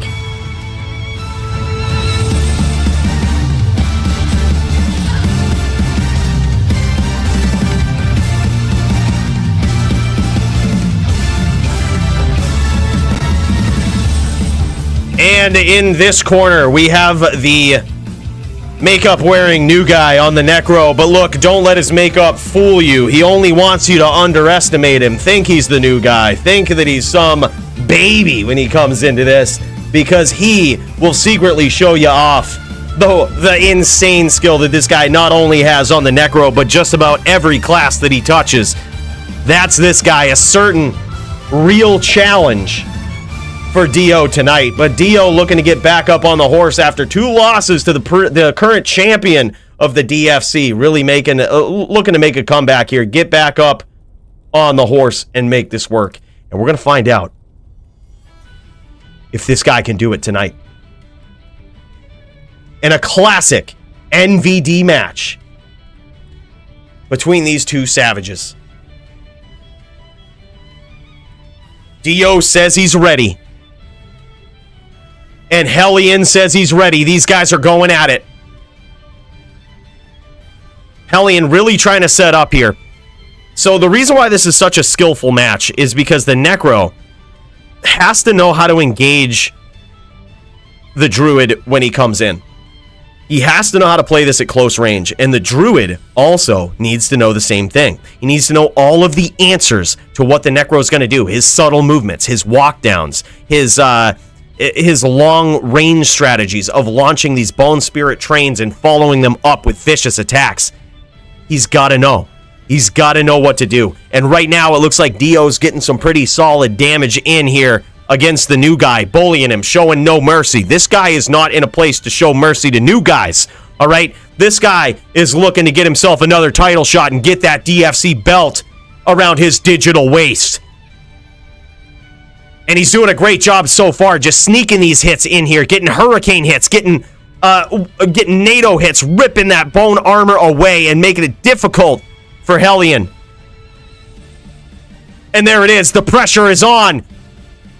But how much damage has Hellian scored? He's failed to get a name check yet, but it doesn't look like he's scored any significant damage with these spears or this approach here. He's now going to teeth. Usually when you go to teeth from base like that, it tells you you're a little bit confused. You're a little bit, your opponent's either really low and you know it, or you're a little bit confused as to what angle he's going to be approaching from, which it may be the latter. It may be the latter if I had to guess. Yeah, it looks like he's very confused because Dio is barely touched by all of these attacks here. Hellian failing to get any good angles as his opponent comes in. Dio really putting the pressure on him, really making it difficult, even with these sneaky nados, looking that he has a propensity to go down to that lower corner and having a nado waiting right there for him when he does. And a big stomp there from Dio. You saw Hellian going into what I call mushroom cloud strategy there at the end, sort of in an act of desperation, trying to figure out Dio's angles and how he's going about it. That's when you launch a train of bone spirits. You teleport to the front of it and you throw those teeth to try to blow up your opponent's pets, deal him some damage, but most importantly, clear the way for those bone spirits. That's what he was trying to do there, albeit unsuccessfully. Dio was able to stomp and puddle him. Father Dio, this guy, man, I'm telling you, a lot of people saw it as painful to watch last week when Dio was just getting chipped away by ArmondP, just getting out-patienced. If that's a thing, it's the only way to put it, dude. ArmondP, most patient hammered in player. This guy's on straight OG Din style. It was painful to see Dio go down that way, but man, impressive for ArmondP. And now Dio looking to get back up on the horse, too. He's showing, like, you can't underestimate this guy. I don't think anybody does at this point. This guy is by far the best druid, beating just about every other druid that's ever been in the DFC. This guy has beaten him pretty defiantly. He's beaten dudes that he shouldn't have beaten. He's beaten GVN on a Zon. Mind you, who I would consider probably the best Zon in the DFC right now is GVN. Guy ain't no slouch. Guy knows what's up. Guy's very quick. He knows how to move, knows how to swap. Dio beat his ass, dude, and he shouldn't have. And he did it twice. He did it twice because we didn't see it the first time and didn't believe it could happen, and then we saw it live. That's the type of player that Dio is. Yeah, Spears for Bears, 100%. It looks like Hellian is having a little bit of trouble landing these spears. It looks like he's just a little slow to get the name lock. He's a little bit behind Dio's cadence when he comes in, and that's the skill of Dio that he's noticing. And mind you, as much as we joke, Hellian is not a new player. This guy knows the mechanics. This guy's a savage. A very, very skilled player, and even he is having trouble figuring out Dio's cadence, figuring out when he's going to come in, and when he does, timing Dio. That's the other thing. That's what makes this such a skillful duel. When these guys are going back and forth at close range walking like this, it's a timing thing. The druid is trying to time the necro and make it so that at the end of his walk, trying to figure out where he's walking to and what his pattern is so that he can just collide with him on a stomp right at the time he does not expect it. And Hellian is trying to do the same thing, but the opposite. He's trying to time the telly stomps of Dio and shoot him with spears in between. And believe it or not, in this duel right here, he's actually seeing some success with it. Those spears are paying off. His timing is actually going very well. He needs to stick with it. Nice spear there again from Hellian that he teleports into. And speaking of teleports, he teleports into a random nado there. I say random, but obviously that was very well placed from Dio. He knew exactly where his opponent was going to be, and he put a nado there, just waiting for him. Tears for spears. And here's the other thing is now we have Hellian and his battle orders is out. Dio putting so much pressure on it's going to be hard for him to re-up. Now, yep, he's going way down here, way off course just to re-battle orders. I don't blame him for that. Can't really stay in the regular battle zone there. You're going to get cleaned out. Keeping that name lock on him. Interesting play there. He kept that name lock, hoping that Dio would teleport somewhere not on top of him, but on his screen so that those spears would hit. Dio, noticing what was going on, chose to CT stomp him from off the map. Noticing what was going on. You saw him set that up. You saw him pause there for a second, way off screen, because he knew what was up. CT cast stomp right on top of him. That is not what a Necro wants to see, holding down that spear name lock. Yeah, I think Muchez is underrated too, honestly, Jason. Like, I think Muchez is actually, he's another guy, kind of reminds me of Hellian a little bit. Comes across as a new guy, but this guy is decked out with gear, right? And I think he's far better on that Zon than he wants people to think. I just think he hasn't had as many opportunities to shine as GVN. GVN top Zon by technicality right now. But I think Muchez probably isn't far behind. And there it is. Dio gets the second round there, now making it 2-0 in this very skillful matchup. Believe it or not, Hellian almost had that.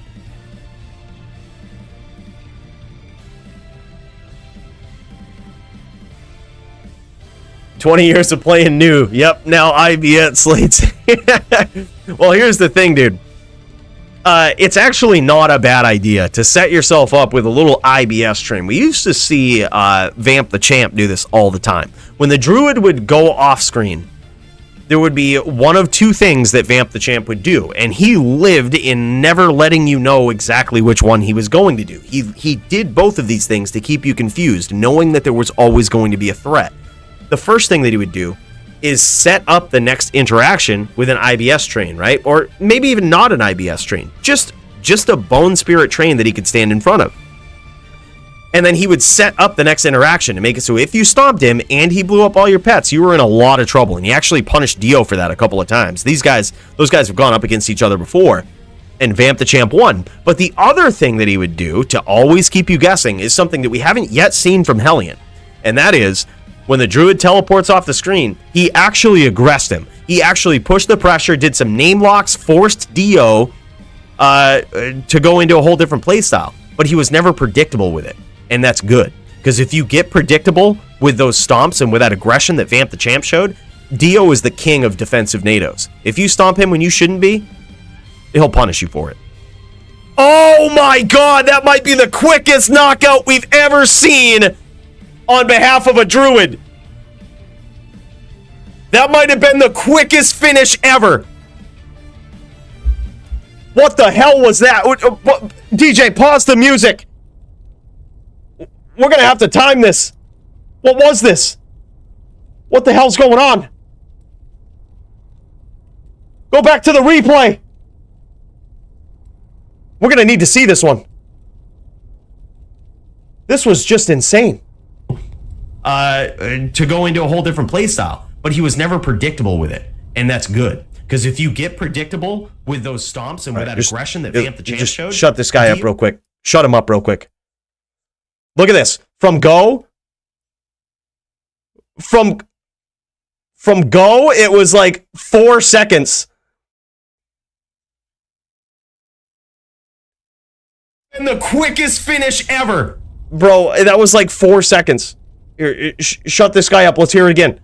Let's see this again. That might have been 4 seconds. That might have been 4 seconds.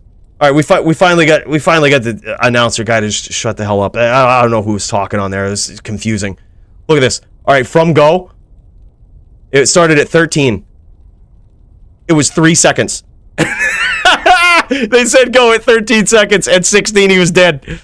Oh my god, dude. That was the fastest druid knockout in DFC history. Now that shit was epic. KO of the night. We gotta put him down. Dio. 3-second knockout. Oh my god. That shit was epic, boys. And now Hellian standing here in true disbelief. Looking at his potions, his gold. Rewatching the play, wondering what happened. He might still be in a daze, suffering concussive blows from Dio. What about the IBS stream? Bro, that was nasty.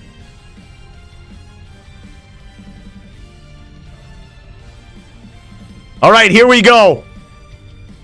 Hellian looking not to repeat that round. Looking not to repeat that round. Dude, I love the fact that Dio set those NATOs up.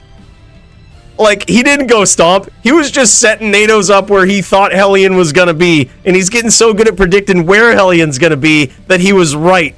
Like, he was 100% right and got a 3-second KO. From go to KO. From go to co. That's going to be a new phrase here. From go to co. And he's definitely set Dio off there. I actually think he might have landed a lot of hits on Dio. That might have actually been way close. Hellian, a.k.a. Ben Askren. Oh, shit, man. He got Ben Askren.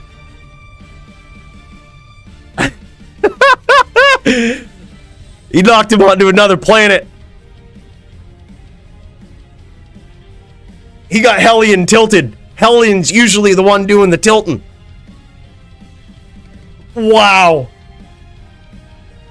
That was just beautiful, dude. I gotta say, Hellian played well. Hellian played very well. So let's not, DJ pause it. Let's not take that away from him. Okay, he actually played very well. Problem with it though is, it's very tough to figure out Dio's timing. It's extremely tough. Like, as soon as you think you've got it, he'll switch it up on you. He'll do something different. Like, he'll realize your timing. He'll realize your patterns. He's very good at that, man, as we could see there. I can't even believe that. He had a NATO train waiting at the end of the IBS train. Do you know how next level fucking nuts that is? Well, I'm so glad we thought and clipped that and got a little replay. I almost want to see it again, dude. You want to see it again? I'm sorry, but I gotta see it, dude. I got to. From go to co. Ready? Go is at 13 seconds, I think. Hold on. Let's go back. Move back a little bit.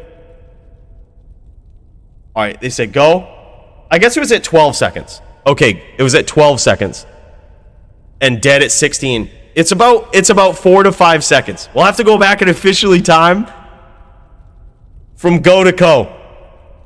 Less than 5 seconds for sure. God damn. Beautiful, dude. It was just... that was so nuts. I think these guys are going at it again, man. Which is actually pretty cool. I'm pumped to actually watch some more of this. Let's check it out. Holy shit. I'm not sure if it's over or if this is like... if this is the final round? Trying to figure that out.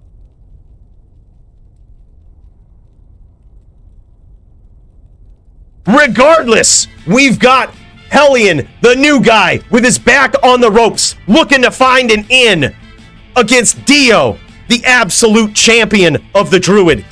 Especially in this matchup in NVD. This guy's very difficult, very unpredictable. Only one necro has ever done it in history. Hellian, hoping to be the second. But unfortunately, he hasn't been able to pull it off so far tonight. And now, he's got an opportunity to do it. To show and prove with Dio being aggressive. Look at this, now finally chasing Dio. But can he do it? He's looking low. It's looking bad. And Dio just getting in there. He might have actually scored some damage, though. Like, this is really good. This is like the best we've seen so far Hellian play in this matchup.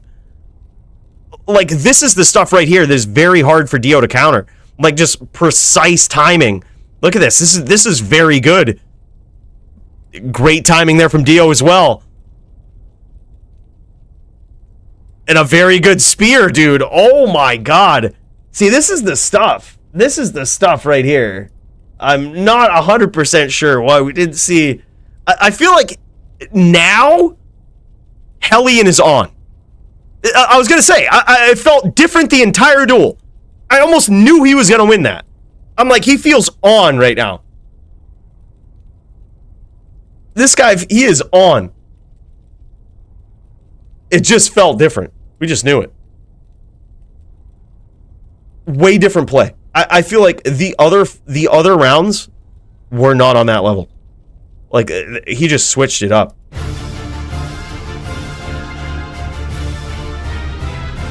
Look, I didn't mean to hit that transition. Sorry about that. Look, it's the wrong one. Don't worry about it. It was gonna be epic, but we wanted to go back to the spaceship for this. From Go to Co, this has to be the funniest DFC of all time. People are making history out here, love it. Carrot, carrot.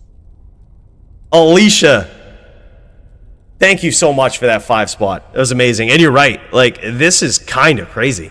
Like, this DFC, man, this card has been nuts. I'm so glad you're enjoying it. Really appreciate the support from Go to Co. You know it. Really appreciate you and big cheers. Let's cut back over to this. Wow. Yeah, dude. Okay, so let's look at this.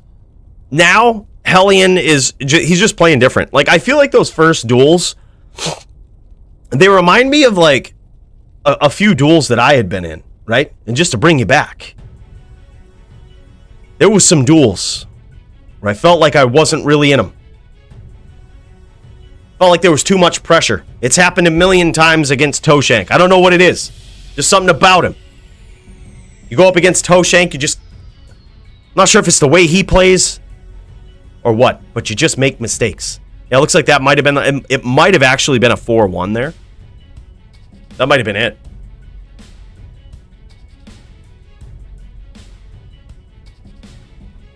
Damn, bro. I love that these guys still going at it. I thought that duel was over. Maybe they're getting some practice reps in or not, or they're just keeping it going. Either way, love them for it, dude. But we also have... I just got a message back from ArmondP. All right, he says he's got a dip soon, bros. We got to get in on this. This is the epic title fight right here. We can't be missing out on this. This is my shot. This is my one opportunity.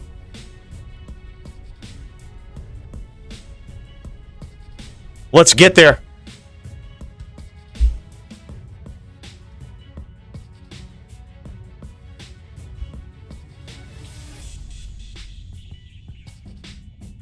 By the way, Kyle, I see you, bro. Coooley been taking too much performance-enhancing drinks and fumbling buttons. That's basically what it is. I see you.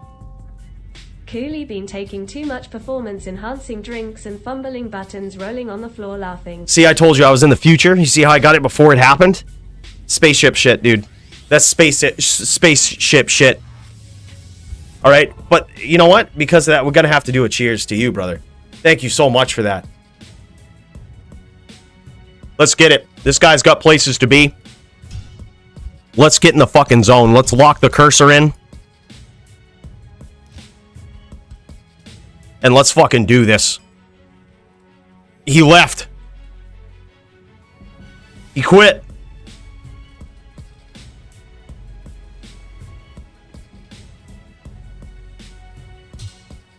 He quit out. Did we win? Did I win? Oh, he came back. Fuck. I thought that was gonna be the easiest. All right, bros. This is getting serious. We need to be on Santiana point. Chat bugged. Word.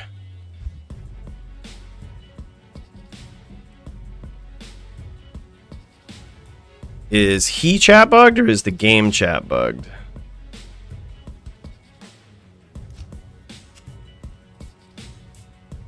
Check, check.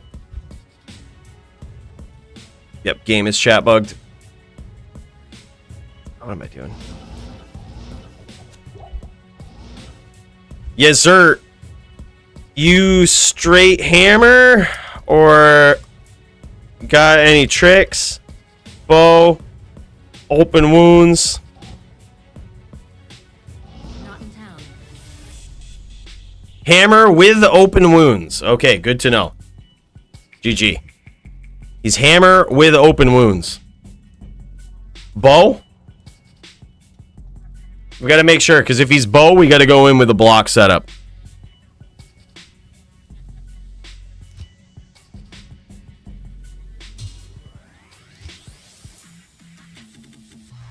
What can I do for you?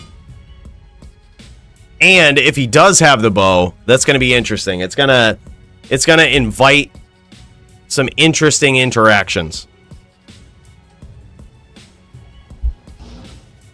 Bow or smite open wounds?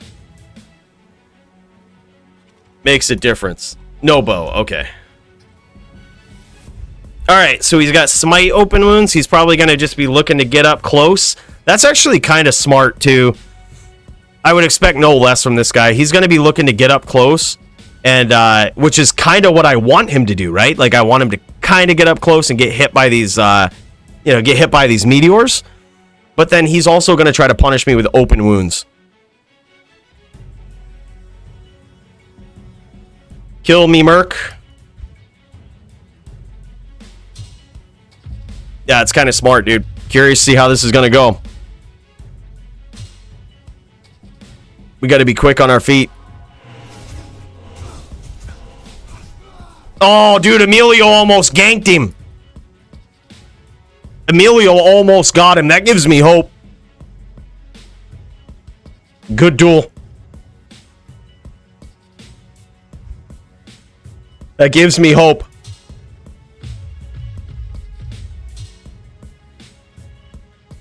Ready, bro? Let's fucking get into it, boys. Let's just jam it.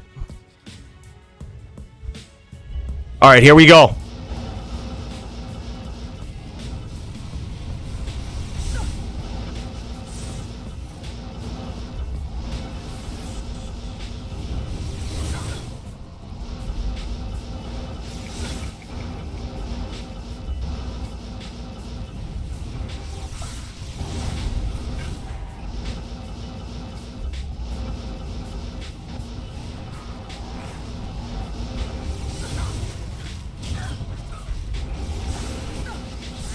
Nice combo.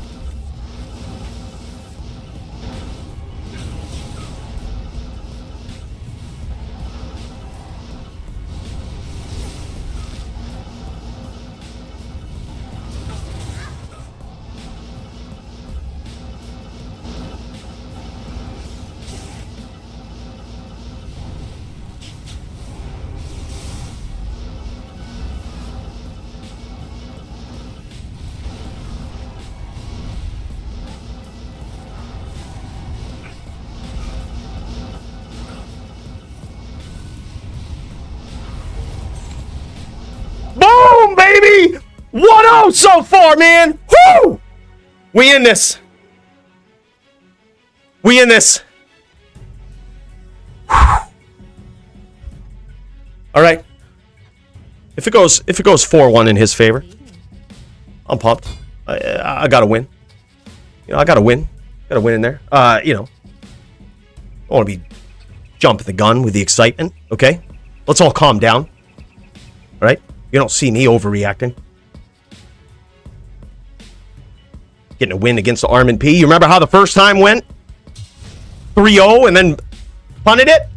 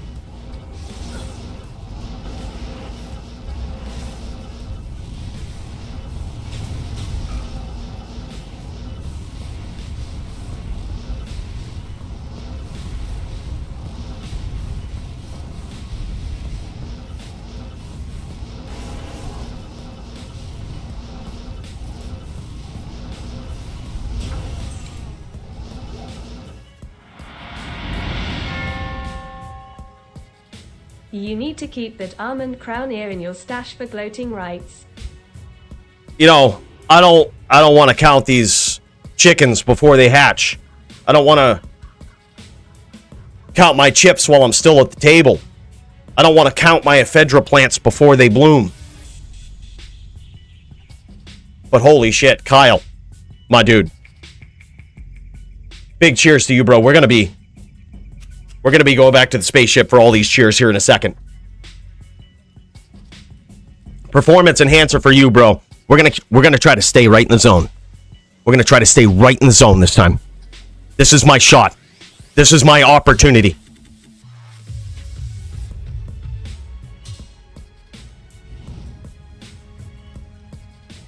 Here we go.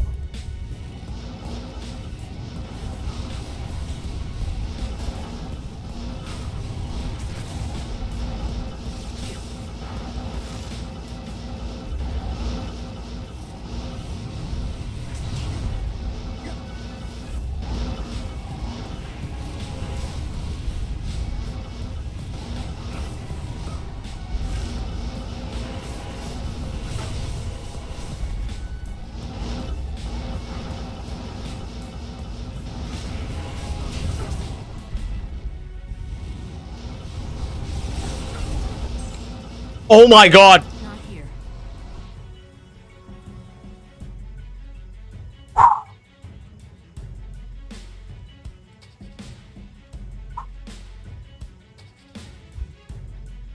This is where I punt it. Your turn.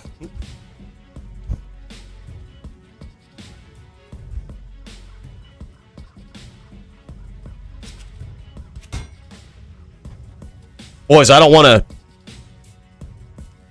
to get too far ahead of myself, but it's 3-0 right now.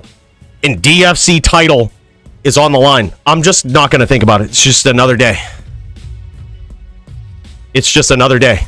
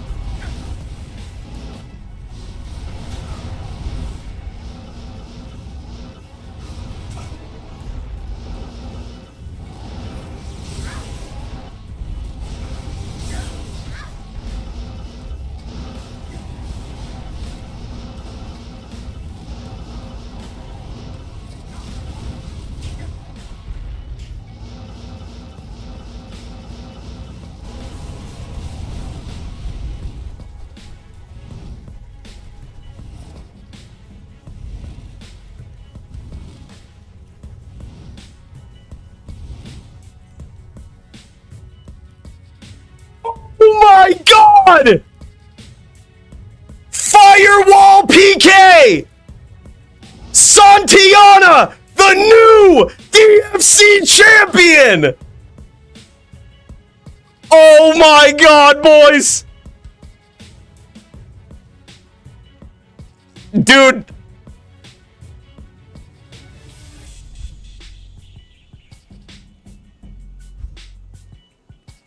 Bros. I like kind of feel bad. Like, I honestly expected some shit. I expected him to just, like, fucking next level me. I was like, dude, he's got me. I've fucking seen him do this before. Bros, I am the new DFC champion? What? Oh my god. Oh my god.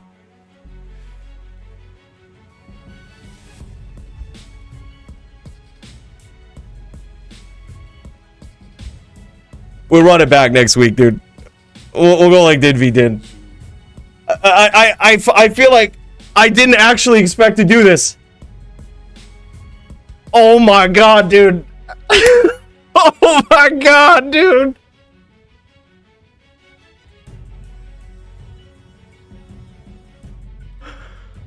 Oh my fucking word.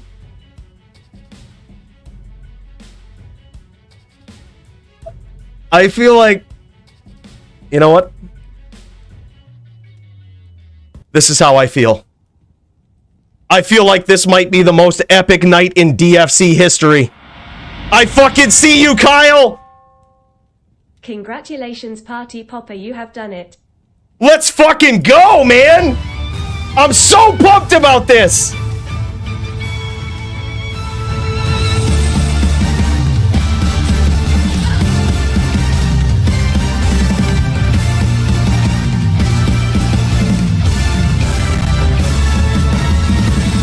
You know, it was only a matter of time before Santiana, the fast clipper ship, Santiana, the angel of grace, Santiana, the queen of lates, and now Santiana, the DFC champion, finally claimed her tiara at the top. It was only a matter of time.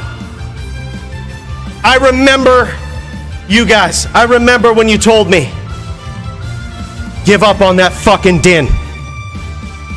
You are a savage, absolutely savage, fast clipper ship player. God damn it, I want to thank you guys. We fucking did it. We fucking did it.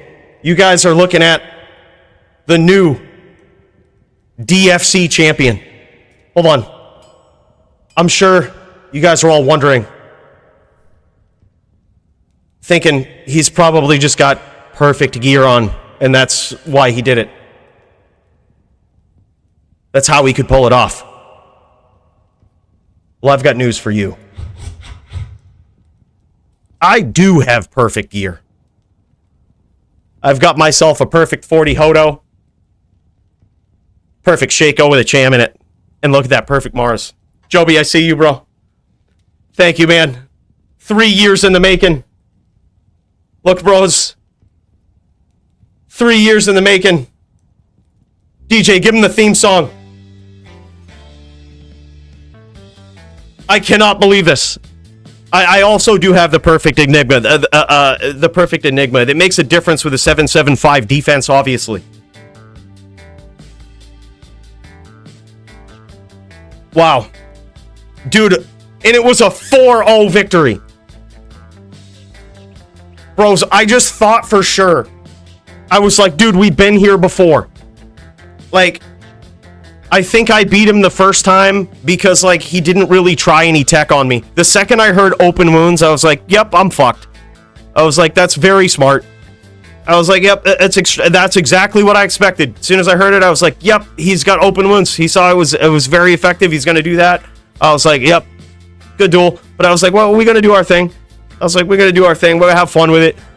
And dude, when I got that first win, I was just like, it's possible. I got open wounds hard on that second one, dude. But the problem was, and what I noticed in like the third round was that it dawned on me. I was like, he has no way to finish me with when he gets me low with open wounds. He has to hammer me. I was like, this FOH isn't going to do it. It's not going to cut it. And as soon as I realized that, I was just like, all right, dude, let's fucking go.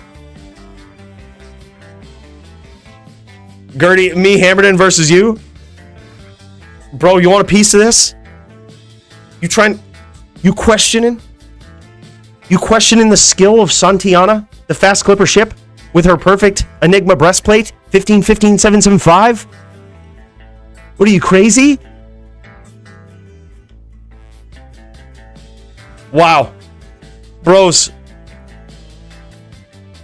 As much as I'd love to celebrate, I honestly just want to say, I didn't expect this.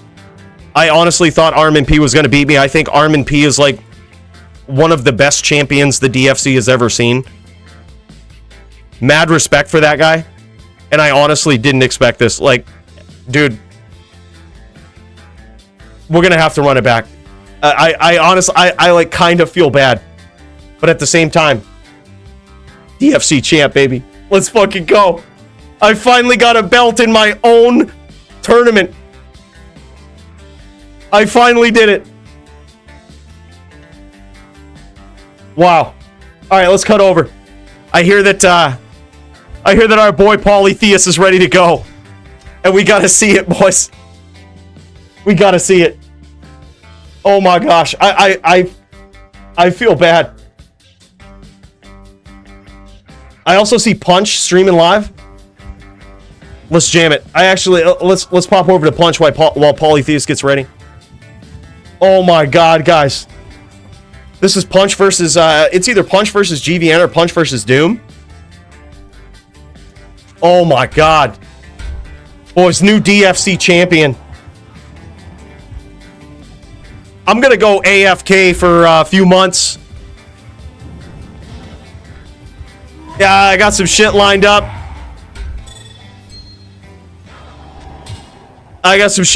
Boys. AFK for a few months. You know how it is. A champion shit. I gotta do interviews. Holy shit. Man, I thought that was over. Is Punch just going free for all right now? Pub free for all? He's just getting warmed up?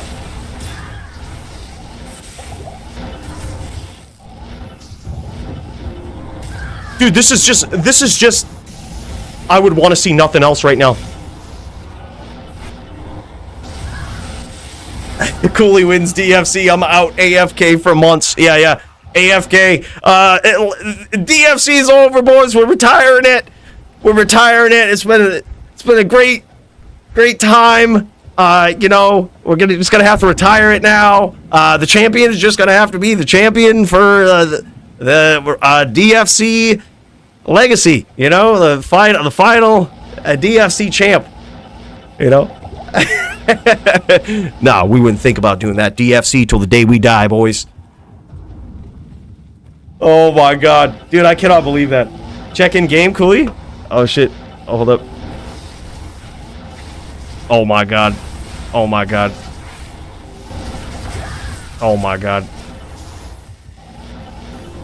Bros, y'all ain't even seeing this. Hold up.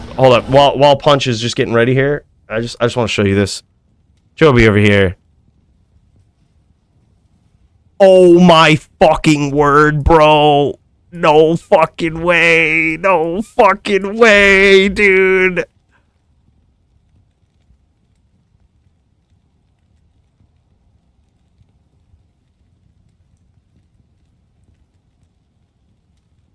Wow. Bro. Joby. Thank you, brother. Big cheers to this guy.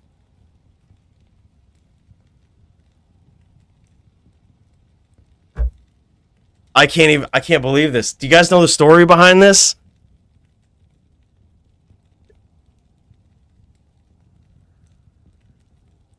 This is from back in the days of DFC seasons 1, 2, and 3. This is what we did on LOD.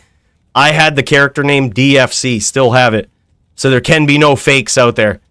There's only 3 of these belts in LOD existence, if people haven't let them expire. And it was DFC's Arachnid Mesh, and it was perfect. A perfect 120 DFC's Arachnid Mesh, and we called it the in-game belt. And Joby just gifted it to me, bro. That was heartfelt, my dude. That was crazy. My dude. Yeah, last week, Duke, it was lag. And whoever set up the matches saw that, I guess, and they just gave me the title shot today. And, yeah. Thank God they saw it was the lag last week, though.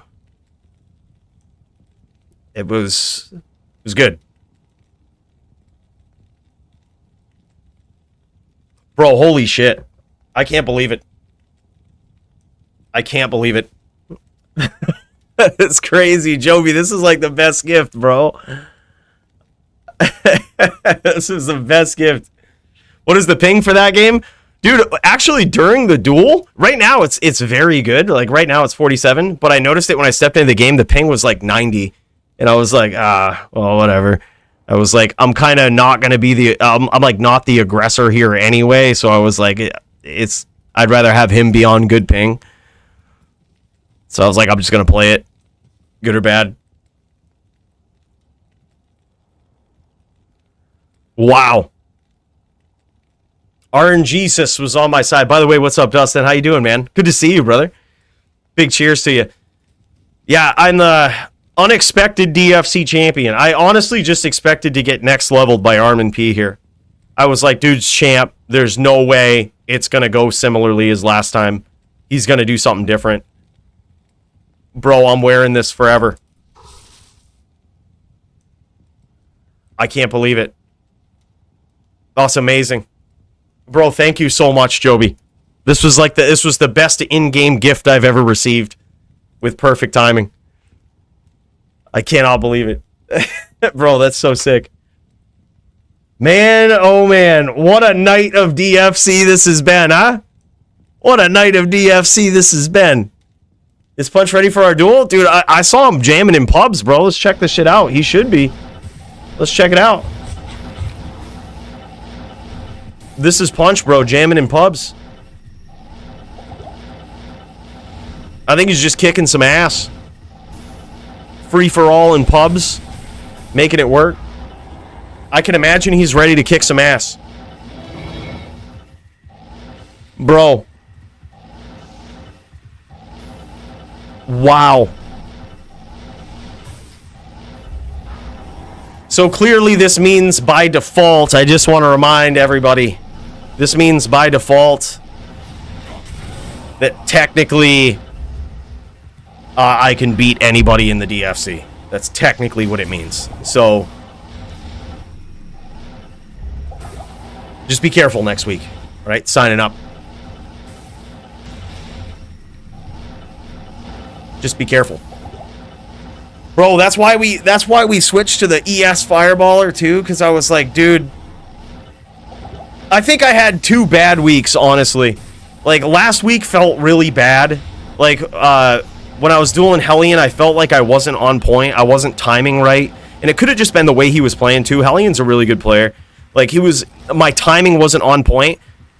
Like, you notice tonight, I was just in the zone. I had my performance enhancers, by the way, thanks to Kyle. I meant to give you a cheers, brother, when we went over to the station. Totally should have done that. Let's do it, brother. Kyle for the fucking 50 spot, bro. 50 American, which last time I checked is like 500,000 Canadian dollars. I believe is the current exchange rate. Bro. That's huge. Thank you so much. But you know it. I actually think it was you that told me to play on the sorc, by the way, too. So, big shout out to you for that. I was trying to remember. I was like, who told me to just play Santiana? And I'm pretty sure it was Kyle. I think it was you, bro. Big shout out, big cheers to you. But that was why we did it. I was like, dude, that's kind of a good idea. It was around the time Elite came back into the DFC. I was kind of messing around on the Paladin. But I was like, well, technically, with a Paladin, I'll never get past Dio. That was until I saw ArmondP duel him. And I was like, okay, it's possible. Like, with this strategy, it's possible. But, like, I probably wouldn't play that way. Like, And additionally, I was like, I'm not getting past Dio. I was like, I'm never beating Vamp the Champ on a din. I was like, there's so many people at the top that I'm never getting through on a din. But I was like, theoretically, I could beat Vamp the Champ on an ES Fireballer. Never got the shot to take it against him. I was honestly going to give myself a title shot if he came back. I kind of wanted to go against Vamp the Champ. I had faith in myself. I thought I could beat him. I was like, I think I can beat Vamp the Champ on the ES Fireballer. Maybe not. He's very good, and ES doesn't suck up all the damage from the spears and spirits, and his style is just very odd and hard to predict. But I was like, I have a chance. I was like, I was doing really good in the DFC at the time. I was like undefeated, I think, on like a 4-win streak on Santiana.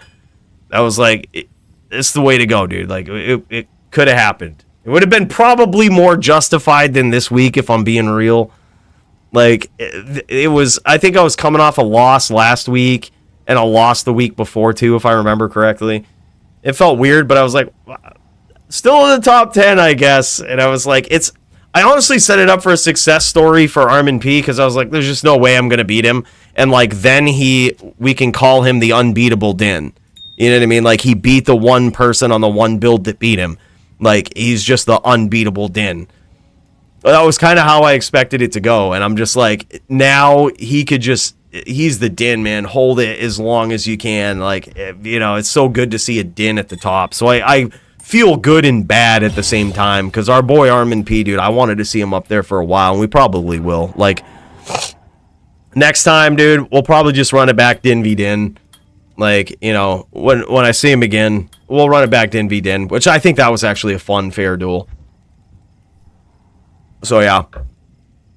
Like, but that's kind of like where I was thinking it would go tonight. I did not expect to actually win that. Paulie is ready? Okay, thank you for the heads up on that. Appreciate it. Polytheist is ready. Let's cut over. Punch is just getting his warm-up duels in here. Looks like he's getting ready to go up against Doombringer, possibly GVN. It might not have heard from GVN. I'm not sure what time zone GVN is in. I think it's east. What is Hawaii? Is it east? It's all the way out in the ocean somewhere. It's out in the Atlantic and or Pacific Ocean with a time zone. Some secret sauce coming up. Oh, I can't wait. You want to put it up? You want to put it on the line against Santiana next week? For, you know, for that belt? You try that secret sauce? Bro. Yeah, ArmondP. Dude, he had... That's the thing about ArmondP. He's a savage Hammerden player, and he also just had one of those names that was exactly what he played, and it was so perfect. Someone said that in chat, and I was like, that's like the most perfect name for ArmondP. Arm and Hammer. Best Hammerden we've ever seen. Like, just totally makes sense. Dude, and here's the thing. Champs like that, I think, will be back, dude. Because whenever you have a cool name, it just sticks. ArmondP. Arm and Hammer. Yeah, I kind of, like, I half feel bad about it, honestly, because I didn't expect it to go that way, but I certainly wasn't going to give it to him. I was like, dude, I got to play. I got to play the way I play. He's going to beat me. He's got the open wounds. He's good at stomps. He's going to chase me. He's good at the 3-piece. Like, 3-piece just shuts me down, too, if you fucking land it, which he almost did a couple of times. And I was like, I totally expected to die. Like, that time that I was, like, pausing and just, literally, it was a time I basically gave up. I was like... I kept my CT window open and just held down teleport. And I was like, I'm either going to come out of this stun and teleport or I'm not. And I was like, either way, good duel. I was like, I just held it. It luckily came out of it, CT'd. And I was like, all right, cool. We got there. I was like, that 3-piece, dude, if he goes for the FOH here, too, I'm just a fucking finished. Like, there's nothing. The order welcomes you. My best hdin name is John Henry. That was my LOD hdin, dude. That's sick. Yeah, I remember you were playing back in the days of LOD, man. The OG LOD player. Dust in the Wind. You were in, like, some of the original DFCs, I think, or some of the tournaments that we did, Dustin. I remember you back in the days. You were a pretty savage player back in the back on the LOD front. Yeah, off one of those islands off the coast of Florida. Let's go. I got your number, Dio says. Let's fucking go. All right, boys. So Polytheist has got some interesting... He's got an interesting matchup here tonight as well. He's going up against Muchez, the Zon. Now, this is an interesting matchup. Technically, Polytheist shouldn't win, right? But this is going to be a true test for Muchez. Because if he comes out on top, it's going to have to be with pure Zon skill. If he fucks up, Polytheist is going to punish him for it. He's so good at that. He's punished Zons in the past for making mistakes, dude. It's just how it is. You have to play perfectly with this guy or he's going to punish you for it. So the real question is Muchez going to be good enough on the Zon to deal with Polytheist? I see Polytheist using wolves here today. Interesting. Interesting. I see you, bro. Usually Polytheist on that bear. I'm noticing some changes here. And how's it going to go? Well, we're about to find out as we see Muchez versus Polytheist for what very well could be the true test of the night. Who's going to win? It's time to place your bets.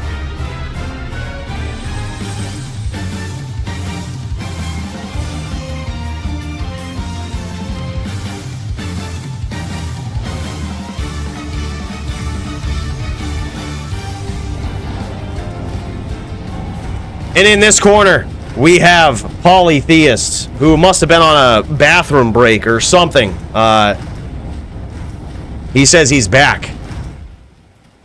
He was AFK while we were studying his build here, revealing all of his secrets about the wolves. It very well could be that he's using the wolves as sort of a way to fight back against massive life leech that the Zon could have. Granted, life leech is capped in the DFC, but still, when you hit that bear for, say 35 or whatever it is on a Zon, 17, 18, whatever it is, 20 something, I don't know.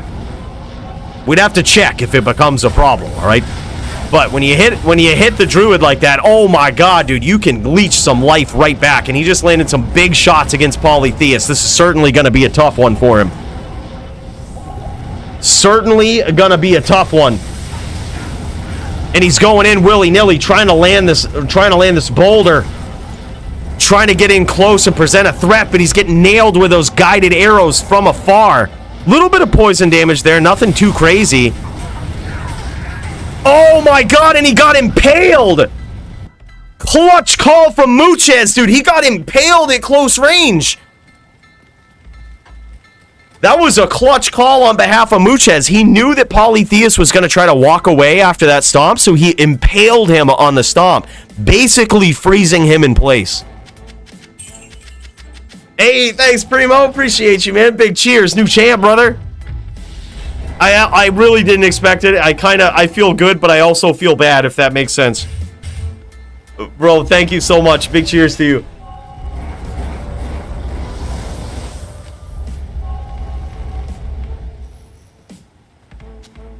Definitely a tough matchup for Poly. Yeah, and here's the thing too, Dustin, is this guy's Zon is, I'm not sure if you've seen it, but Muchez's Zon is decked to a T. Like, this guy's got matching 3 2020s, and we're not talking about, like, he's skimping out on shit. 3 2020s. Like, not fucking around. Now he's going full telly boa. He ain't trying to kick around. Like, I honestly can't blame him. He also has SS on the swap, which, believe it or not, that's probably one of the best mitigations for damage that he could possibly have. Because, oh my god, and a nice chain here from Muchez. Muchez with the chain, bro! Underestimated Zon right here. Alright, Paulie, now I feel bad, bro. Look, we knew Muchez was rich. But we didn't know Muchez could chain. Okay? I actually wasn't prepared for such savage chains. Yep, impale allowed, dude. I mean, it's so rare that you see it. And honestly, with all of the things that are technically allowed in the DFC, it's versus druid that those questions always come about. With, like, no exceptions. Like, druid is just always the build where people try to push the limits against it because it's just an odd build. It's like physical damage via casting, which is just odd in its own right. You know, it was certainly an odd addition to the game. But also, it's like, they have pets, they have, you know, they can have max block. Like, there's so many things. There's just so many things that limits always get pushed with the druid. Yeah, it doesn't slow your cast. It slows your run walk speed and your IAS. Yeah, so this should be interesting. Dude, I kind of feel bad. I feel like Paulie needs a second shot tonight. I feel like this. I thought this was. I didn't know Muchez could chain. All right, we didn't know he could chain so well. We didn't know this guy was like ready with the movement, with the setup. Okay, wasn't prepared for this. We try to set up these duels. You know, taking skill level into account, along with build matchup, and you know, look, I'm done underestimating Muchez. I'm done underestimating this guy.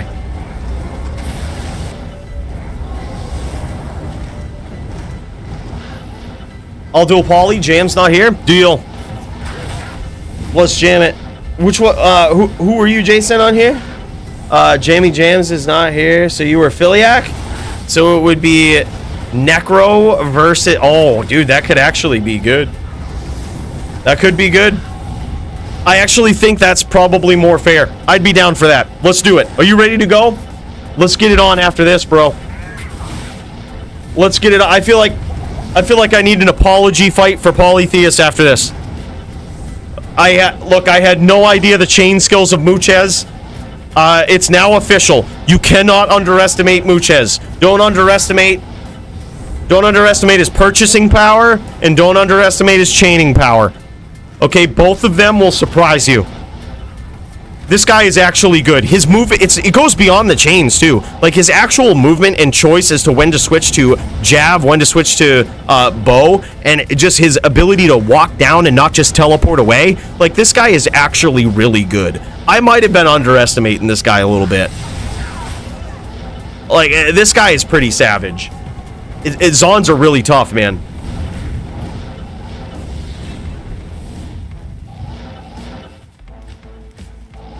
Polytheist switching to the bow. This could be an interesting call. He might actually just be trying to outrange the Zon, and honestly, I think there's probably some value in that. The only risk you run is if the Zon actually just switches to multi. Like then it just gets bad. Yeah, and now Poly's won.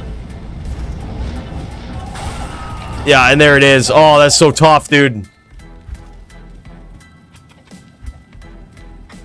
Yeah, that's crazy. That's crazy. It's painful. But dude, believe it or not, poisoning the Zon is actually a legitimate strategy.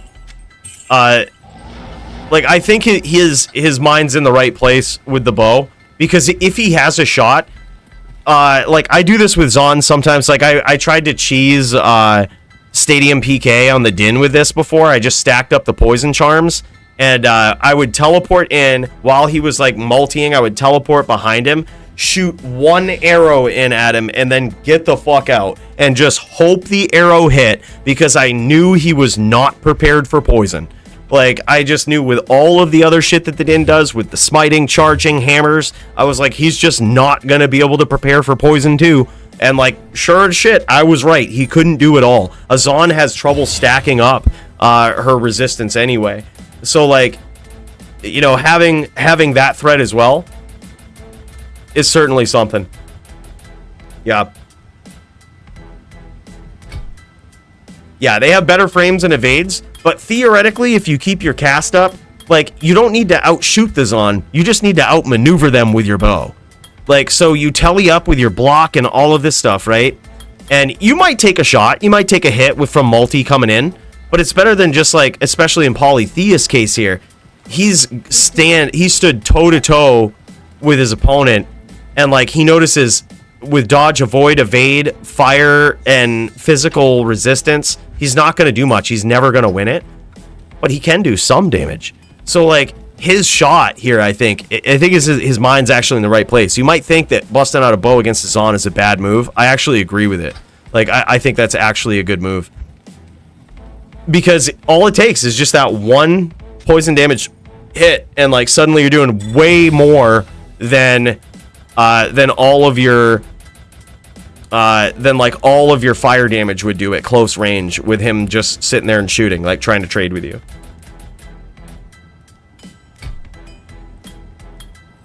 Dude, it's still the same one, Charles. It's still the same one. Build really hasn't changed at all. I think the only thing that might have changed on it is the boots.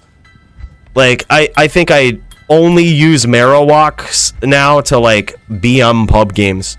But that's it. The only thing that changed was the boots. I opted to use Poison Res boots with PLR. That was it. But other than that, build is exactly the same.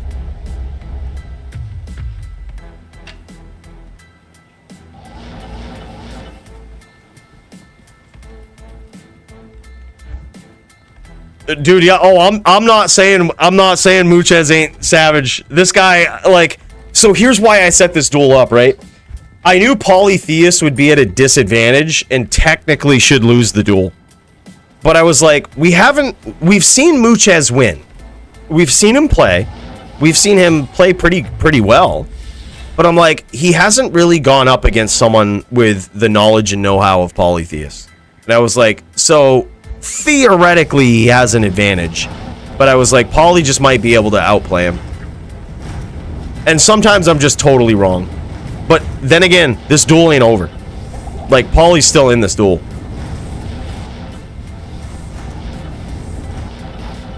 Yep. Like, I actually like this. If he can teleport behind Muchez and, like, land a guided on him with poison, it's gonna be so bad. Like, it's going to be so bad for him. Yeah, okay, now he's actually taken the mid-range approach, keeping him guessing.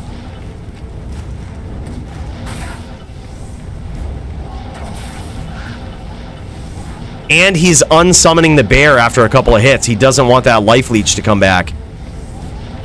Going with the Fisher. That was what was keeping Muchez alive, I think, at those close range battles. Ooh, risky. Risky with that bow out right there. Just missing those guideds. Look, but that's the difference. Doesn't matter. If you bust the bow out, you don't get hit, you're good.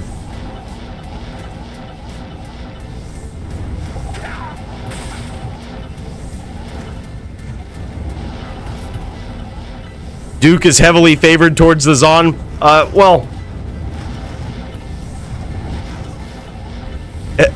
Maybe. GVN was a problem for Duke. And honestly, we hopefully get to see Punch versus GVN. If GVN absolutely dominates Punch, I will probably never match a Barb versus a Zon again. Like, unless it's absolutely necessary. Because, like, I would think that the Barb could get it done. I would think. Like, GVN's just really good. And there it is, dude. Polytheist unable to land the shot. He says, good duels, good sportsman, even though, like, that was a stacked one, dude. That was tough. That was a very tough match for Paul. I feel bad about it.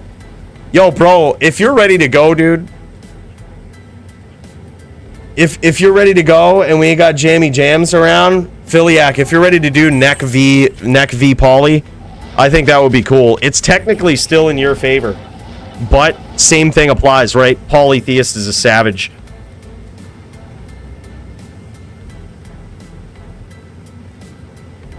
Barb with shield makes it tougher Zon. That's what I would think too, is I would think that if you busted out the max block, right, went grief on the main, max block, it could be very difficult for the Zon. Like, sure, they have dodge, avoid, evade, and shit, but, like, in LLD, when I go up against the Zon, and granted, the Barb is kind of different status in LLD, but, like, when I go up against the Zon in LLD as a Barb, I lose a lot if I dual wield. But the second I put on a shield, it's a good duel. Like, it's a really good duel. It's, like, back and forth, and I feel like the only reason I lose half the time is because I'm just not a great Barb. And I'm like, if I was a better Barb, I'd have had that.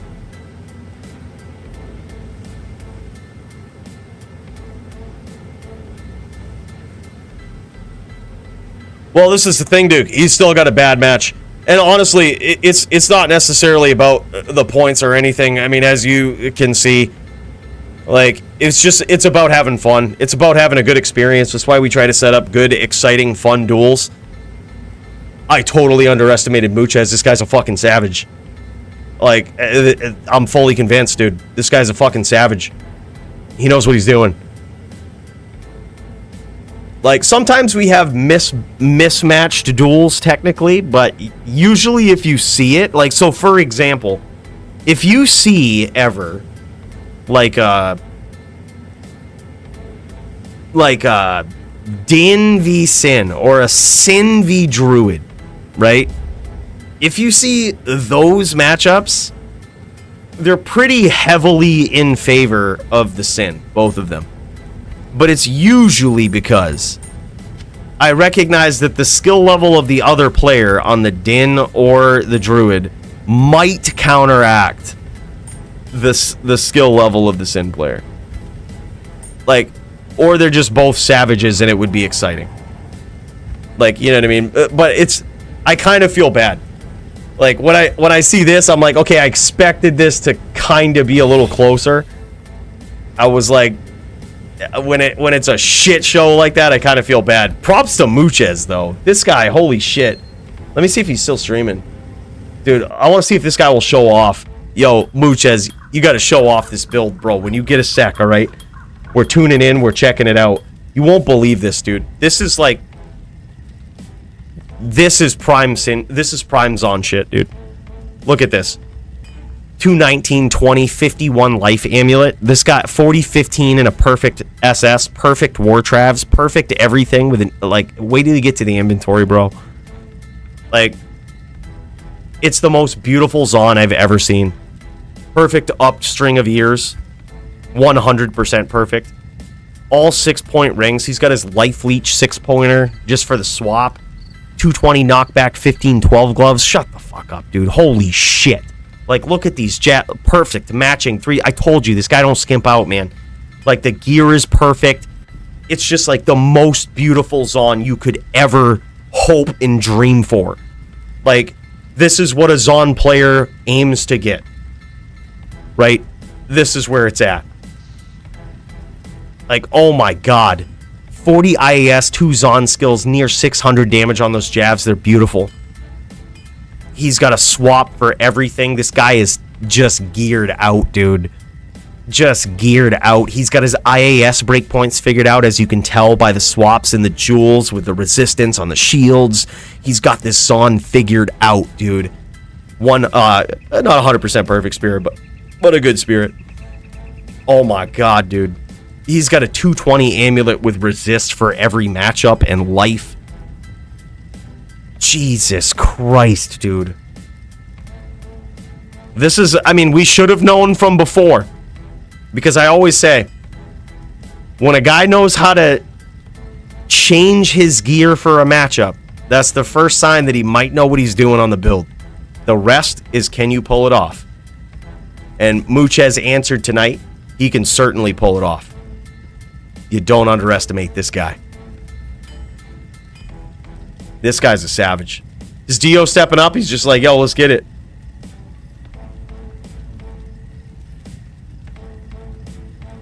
Big shout out to Joby posting the announcement. Oh, what a hell of a guy.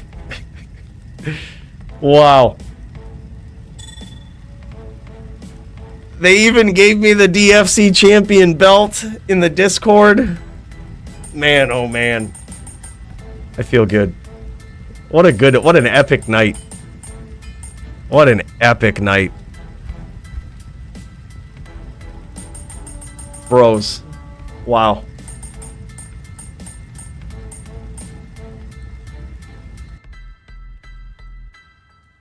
All right. Who's up, boys? Is Punch finally ready to go?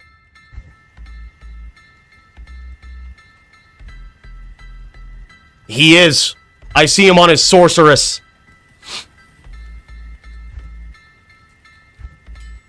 Oh, is it over? All right, no, they going. All right, so what these guys did was Punch actually switched to SVS, I think, for this matchup here. I hope they're not done. I hope we didn't miss it all. Did we?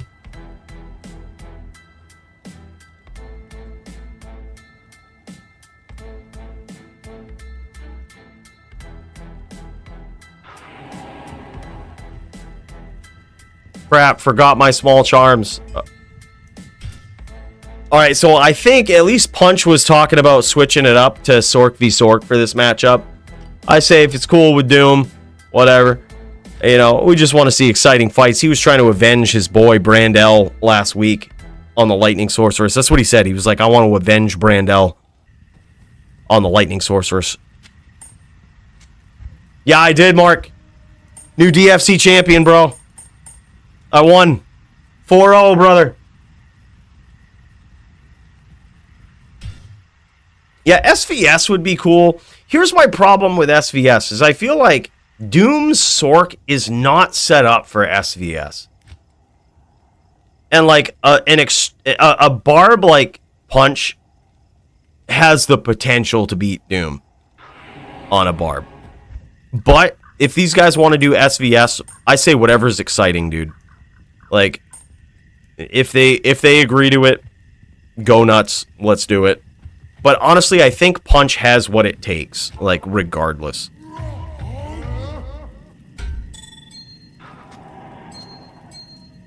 Okay, yeah, alright. No shit. That's good to know. I actually didn't know that. It wouldn't surprise me that a player like him was on top. But yeah, like, it kind of felt like he was just gonna smash Doom on SVS. I don't know what it is. Call it reading between the lines.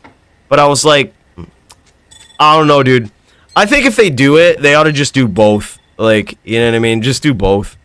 SVS, and, you know, if you do that, then Barb versus Cold, like it's stated. Just do both. 2 different shots for fight of the night. I say jam it.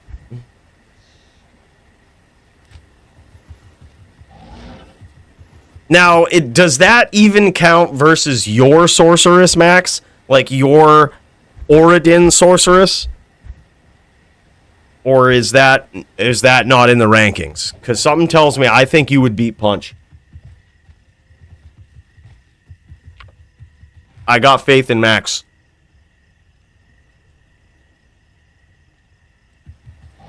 Dude, did you really, Doom? You fucking beat him, sorc v sorc?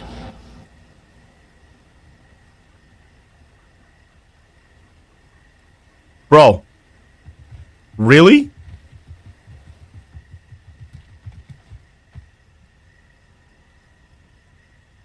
Oh. 1-1. Okay. I'm on Mac block. You agreed to a second set SVS after? Alright, cool. Dude, I feel like it's going to be exciting either way. Like, Punch is just a hyper-aggressive player. Doom is like one of those players where, I'm not going to lie, I always want to see somebody beat Doom because I just feel like he's an unbeatable cold sorceress. So when somebody beats him on anything that is not a cold source or not a sorceress, I'm like, shit, yeah. Unless it's a druid, then it feels cheesy. But like, I'm sorry, Doom. It's like you're Vamp the Champ, dude. Everybody was rooting against Vamp the Champ because he was so unbeatable on the build. And unfortunately, you found yourself in that spot. You're so unbeatable and demoralizing on the cold sorceress that just people wanted to see other people win. All right? They just want to see it. You're too good. If I'm max block versus barb, I'm a suck versus sorc. Yeah. True. So like, so you token out for the sorc, do the barb. Yeah, it makes sense. Doom punch SVS insane. That'd be cool. I would be impressed. I didn't know he was at the top of the sorc ladder.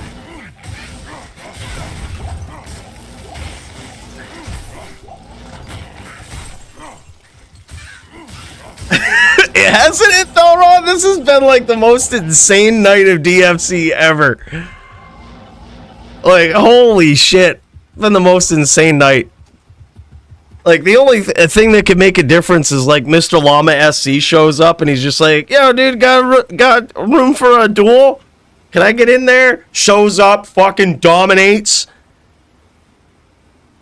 And then pieces out and we don't see him for another like 6 months.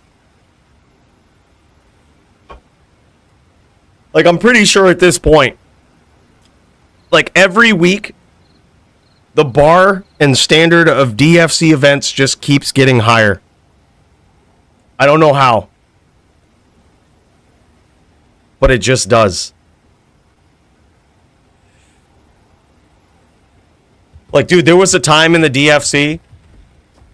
It was the time of like when we saw Bowie versus like Vamp for so many times over and over again, just because of like technical rankings, that I was like, I'm not sure how to make this event better or like how we can make it better. Like, technically Bowie is the only one that deserves a title, and that was when we just threw out technical rankings of like who deserves a title shot. Instead, it's about creating good stories and good fights and technical rankings kind of come second, right? Like, I say that as the current champ. Like, it doesn't necessarily matter as much as like exciting fights. Someone will beat me, probably pretty easily, you know. But it will be exciting. It will be fun. Like, it will be an epic match. And like, it's just like every match with Vamp the Champ, you know. There was technical rankings that were there, but it was more about the story. That's why I love seeing like Dio versus Vamp the Champ, because it's an epic match that's exciting with NVD, and it's like Dio so deserving of the title with the champ that was the most dominant one of all. It's like a good story. It's a good duel. It's fair. It's like that's what it's about. You know what I mean? And the technical rankings, ever since we threw those out, like, the bar for DFC events gets higher and higher every week, because it just seems like they're so epic every time. I'm like, well, that was the best one. Like, they're not going to get any better. Like, that was the best one, and I've said that for like the last 8 weeks. I'm like, that was the best DFC. Like, they're just not going to get any better. Dabrunski never showed up to PvP. Llama at least PvP'd. Respect for that, for sure. I think Dabrunski I haven't seen him put out a video in a while, dude. It's kind of sad that he was one of the guys where I was like, all right, these are the dudes. You know, he's an OG.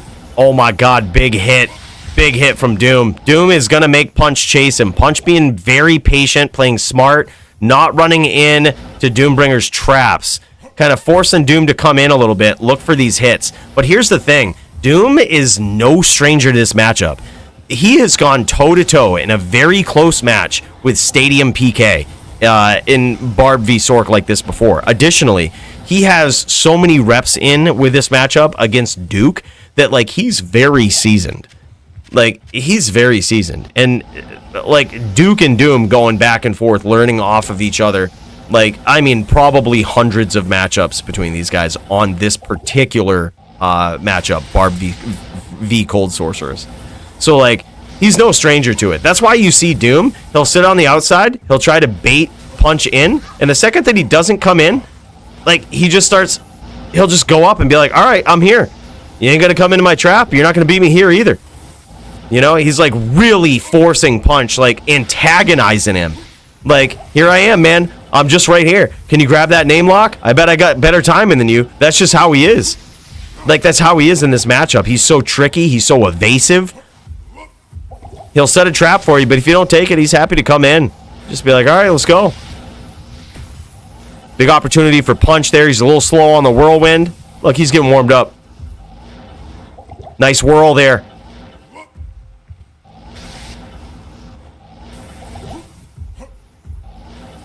This could be epic.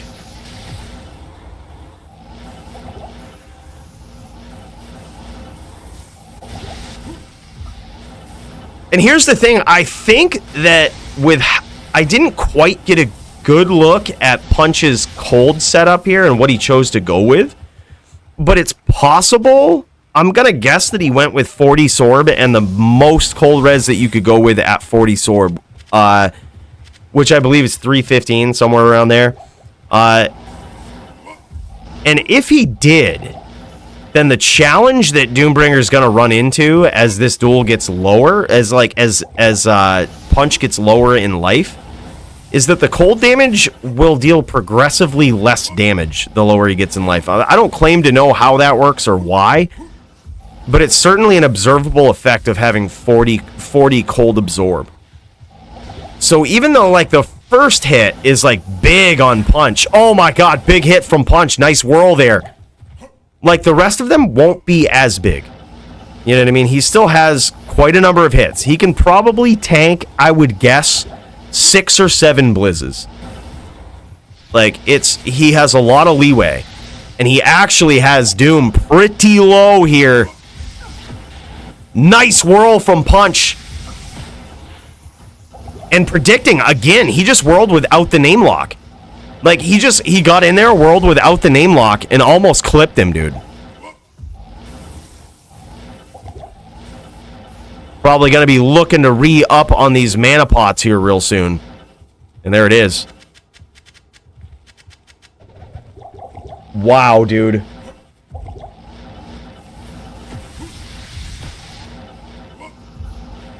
And here it is. He gets there with a clutch whirl. Punch looking to come back Olberic style in Octopath Traveler 2. Like, or Octopath Traveler 1. This guy is the Olberic of D2. And that's why we've got it going. That's why we've got the theme playing, because I can feel it. This guy is coming with a vengeance. That was a close duel. Can he pull it off twice in a row?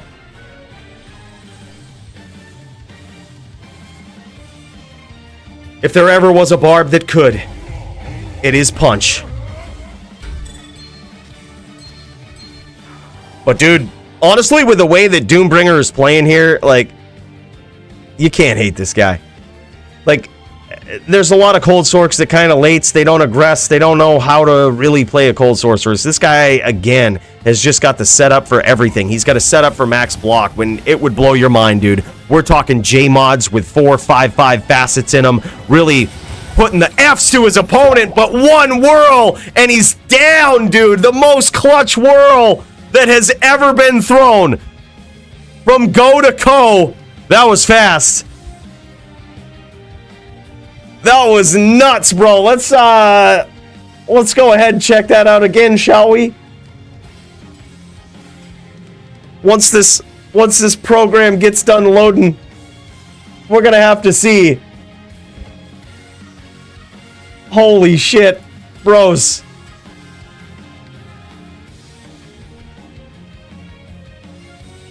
Look at this. All right, they said go at 7. How long did it take? It wasn't quite a 4-second KO. But 13 seconds is pretty impressive. And there it is. It looks like these guys are going back into round 2 here. Or round 3 as it is. Wow. Epic, dude. Punch currently 2-0. That was insane. Big hit right there from Doombringer. Now Punch getting a little more comfortable. Doombringer gonna make him pay for it.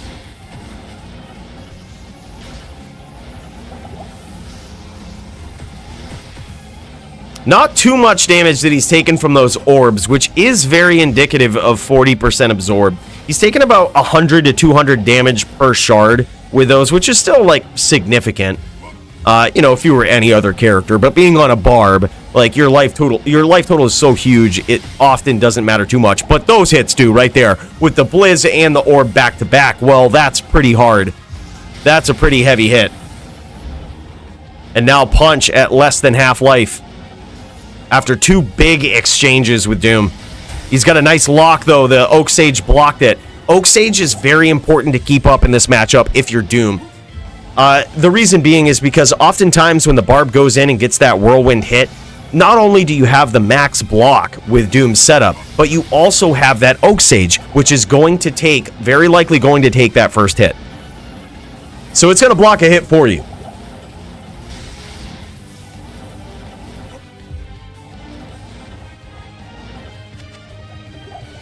Let's check it out from Doom's angle here.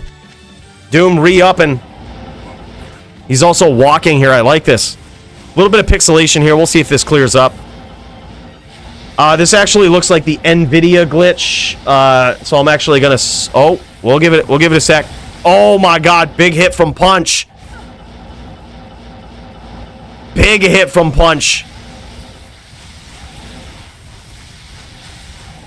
Now he's really trying to bait Punch into these traps here. Like, he sets these vicious traps up. He gets so good at predicting the angle that you're going to come in at. And now his Battle Orders is out. This is a big opportunity for his opponent. Battle Orders back up, but Battle Command is down. Battle Command being down is also significant. It means that he has less reduce opponents' cold resist. So he's trying to switch to that right now, trying to look for an opportunity to recast this. He's going right to the cold plains. Punch not letting him have any fucking room, dude. Punch smelling blood. Like, and this is the difference. This is the difference between an insane Barb player right here. Just like when you don't have enough room to recast Battle Orders, let alone breathe.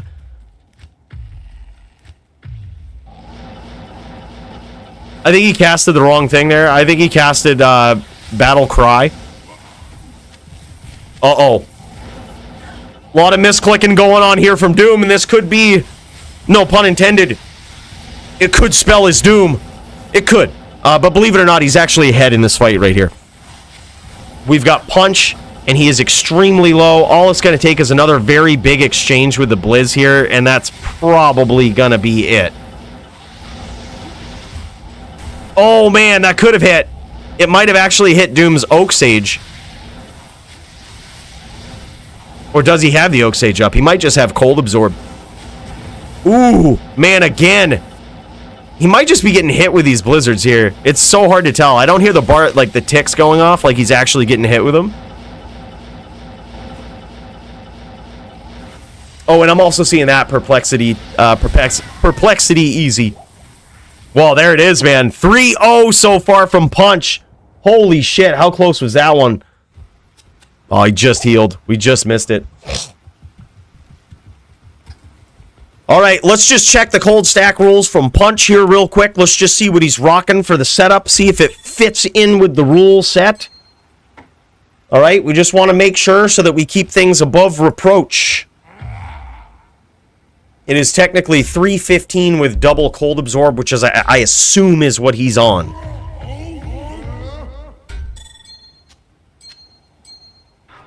I'm going to assume, yeah, he has exactly 315, so that is double Cold Absorb with 315.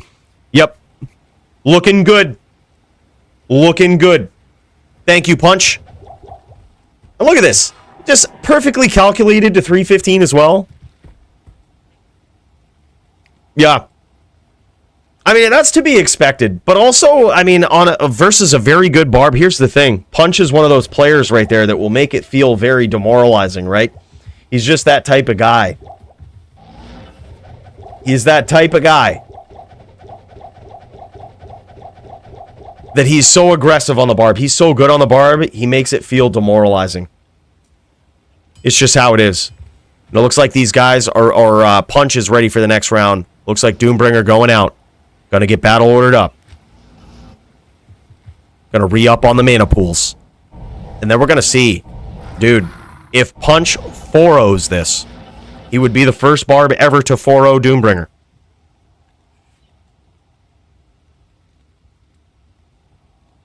He really does, man. Like, this is really what it is. We've been talking about this since Season 2 of the DFC, how good his game sense is, and I actually like the way you put that. Like, his game sense, his ability to just recognize when his opponent's weak, where they are, predict them, just all in one, man. It's admirable, really. Like, his skill level on a barb is just so much greater than many other players that you see. Like, he is on point, man. All right, and here we go. Punch is ready for the next round. Is he going to be able to get there? Doombringer, making him wait a little bit. He can tell. His opponent's fired up. His opponent's ready to go. His opponent's ready to put him down. So he's just going to stock the moor full of pots. Make sure he never runs out. That's a good point, too. Yeah, Max was saying that earlier. I was unaware of this. Like, that he was top in sorc v sorc ladder. Yeah, I don't doubt it. I think, actually, the day that I thought I was cool on Santiana, and then Punch came in the game with his Lightning Sorceress and just, like, fucking throttled me with it, I was like, I immediately built an SVS. I was like, all right, there's a lot of shit I gotta learn. Like, that's just the type of player Punch is. Like, he was demoralizingly good on the Sorceress. Like, guy's a savage.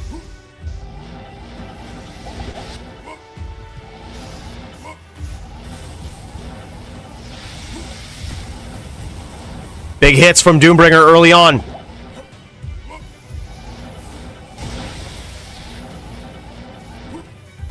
But Punch knows that even though that first hit was big, he can still take 4 or 5 more, depending on how many orbs he gets hit with, how much, like, residual damage he gets hit with. There's another big one. You notice that one did a little bit less. Nice lock. Now Punch at about 50%.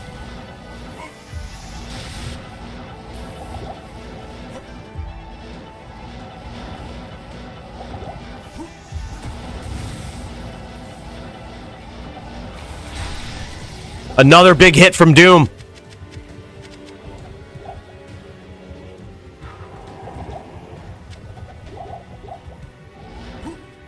Punch now at about 40%.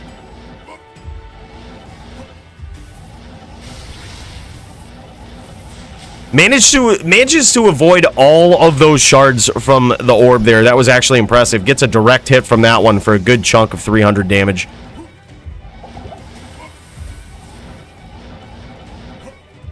A perfectly placed orb, but it's going to take more than that. And that's 300 damage at this life total. That's like... That was a direct hit.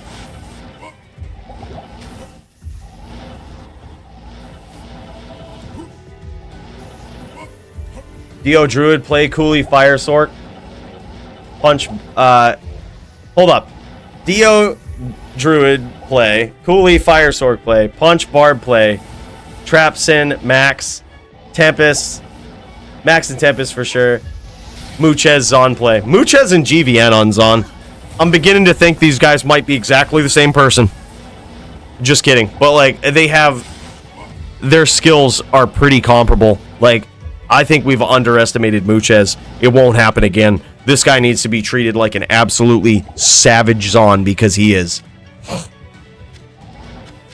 Like, and he's proven it here tonight. We gave him Poly because I'm like, yo, bro, this could be tough for him. This could be tough for him. Could be hard. Nah, bro. He knows what he's doing. Props to Poly, though, for making it happen.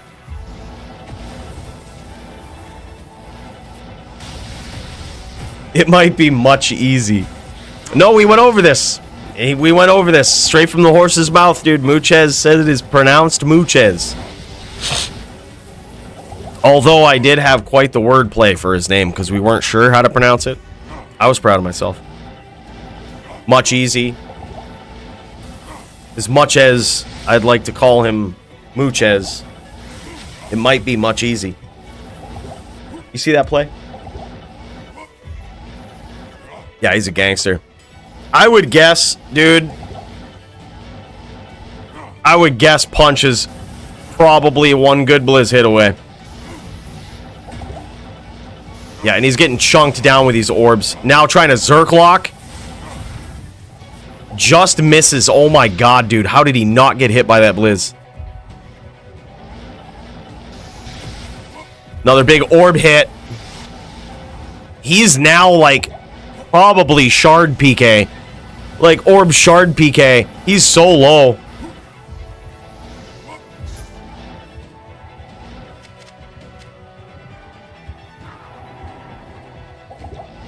This is insane.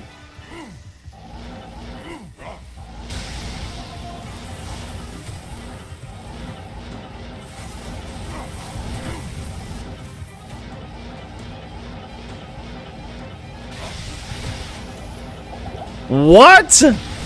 Oh my god, direct orb hit for the win.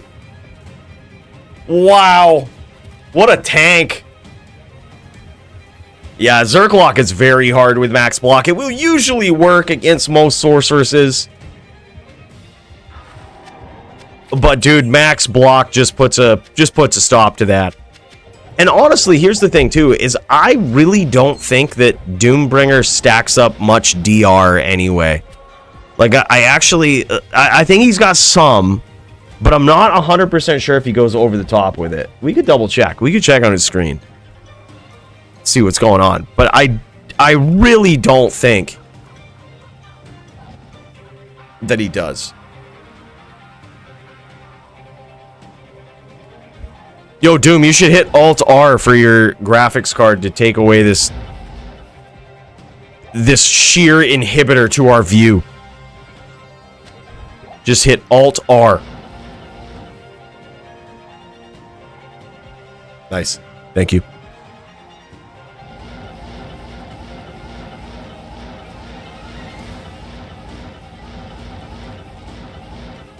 Should do a review episode tomorrow of all those clips. This DFC was worth it. Dude, yeah. This was crazy. This was nuts. Probably one of the best events, dude. This was... I mean, it's clearly the best. Yeah, see, look at this. So, I'm not 100% sure what circlet he has on Doombringer, but I would guess it's a 320... with 2 sockets and 2 facets in it. And his max block consists of a J-mod with 4 5/5s in it. What I'm saying is, there's not really much DR on his build. So that's good and bad, right? Bad because he's weaker to the Whirlwind, but also, it isn't like Zerk is going to completely surprise him either.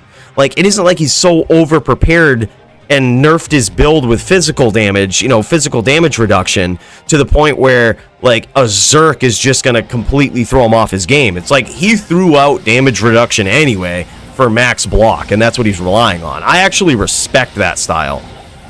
Like, I think that's pretty cool.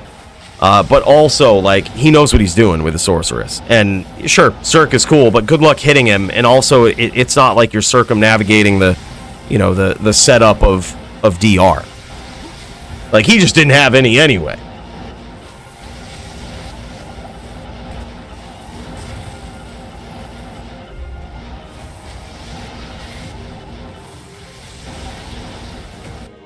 Punch coming in with the savagery. Big hits early on. Looks like he got a whirlwind over there just as we swapped screens. But hard to tell if he actually connected, or how hard he connected. I did hear the sorc stun.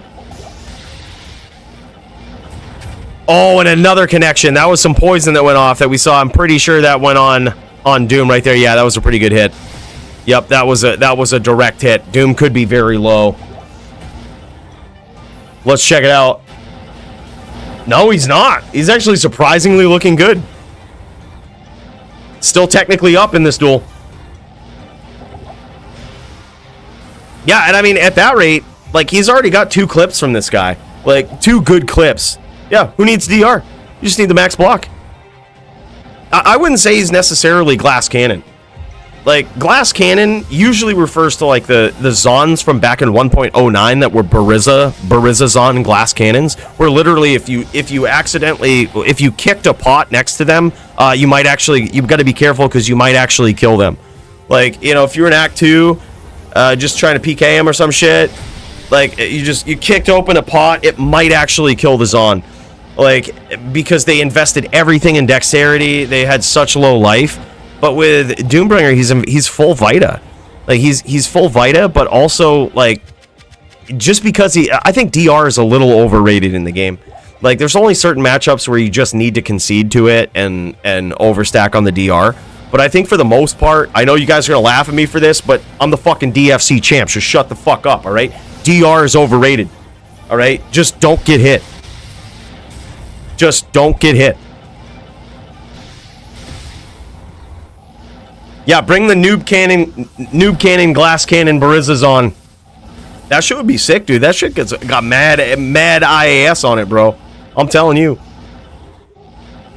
Yeah, Doom is strong. Like, I think people, they just don't like seeing cold sorceresses most of the time, so they hate on Doom. Doom is, like, not only a well-built sorc, he's a good cold sorc player. Like, it's easy to hate on a cold sorceress because to most people might feel so cheap. Like, oh man, it's you know, and honestly, I'm one of those people that when I get beat by it, I'm like, yeah, fuck this build. But at the same time, dude, he really, like, Doombringer separates the boys from the men playing this build, and you can see that, dude. It's now 3-2, slightly in favor of Punch, but damn, Doombringer making a comeback after being 3-0. And it looks like GVN has joined up here, too. So, wow, we got a lot of duels on deck here.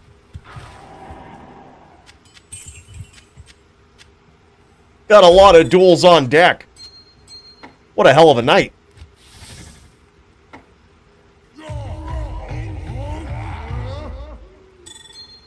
Philiac and I ready to go after this as well. Sick, man. All right, we got to put this down for Fight of the Night consideration for sure. We've had so many good fucking fights tonight, man. Oh my god. tehPunch versus Doom. God, that's so good. Performance of the night. Punch, Doom as well. Like, dude, there's so much good about it. Like, the fact that Doom is wearing basically no DR. He's making a statement with this, dude. He's showing how to sorc, but he's also making a statement. Like, this guy knows what's up. Just don't get hit. He knows his style. He knows how to play it. Sick. Appreciate you, Paulie. Thanks, dude.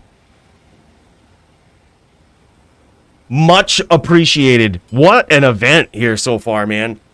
Like, has this just not been a night, by the way, guys? Has this just not been a night of sheer surprises? Like, holy shit. We got a new DFC champion, all right? Santiana, the fast clipper ship. We got her here, all right?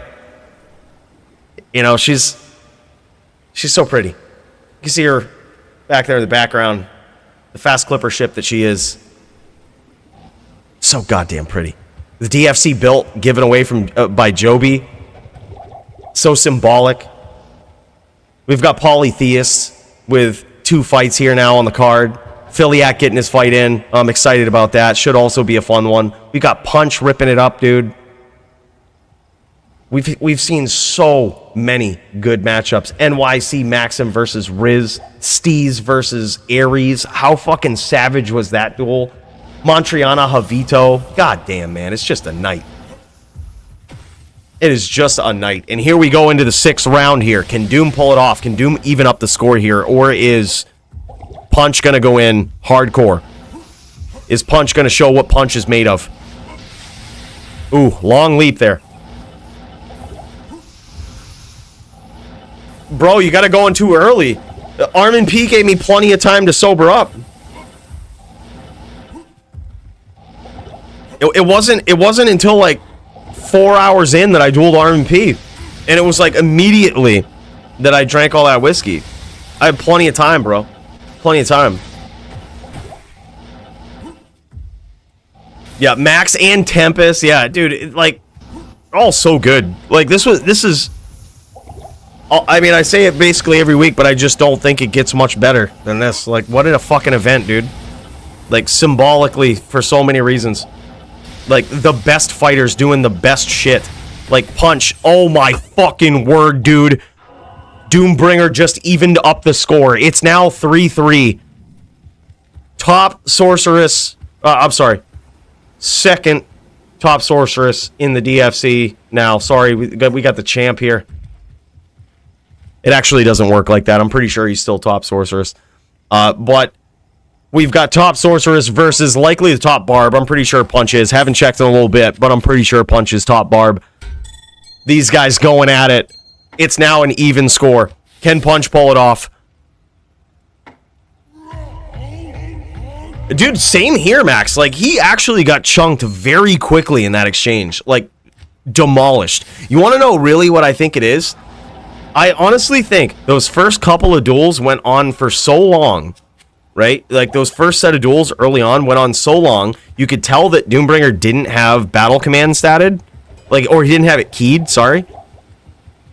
That makes a huge difference. Like, I know it doesn't seem like it would, but dude, these rules for Cold Stack are so well calculated to the T that, like, if you're a full Vita Cold Sorceress and you give up battle command, you're giving up not only damage on your cold skills, but -5 res. He might as well, he's, like, basically at that point, Punch might as well have been 320 res with 40 cold absorb, which now is getting into a whole different realm.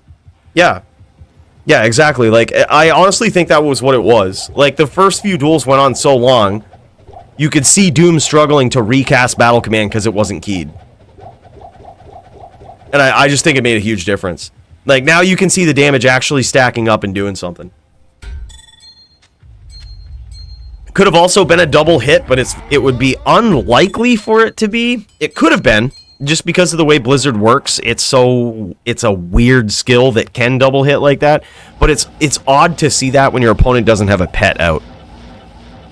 It would be extremely rare, but it's certainly possible. All right, and here we go, boys. The final round between these two. This could be it.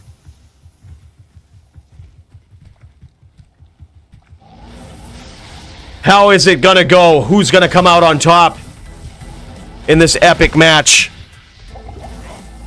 Two DFC legends going toe-to-toe. I actually can't even believe, like, oh, I can believe it's this close. Like, honestly, we set this match up because I thought it was possible for Punch to win. Like, most barbs, this is where they fail, right? Going up against Doombringer. Nice lock there from Doom. He got the lock, kept it from off screen, rolled the dice, and Punch didn't move, dude, and he punished him with it. That shit was crazy. That was next level locking right there. When your opponent doesn't think, it doesn't think you have him locked, especially on a sorceress. Oh my god, and another big hit. Punch is in trouble. Punch now being patient, waiting for the opportunity. Will he get it? Doom never gonna give it to him now. Oh my god, and he's keeping the blizzes up, the orbs up, the ice blasts up, and that right there is what Doom does, baby. Just puts him down. Holy shit, what a duel. Look at how close that was, bro. Alright, I know we said sorc v sorc, but we also have some other people waiting. We got Polytheist and our boy, Philiac, right ready to go.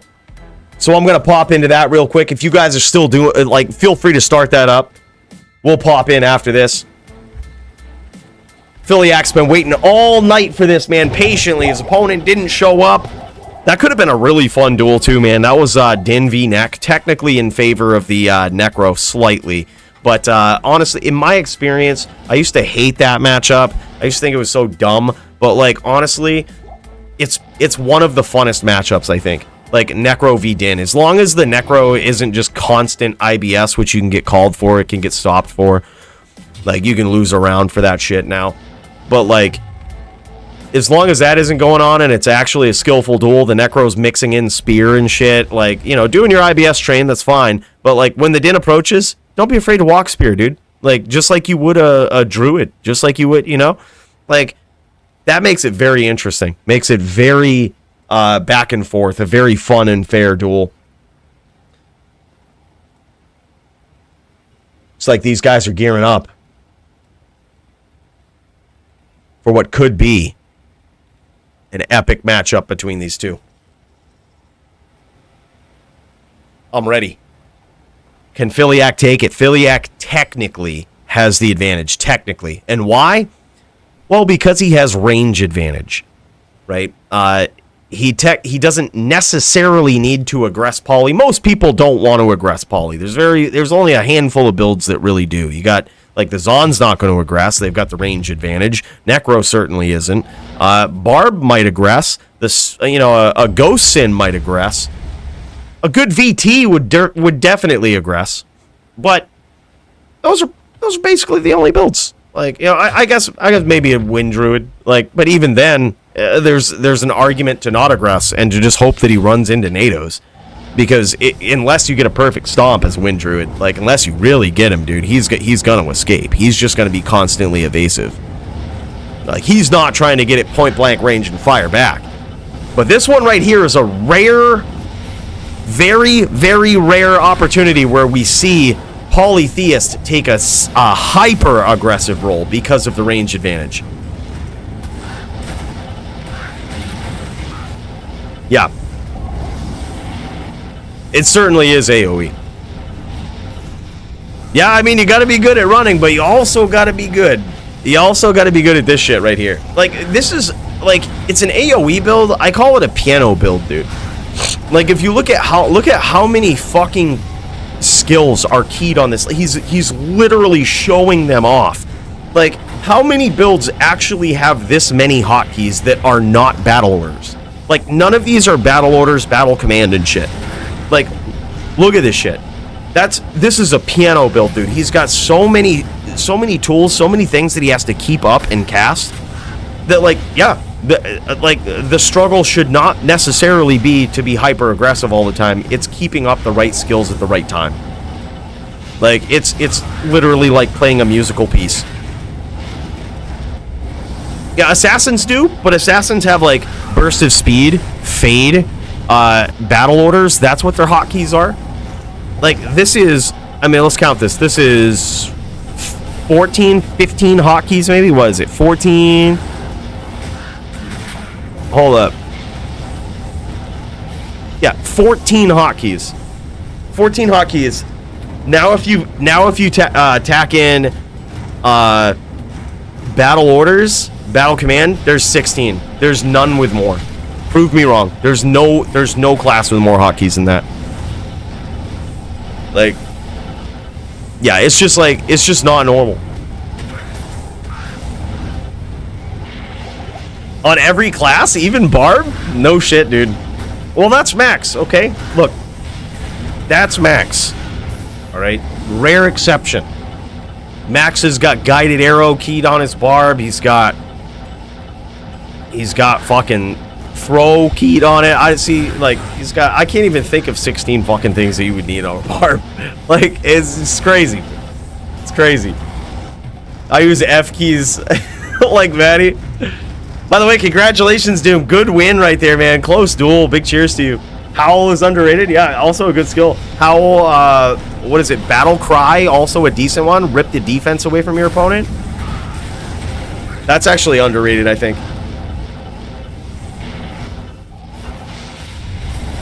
Dude, Warcry is good for the stun. You give him the swirlies. But, dude, Battle Cry reduces your opponent's defense by up to, like, 75%. Tell me that's just, like, not what you want to be doing versus a Din, right? You just... Oh my god! Big comeback from Philiac! Philiac was so low there. And he just speared the shit out of Polytheist. Didn't run, stayed in the pocket, realized Polytheist was in trouble, and punished him for it, dude. I thought for sure we were just watching a ticking time bomb, that we were watching Poly just with a AoE damage over time kill. But Philiac just had a big comeback. I can't carry anymore. Yeah, exactly. Exactly. He should have ran. He should have ran, Duke. He should have ran.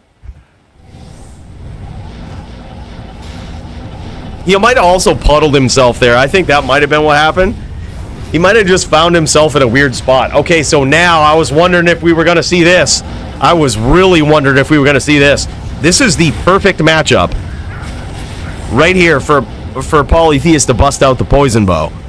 It's probably difficult for the necro to manage all of this shit. Physical, fire, poison, everything. And he's also taken a lot of fire damage here early on. It might have been bow. Who knows? Like, he might have actually got him with poison. It's hard to tell. But I think the poison length would have actually lasted a little bit longer if he tagged him with a bow.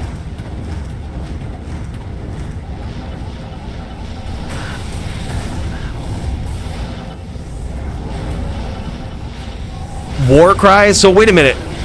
Remind me a little bit here, because I might be missing the value of Warcry. It stuns. It puts the swirlies on him, right? What else does it do? It does a little bit of damage. But am I missing something? Like, why is Battle Cry not used so much? Is it less effective in PvP? Dude, Poly is ripping it up this time. Not even touched. Not even touched, and just constant attacks from all ranges. Literally, Philiac is going into this IBS train, teleporting right in the front of it here. He's trying to catch Poly on it, but Poly's staying right on the outside of it.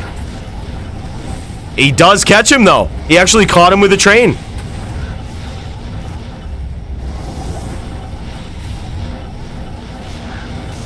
Yeah, I didn't really think it was for a barb. Like, I didn't think it was, like, super OP in PvP.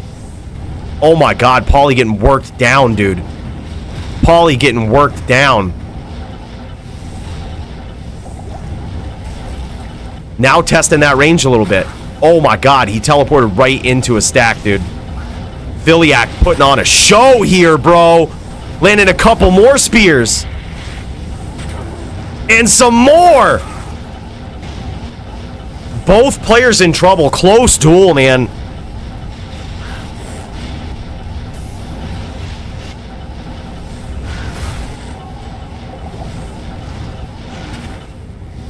Now Polytheist is trying to stay mid-range. But he's got IBSs coming straight at him. I was going to say, dude, he's got to move.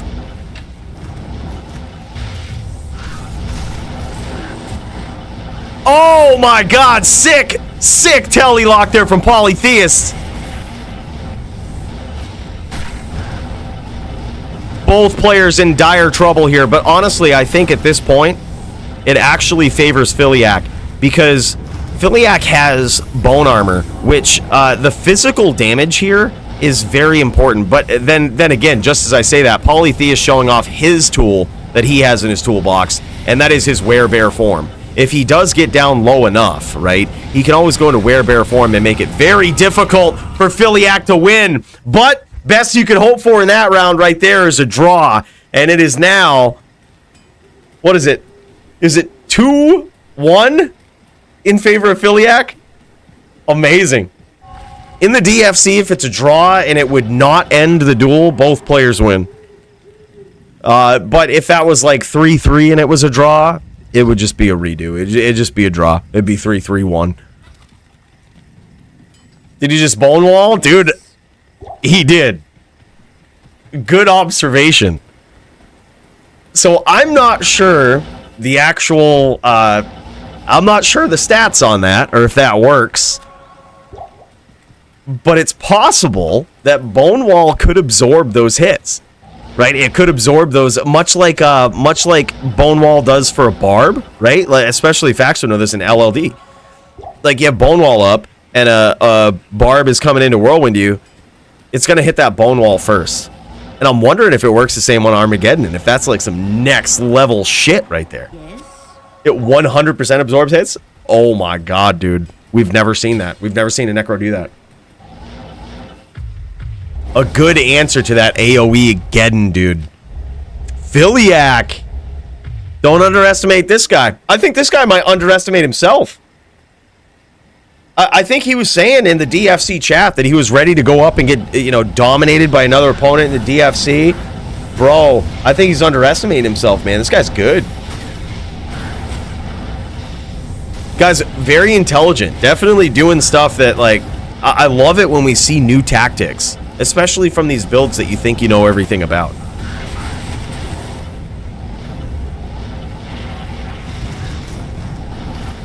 Yeah, it has, like, all the life in hell.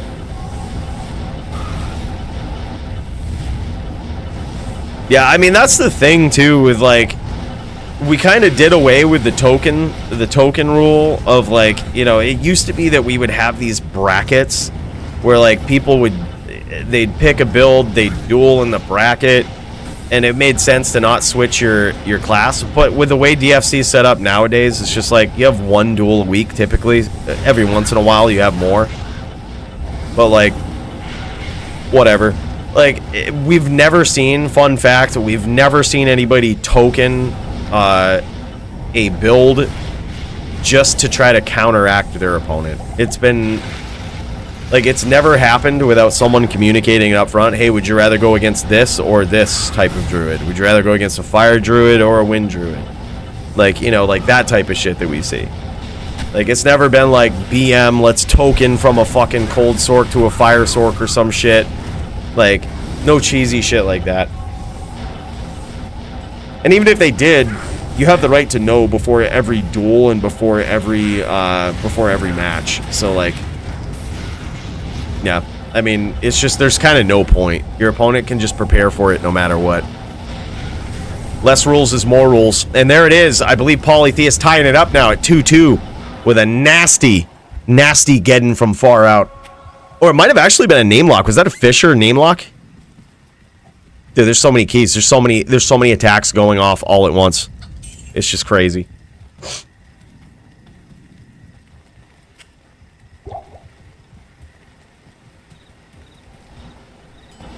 Whoa, who runs a zoo hybrid, dude? Polly? No way. That was Kano? Yeah, it makes sense too.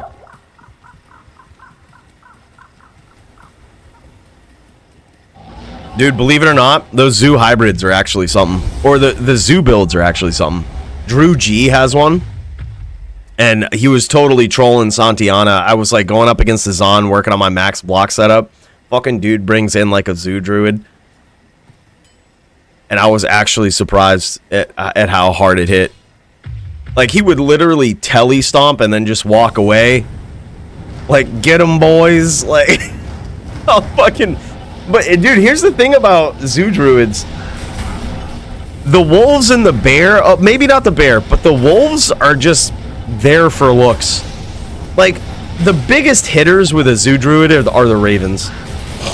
Like, the things that you can't kill, you can't really interact with besides blocking them. Those are the hardest hitters. Yeah, they hit for huge. Even LLD, HLD is the same thing, dude. The problem in HLD is the AI. Like, it's hard for them to hit an opponent that's teleporting around. Like, they don't immediately hit most of the time. So, like, it's just tough.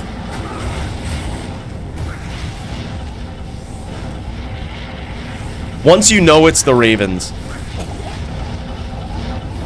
things change. It's probably 20. I'm pretty sure it's 20. He maxes bear. He went over the build once. I think we actually clipped it. And it's changed slightly since then, but I'm pretty sure the skill allocation is the same. Or maybe it isn't. Maybe you're asking that because he changed it. He might have, dude. The bear was good, but like very rarely super impressive. I wouldn't be surprised, like, and I think it would probably be better for Pauly's build overall. What do I know, dude? He knows it better than I do. But, like, the bear, sure, it's good sometimes. But, like, wouldn't those 20 points just be better off in, like, Cyclone armor? You know what I mean? For, like, most matchups. That's what I would figure. I could be wrong. Perhaps there's some synergies I'm missing here. Big Kano hit there. Oh my god, that Kano did some work on Philiac, dude. It's now 3-2 in this epic showdown between Philiac and Polytheist. Holy shit, man.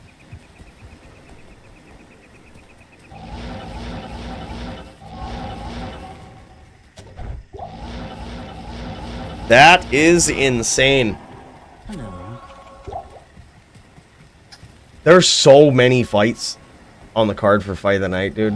It's fucking crazy. It's fucking crazy. Performance of the night, too. God damn. God damn.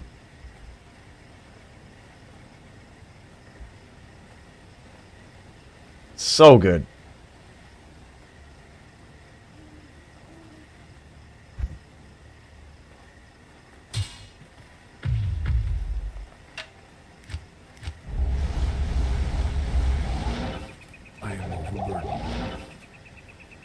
Just checking out this card here, making sure we've got the right people listed. Because, wow. There's a lot of them. We'll probably, we'll see what fights are on after this, and then we'll cast our votes, man. And this is probably going to be one of the heaviest nights of Performance of the Night, Fight of the Night. Because there were so many of them, dude. It's going to be hard to even narrow it down to 4 each for the poll. Like, I'm just noticing that. It's so crazy. So good. There's so much.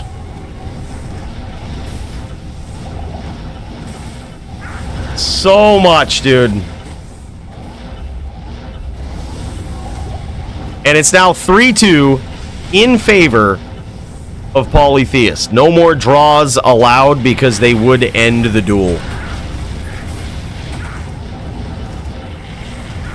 Oh, that's right. There's the Allen GVN duel. Yeah, we can't miss that. That's so good. That's going to be so good. That's going to answer a lot of questions. I hope we get to see that. We are all winners and we all deserve trophies. Look, I got the trophy. DFC champ. Come get it. There's only one trophy around here. It's now in its rightful spot. I'm just kidding. I feel like I don't deserve it at all. To be completely honest with you.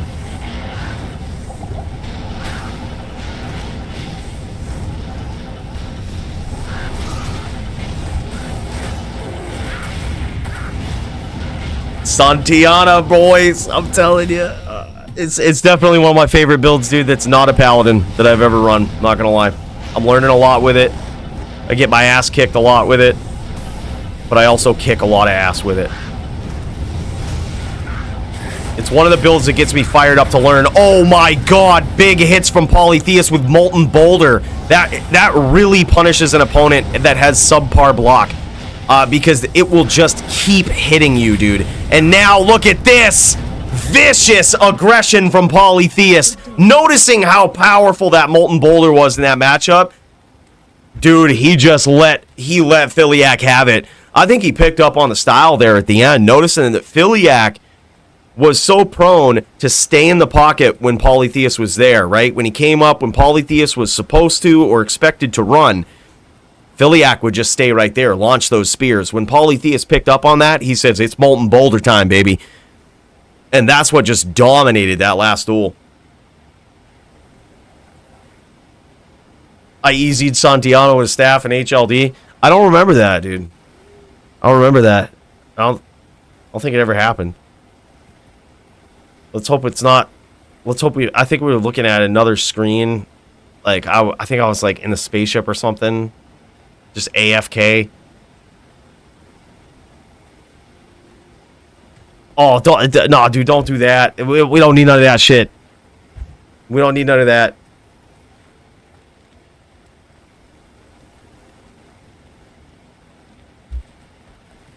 Well, what, did he miss something? Oh, yeah. Okay, so he's showing off. Yeah, this is base 20. He's still got base 20 in Grizzly.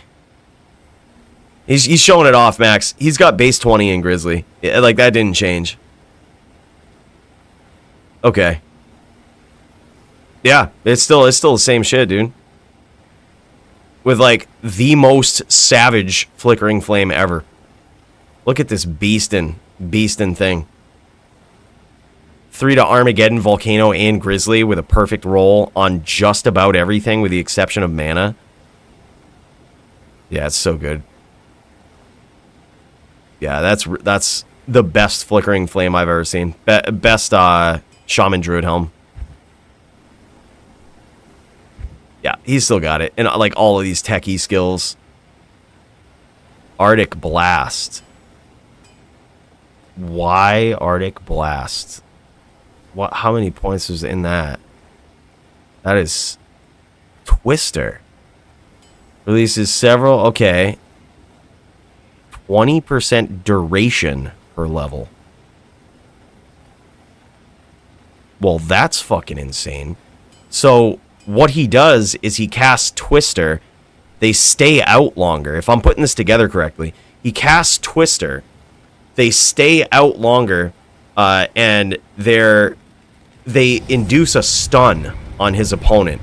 So what that allows him to do is when he gets those out, he gets the little stun duration, and now everything is going to stun his opponent. It's going to put him in stun animation.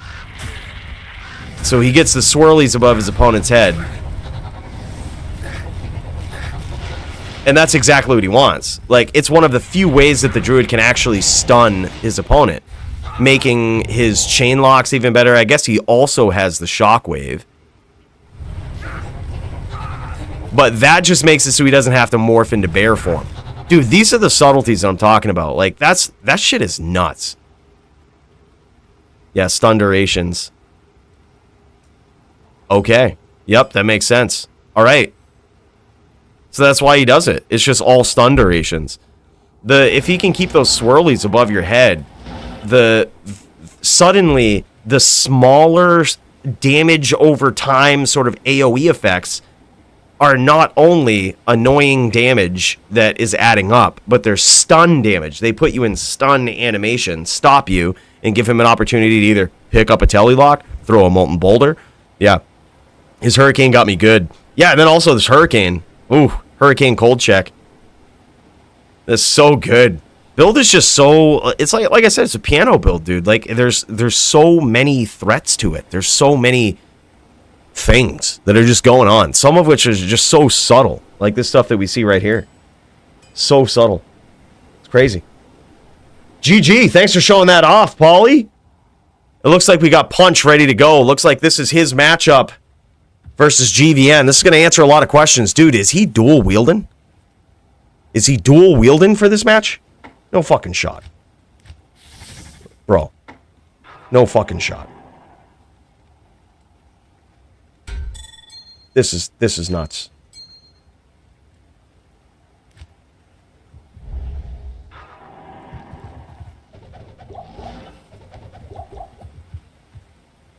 Is he gonna do it? If we got Zons going, Coooley's going back to my Murdered-In full time. I don't know, dude. Murdered-In is actually not very good versus Zons. I shouldn't say it's not very good. I'm not good enough on the Murdered-In to punish Zons. VT, I'm good enough to punish most Zons. But, like, if I was better at, like, tele-chaining and shit, like, I would... Murdered-In and VT would probably be enough to take out most Zons. But you don't see them a lot. I never really got, like, a lot of good practice. But it looks like these guys are ready to go. Can Punch pull it off again? He catches some savage damage early on. This is going to be tough. Especially with the dual wield and an Amazon that's likely got max block. This is going to be a tough match, man. And he's telly, too. Oh, my God. This is rough. Oh, my God. Did he just cast Inner Sight to lower the defense? What the fuck, bro? What the fuck? Next level shit from GVN. And Punch clips him. Looks like he's playing on Hawaii ping here. A little bit of double tellies going on. Dude, Punch has him low, dude. And I'm talking low. Like, did not expect that. I thought this was going to be an open and shut case.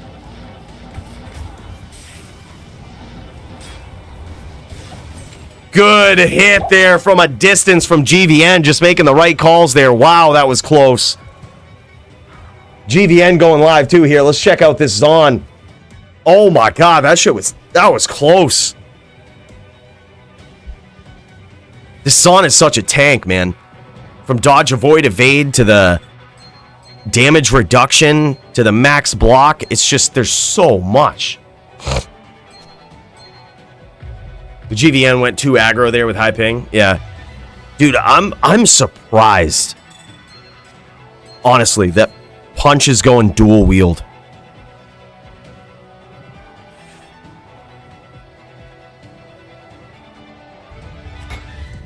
I'm just very surprised with it.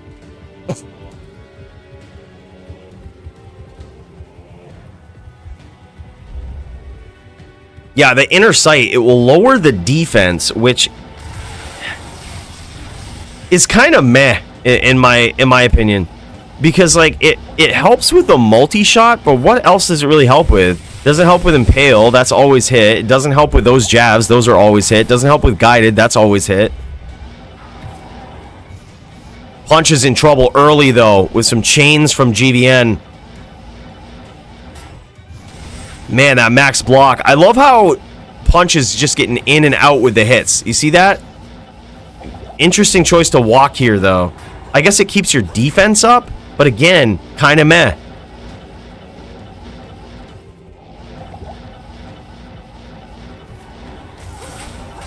Oh my god. I guess he's got jab, too. That's what GVN's showing off. He's like, yo, bro, I got jab, too. He's going in for that jab finish. Punch now at 1.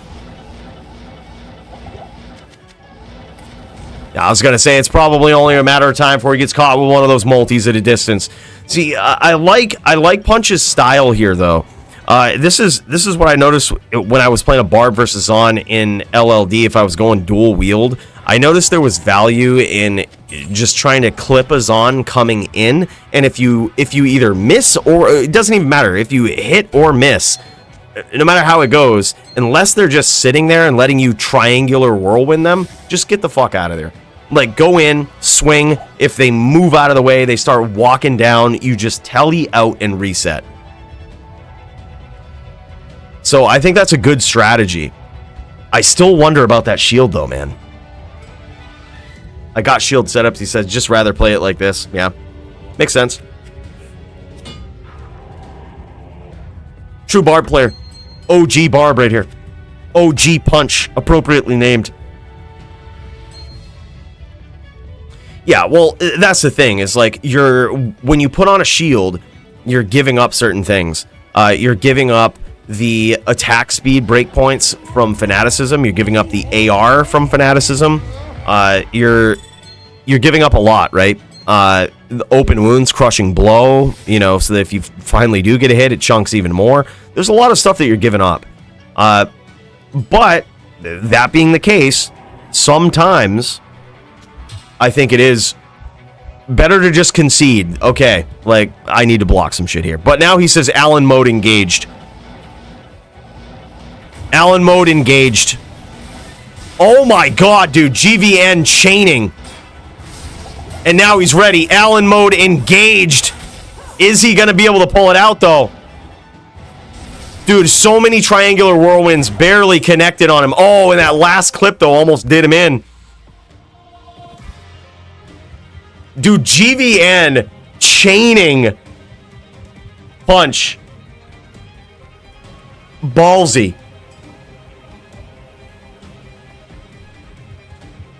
Yeah, I think so. Like, man, shield just makes a huge difference. But dude, Punch don't want to play it that way. Punch is all about that excitement. And dude, look, I say more power to him. However this guy chooses to play it, let's fucking go.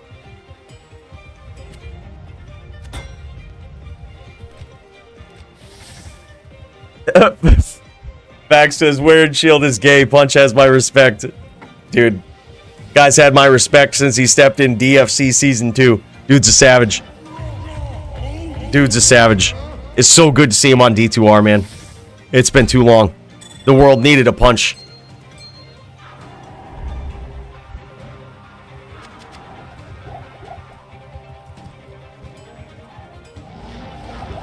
Insert a weapon block for punch like a sin. Now that shit would be dope. I think, dude, if Barbs had weapon block some way, like, I think it would actually make Barbs a contender for, like, OP build.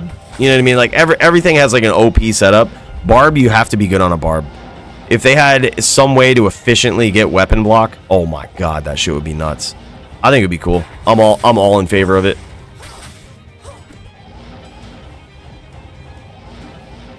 Punch trying to bait him in, noticing now that he's keen on those locks. He's keen on that chain.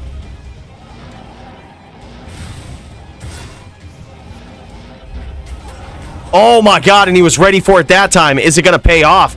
Dude, GVN's got that knockback, and it's really doing some work, bro. So close. So close that time. GG. Or just don't match Barbs with Zons. Zons are so oppressive, dude. Something's got to be done. Yeah, something's got to be done. God damn. Punch says, I'm good at taking losses. I'm sorry, Punch. Yep. Zon's OP. Alright, as of this moment, I hate to say it, but Zons are banned. The DFC. You don't need any of those guys going, trying to fight for a title or something. Well, or dodge, avoid, and evade, and it ain't fun. Right? So, Zon's banned. I think it's time. It's the only reasonable conclusion to this duel. What do you think? Yep, bad matchup. Sorry about that, bro. All right, it's official. We probably just, you know, try to avoid this in the future. As much as we can until it's absolutely necessary. Yeah, yeah.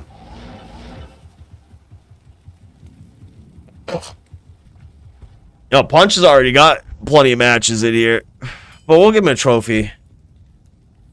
As long as it can be of your face, Duke. We'll give him a trophy. The Duke trophy.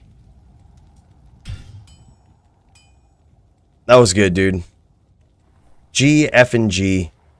Bros, let's set this up right, shall we? I think it's time to vote. I think we got plenty of matches on deck. Wow. This right here is worth 500 forum gold to everybody who is listed as a winner. All right? Not everybody can get a trophy. Sorry, Duke. Unless you're making them out of paper mache, putting insignias up on mugs or something. The Duke trophy. I want it to be an actual Dookie. If you do it. Should really match the spirit and the vibe. Boys, it's time to vote. Oh my gosh, it's going to be so hard to narrow this down. All right, let's go with performance of the night first, huh? There's been a lot of good ones. A lot of good ones. Oh my gosh. Dude. I think... God damn. I gotta say, DJ Johnny Dubs, I think, certainly belongs in there. Many a barb have been felled on their way in climbing the ladder against Riz. It was an interesting, very interesting matchup. It was a true test for DJ Johnny Dubs. He certainly had the advantage, but he passed. He passed the test, right? It was something that, personally, I didn't expect. I thought the Blade Sentinel was going to rip him apart, dude. But he caught onto it, and he just didn't let Riz set up. He just pushed the pressure, and that shit was insane. Also, I think Ares, who was Xeltyler, that was the name of his character, showed some savage paladin skills against Steezish tonight, who could have also easily be nominated here for performance of the night. I think, though, Diowind with his 3-second KO will go down in DFC history as fastest knockout ever. I think it was actually like 4 or 5 seconds, but we'll call it. We got to call it what it is. It was like 4-second KO. Shit was good. From go to co, 4 seconds. And then, boys, look, I mean, I hate to do it.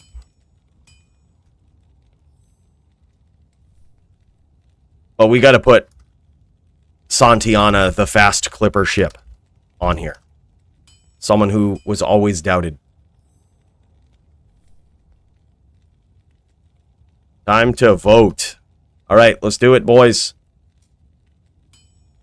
Let's start this poll.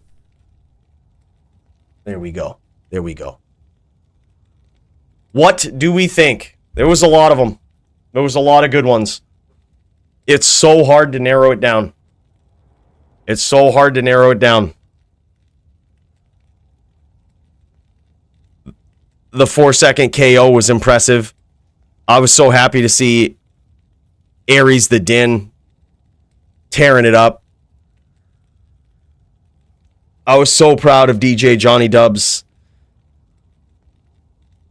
Riz could have also easily been on there. Dude had 2 fucking savagely bad matchups and still, like, it's like I said, it's so hard to narrow this down. Like, it's so insane. And boys, Santiana the fast clipper ship was landing meteors on the DFC champ like it was nothing. To take it 4-0 and to take the belt, take the crown. Look, it's something. We'll give this poll till X33, X34, all right? And we'll factor in some lag there because we still have to figure out who the hell is going to get performance of the night. God damn, this is another one that's going to be tough to narrow down. Fight of the night. Wow.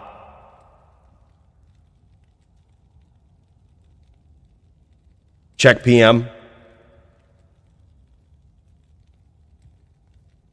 Wow, that's sick. 5 points. Trash. This is what he's showing me. He took his fucking phone photo. Hold up. Y'all gotta see this. What is this shit?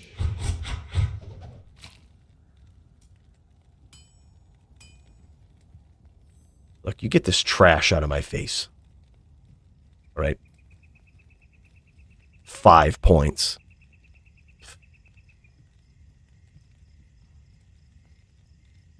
What a trash necro helm. Just kidding, that's a really good necro helm, but I think it was the quality of the photo that really altered my opinion.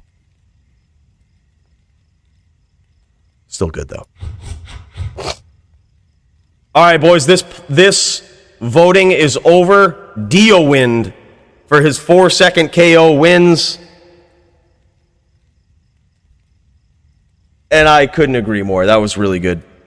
That was really good for performance of the night. Insane. Insane. All right. Fight of the night. Time to vote. Who do we think? There's so many. There's so many. Vez versus Gurdy was really good. Mantrayana versus Javitopvp. Also very good. Steez versus Xeltyler, also very good.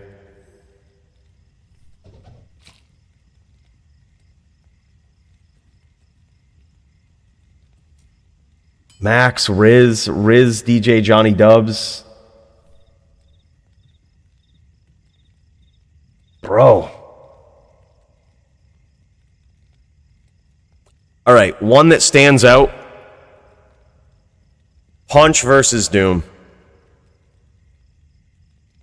That's like immediate, no questions. Like I think that's a pretty good one. I also think the last one that we saw was pretty epic. Polytheist versus Philiac. Let me see, dude. God damn. Yeah, we'll do that. We'll throw that one in there. Polytheist versus Philiac. That was sick. Very good. Unexpected. Unexpected.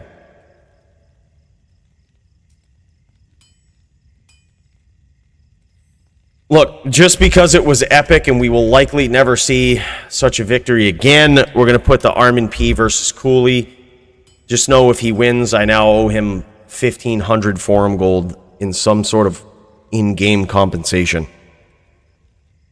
So we're going to have to figure it out. All right? That's a lot of jaw runes. We can make it work. And one more.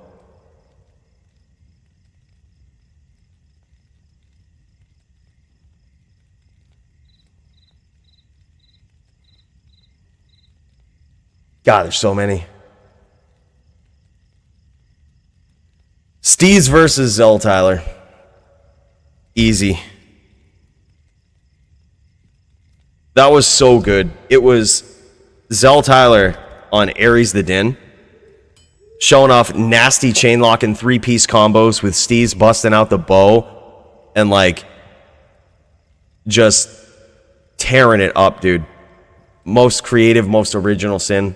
What do you guys think? I think that's good. There's just so fucking many. There's so fucking many, boys. We're just doing it.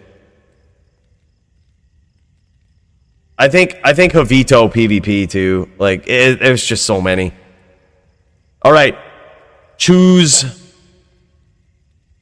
however your heart desires. We'll give it till X39. And then we'll take a look. My favorite build that I've ever put together. Bro, she now has a new item that means the world to me. Because it was earned. It was gifted by Joby, which is so poetic, dude.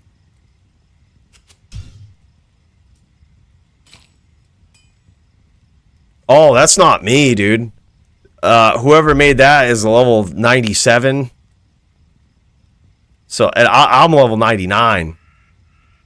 So, no way that could be me. It's not possible. I'm impressed that you kept that here from back then. That was from Ladder. That was crazy. That was crazy. You need the 99 here? Fax got it.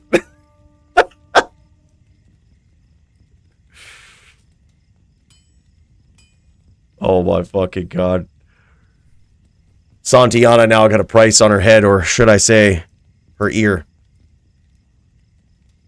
Wow. Cube Bow Sorceress. Just doing the right things. Look, Punch might be on the top of the Sorc v Sorc ladder. But this Sorc right here is at the top of the DFC.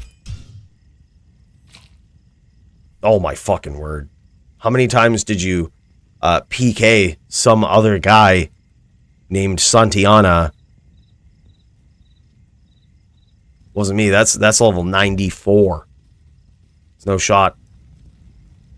No shot. Wow, what a collection.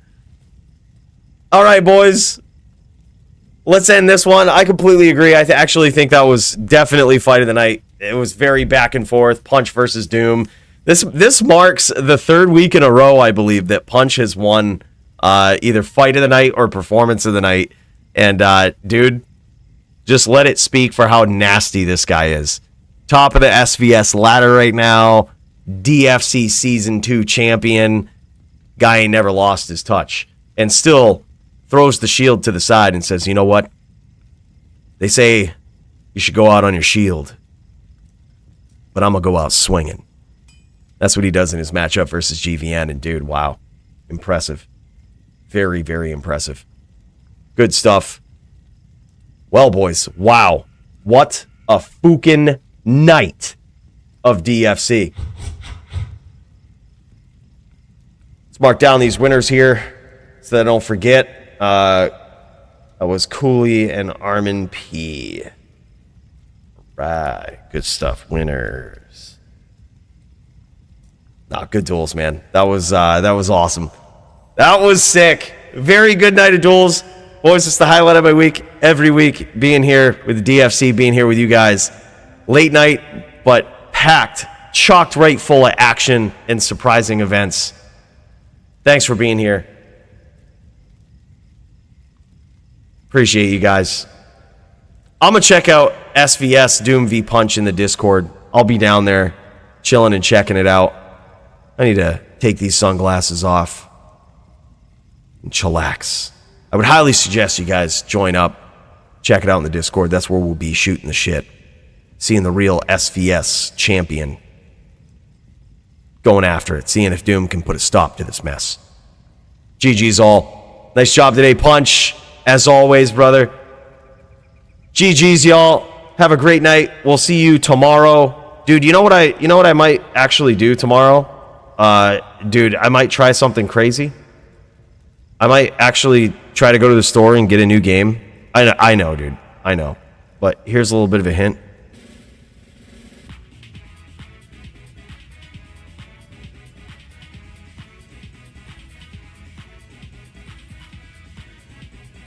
You know what's coming out tomorrow?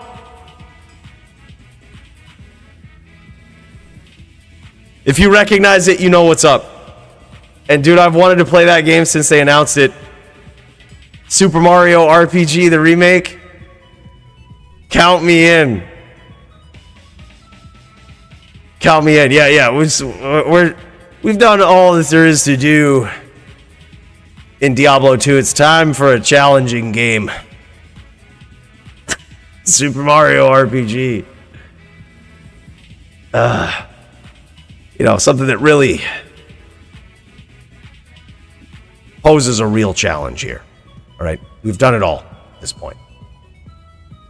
GG's, boys. Take care. Have a great night. We'll see you tomorrow. Peace.